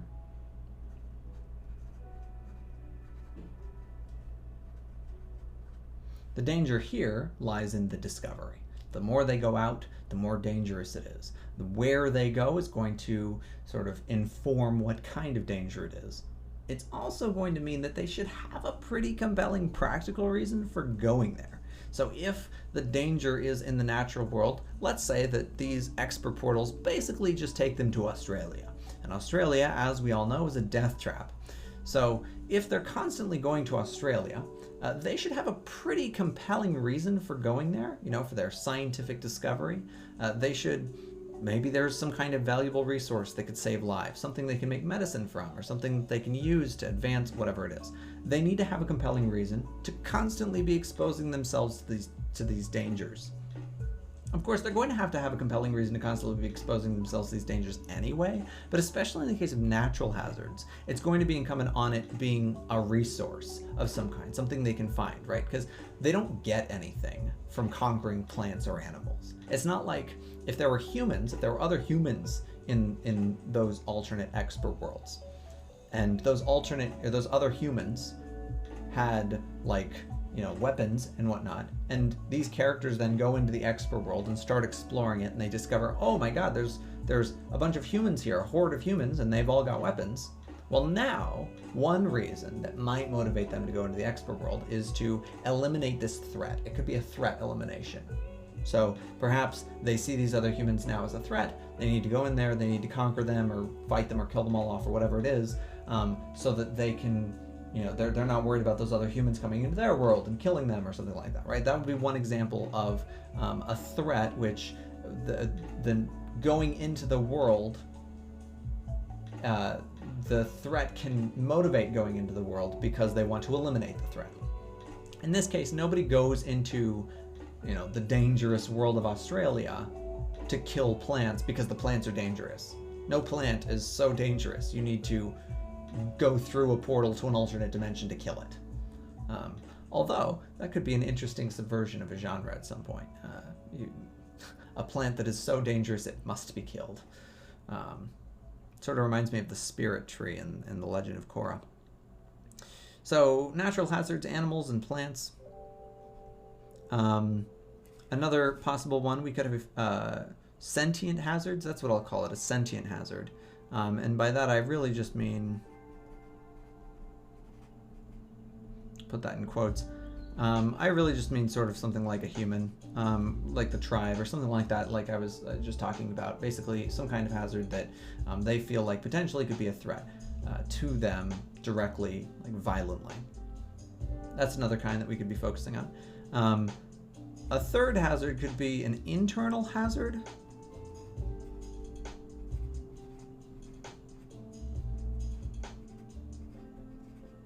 Or like a mental hazard.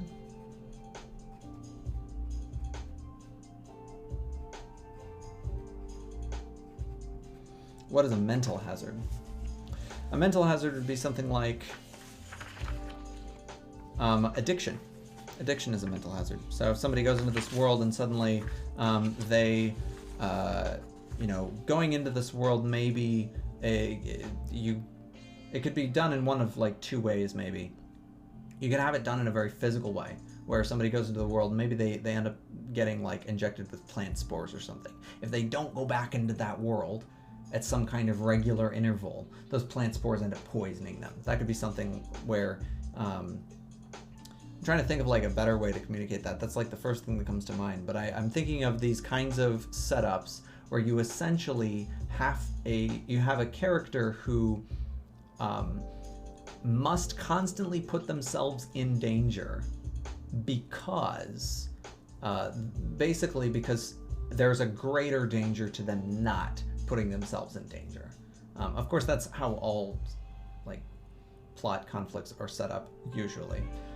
But in this case, what we're talking about is like a very physical one or mental hazard. In the case of like an addiction, for instance, you could have a character who's so addicted to going on these experts because there's some kind of like ecstatic thrill they get from it, or maybe because there's like legitimately some addictive property to it. Maybe the air there causes them to actually get addicted to going on these experts.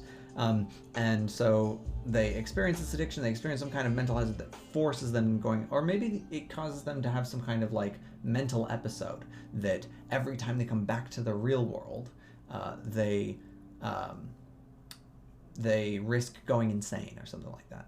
Inception sets this up really well with Dom Cobb, the main character. He's set up to have like a mental hazard for not going back into the dream world because he's mourning over the death of his wife.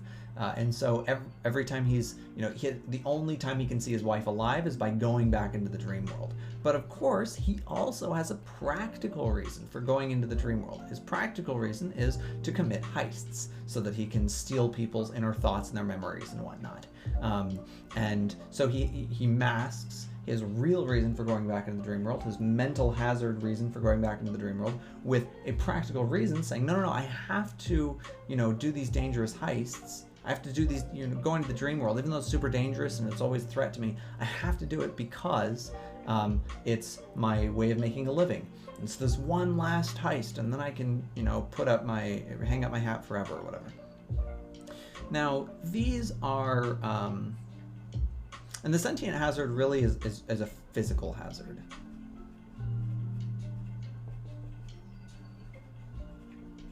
So far we have a natural hazard, and the natural hazard is going to, these are the kind of dangers we can encounter in this world. The natural hazard is going to mean that you have to have a much more compelling reason for the characters to continually expose themselves to the danger. A sentient hazard reduces some of that need, and instead now we just need them to feel threatened by something so that they go in there and they can eliminate the threat. The sentient hazard, for instance, Narnia does a sentient hazard with the Ice Queen. They go into that world partially for curiosity, partially so they can escape their real world, but also because they think, oh, the Ice Queen is such a threat, we have to eliminate the Ice Queen. And then, of course, we have the internal hazard, the mental hazard. There are other hazards. We could do, like, for instance, we could do something like a spiritual hazard.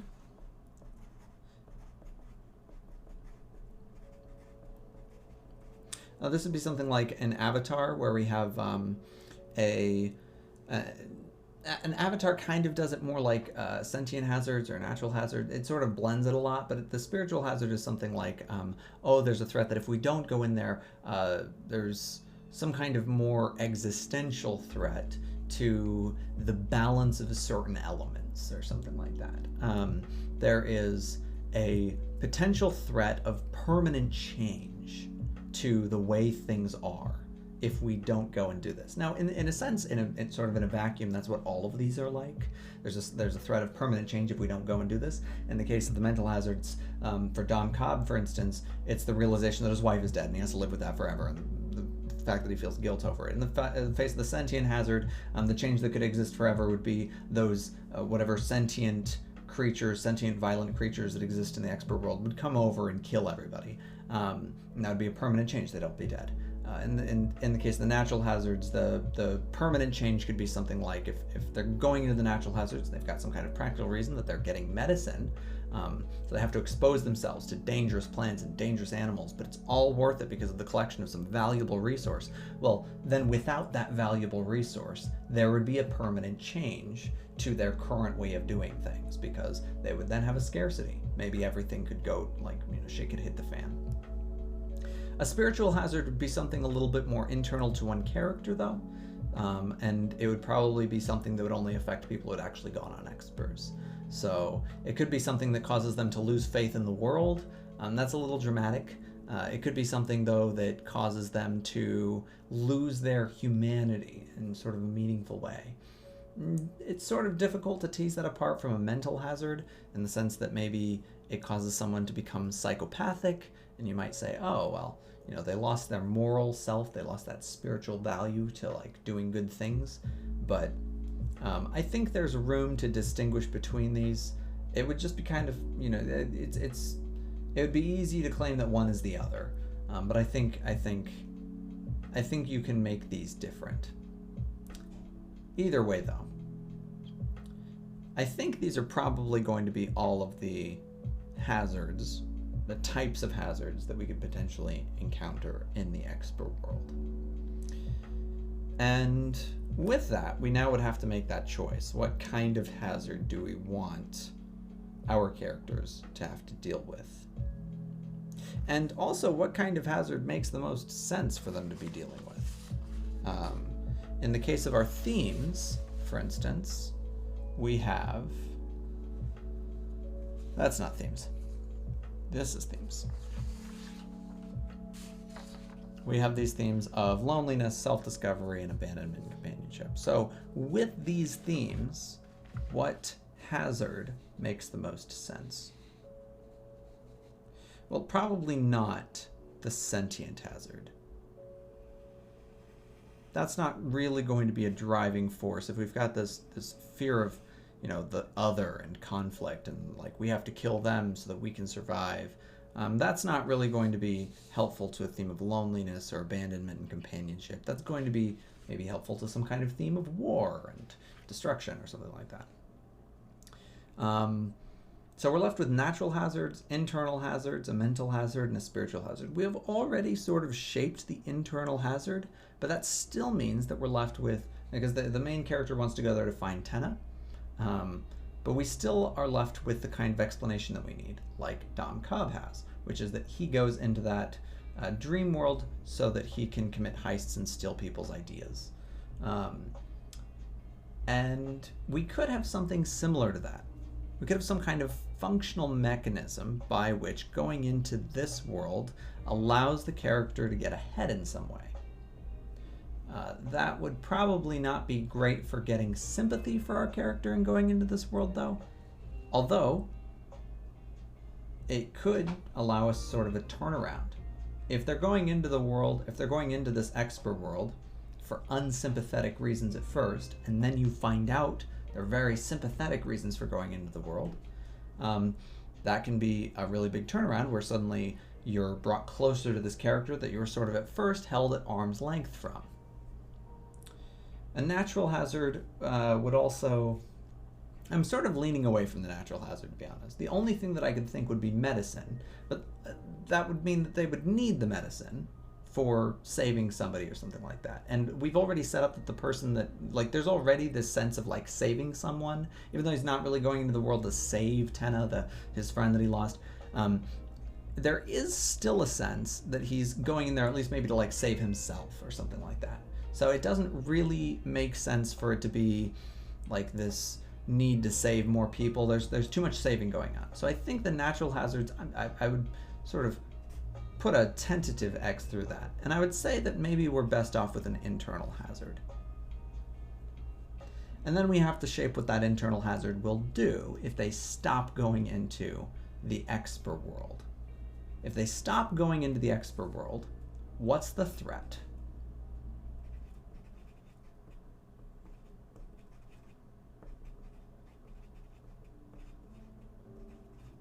What's the threat of not going on expers?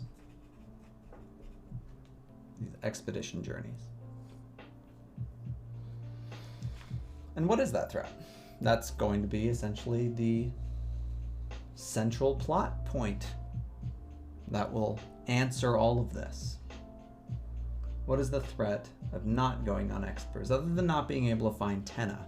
Not being able to explain why she disappeared, why the character was abandoned. What is the real physical threat, maybe to them, maybe to everybody else, of them not going on expers? And that threat could be something like, could be a resource scarcity. We already said, though, that we want it to be something like an internal hazard or a mental hazard. Perhaps if they stop going on expers, it could be that a crucial piece of information isn't obtained.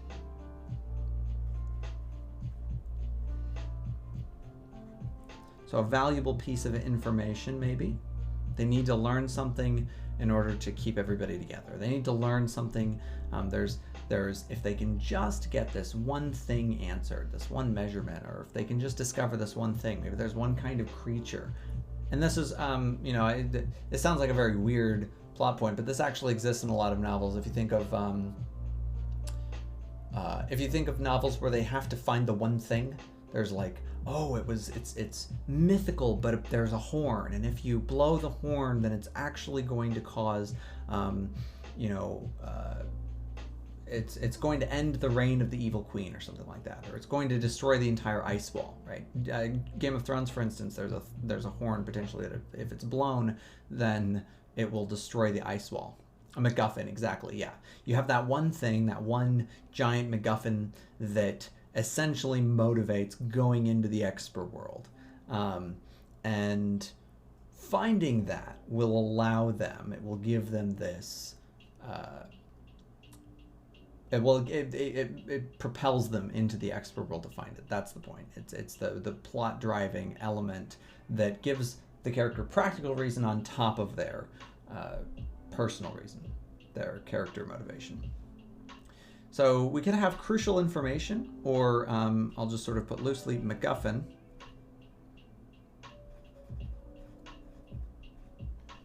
I actually don't know how to spell that, so I'm taking your spelling here. That's the first time I've ever seen it spelled, except maybe once on Wikipedia when I looked it up.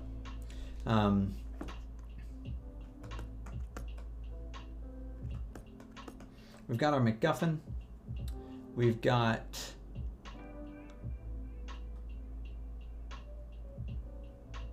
they could also, there's of course more serialized, like a developmental one. We sort of rejected that though when we were talking about like the narrative possibility of like a journal or something that they'd find pieces of along the way. That's much more questy. There's the crucial information, there's the MacGuffin, there's the source of all the magic, or the horn that they could find. There's also, actually, I guess sort of at the core, it's going to be a MacGuffin no matter what. If it's one thing. The other thing we could set up though is we could set up some sort of economic motivation, or like a contentious motivation. And that contentious motivation would be something like Dom Cobb's motivation for going into the dream world, where he's doing it because he's committing heists, right? So he's got like a practical motivation for committing heists. It's economic, basically. He's doing it for money, or he's doing it so that he can get home to his kids. That's a personal motivation, but it really comes down to sort of there's a world setup, a social motivation. Excellent, yeah, social motivation. That's a much better way of putting it. So it resolves some kind of existent character conflict, and in that sense, it could be economic, but it also could just be, yeah, purely social. Excellent. And I think that's excellent. That is really, a social motivation. So what would socially motivate them going into this? What conflict gets resolved? In a lot of these plots where people are looking for someone, it's because there's some kind of relationship that was threatened. So it's like, I think of, for instance, the couple where the anxious father or mother has to go off and find their lost child who was abducted or who wandered off. And this person, it threatens their relationship. They have that social motivation that I have to go find this person because finding this person will save the relationship. So that sort of thing could happen in this social motivation. And I think now I am sold. Maybe. Maybe.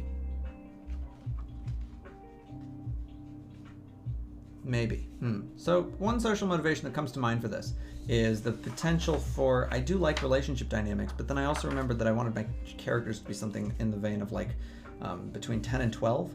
And so then I realized, oh wait, their romantic relationships actually can't be that developed. But essentially, of course the ages could be changed. But I do really like this idea of the story having that more like innocent feeling to it. Of course, it could just be friends, so it doesn't really need to be like that much of like a developed romantic relationship. But we could have social motivation, one potential social motivation. We already highlighted that the main character is best friends, or like their closest friends.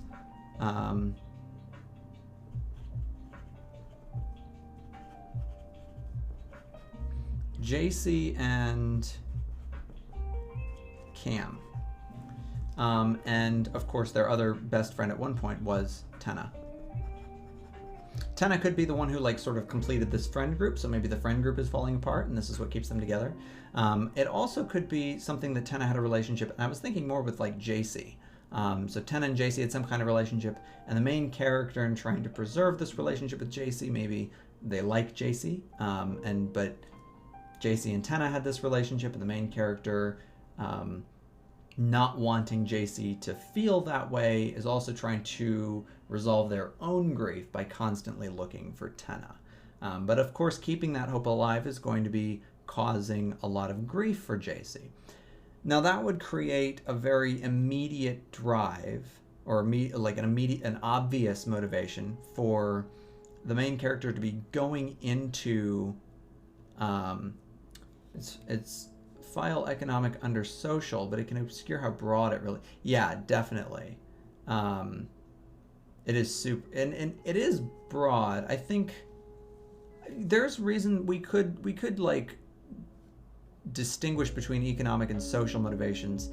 We could sort of tease those apart as separate things, because economic motivations are a lot drier than social motivations, and they can also be a lot more selfish. But I think sort of economic, generally speaking, money is sort of a social system that causes people to interact with each other. Just they do it with a proxy. They do it with paper and currency. And so it's still an interactive, it's still a social interaction. It's just like a really dry and very selfish one. Most of the time it's very, very selfish.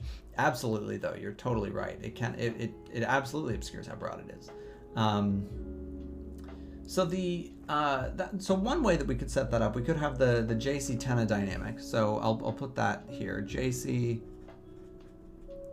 Tenna dynamic, where the main character is then going in to actively try to save Tenna or look for evidence or explain why Tenna disappeared, and they're doing it for answers for JC, but really secretly they're doing it for answers for themselves.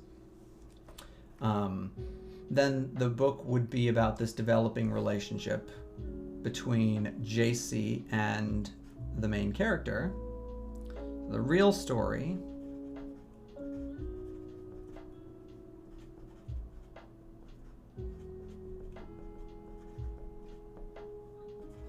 would be about the JC and main character relationship. And that would be threatened by that council decision that would eventually come. There would be a council decision that would say, oh, no more experts, of course, because we need that moment where, like, all of a sudden everything hits the fan and the thing is absolutely threatened. So the council says, no more experts, it's too dangerous, something bad happened. And then we also need to know now, what is the bad thing that happened? Well, the bad thing that happened could be some kind of mental hazard. Potentially, I think I'm pretty open to the idea there could be natural hazards also in the world, and the main character could just be really good at dealing with them. That would make sense. Usually we want, and so you get the sense of a Mary Sue, but the moment that somebody else goes in there, maybe Cam at some point decides to go on an expo alone, or JC decides to go on an expo alone and nearly dies, and the council goes, nope, no more experts, and the main character, who was really well equipped at dealing with these experts, isn't allowed to go on them anymore, it now threatens this. It also could just be the main character. The main character goes in there, they're emotional or something like that, they screw up, they come back sort of half dead, or they break some kind of rule, no more experts. And so the portal is guarded or closed off or whatever. So I do really like this. Yeah, a story about JC and main character relationship, and that would be then threatened by the closing of the portal. And now suddenly we end up with this really, really tight, thematically expanded plot. We come all the way back to thematic expansion, which is what we started with. Where did we have thematic expansion? Here we go, thematic expansion. Boom. And we end up with this really well thematically expanded plot because the plot point of the portal is intimately tied to the development of the character relationships. The portal closing now becomes symbolic of that threat. That portal was the hope for finding answers about Tenna, understanding why Tenna disappeared, understanding, what it is that made Tenna abandon everybody. And even though Tenna did it for really, really personal reasons, the grief that it causes everybody is they self-reflect and they end up in this pattern of self-destruction as they're really, really worried that maybe they're worth abandoning. JC feels that way, the main character feels that way, and even though they have each other, it's not enough. They really feel that they've both been abandoned by someone who was holding everything together for them. And the moment that Tenna abandons them, then they desperately try to search for Tenna, they try to search for answers. And when the portal closes, the portal, which is serving as their hope for being able to find Tenna, being able to find answers, the moment that that closes, it now makes them feel like there's nothing holding them together. That's where we'd have the ultimate conflict in the story, which would be between JC and the main character as they realize it's not worth keeping together. Their entire partnership, their entire friendship is blown apart. They're not going to be, buddies anymore. And that's when they go it their own way. They have that moment of loneliness, that moment where their self-identity is questioned, self-discovery. They have to embark on that journey of self-discovery right at the heart of the conflict. We have those feelings of abandonment and companionship as they sort of abandon each other. They value their companionship.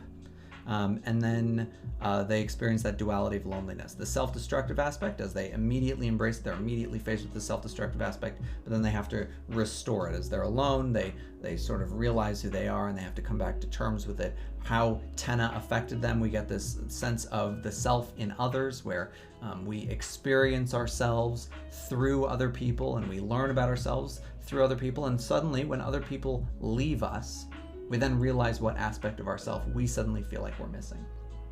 All of that will then come to a head, and we end up with our conclusion in which JC and the main character realize, they don't necessarily realize, but they accept that Tenna's gone. And that's where we get the self-acceptance at the moment they accept that their friend is no more, not coming back. And they only have each other now. So, there we go. We've plotted it. We have plotted all of it with thematic expansion. And I highly encourage, this is a real thing that I'm actually going to be writing soon. Novel number 3. I highly encourage the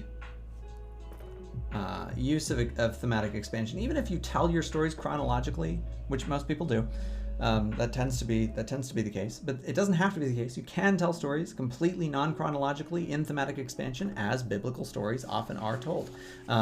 The thematic expansion is really powerful, though, for bringing that sense of resolution and balance to the story in a way that chronological storytelling doesn't have to do. Chronological storytelling can leave everything unresolved at a certain point, because when chronological storytelling ends, it's just when all the events have expired. It's just when all of the causes have been exhausted, all the balls have been put into motion, they've all been rolling, and then they stop. When all the balls of the plot have stopped rolling, that's when a chronologically told story ends.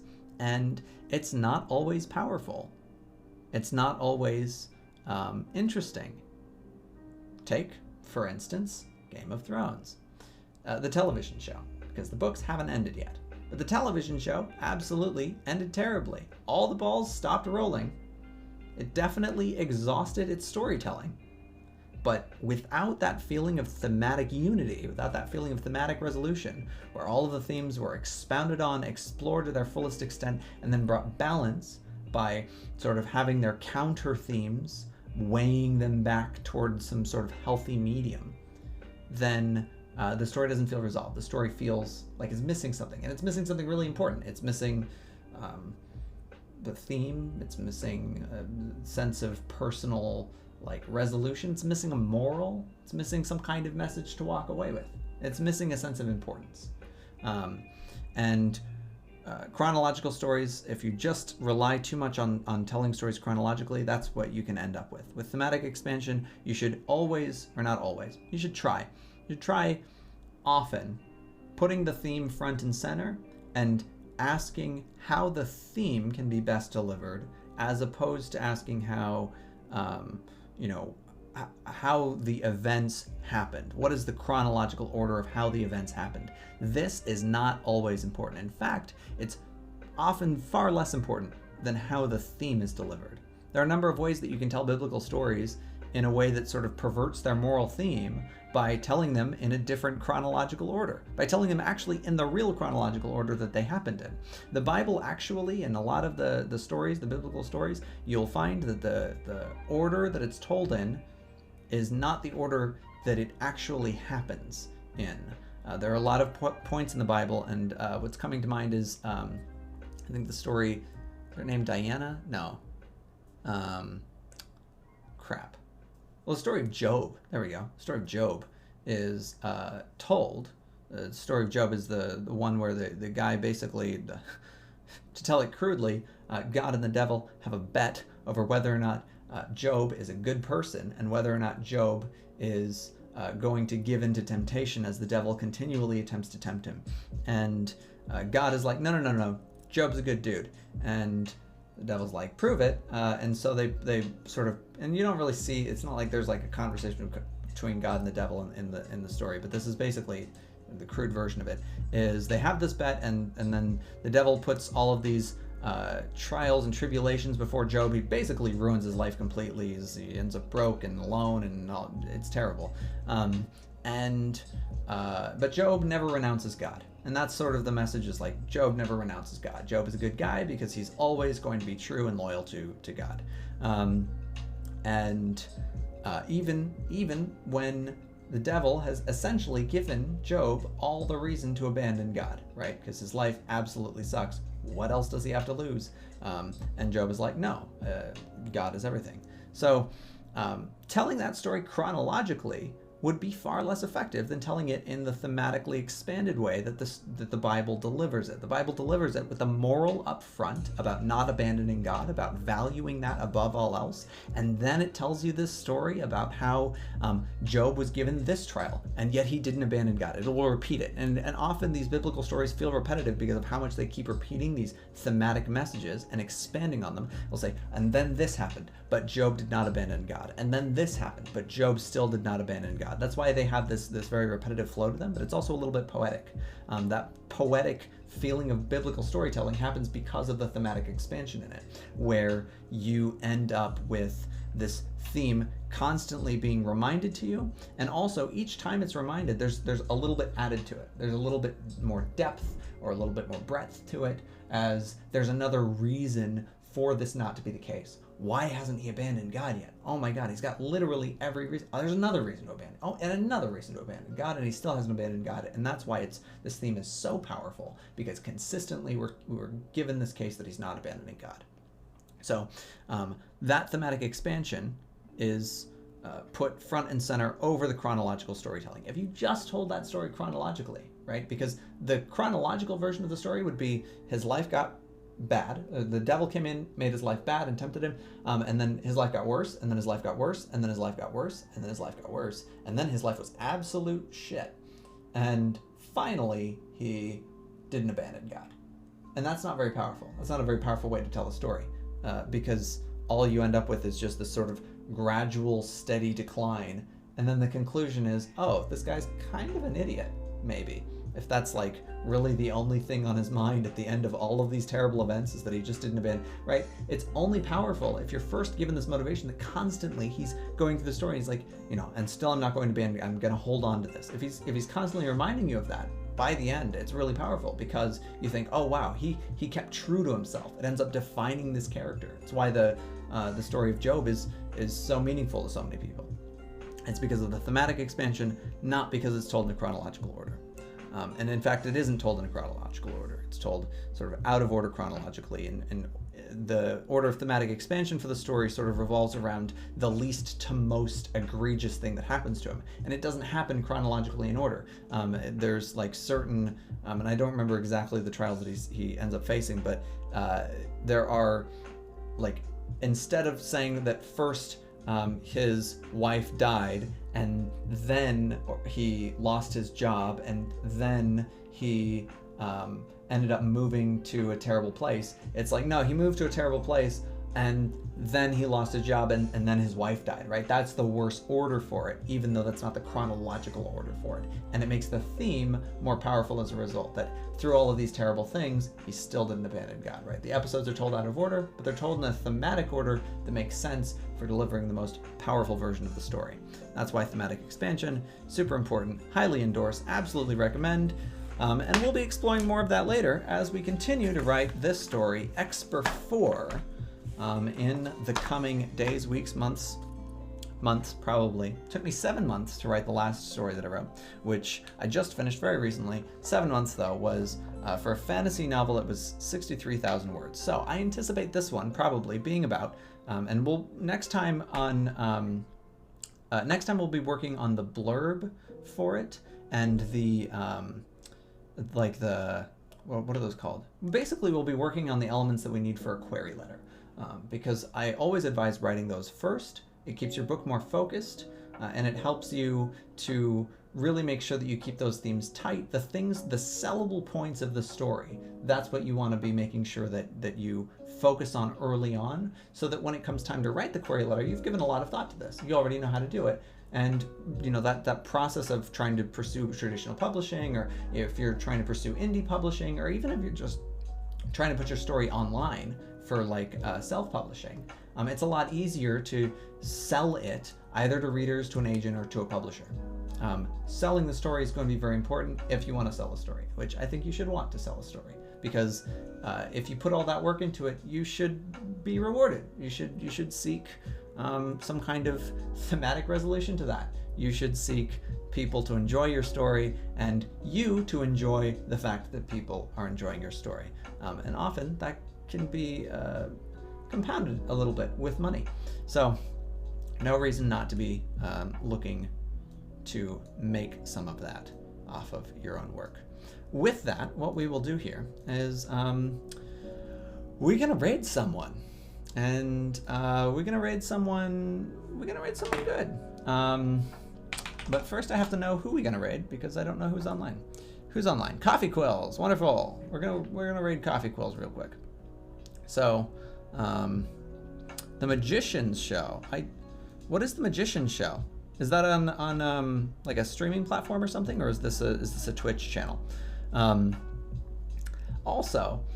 So next time we'll be working on those blurbs. We'll be working on the pitch, the elevator pitch, and we'll be working on the sort of the query letter pitch for agents and publishers and whatnot, so that we can sell the story.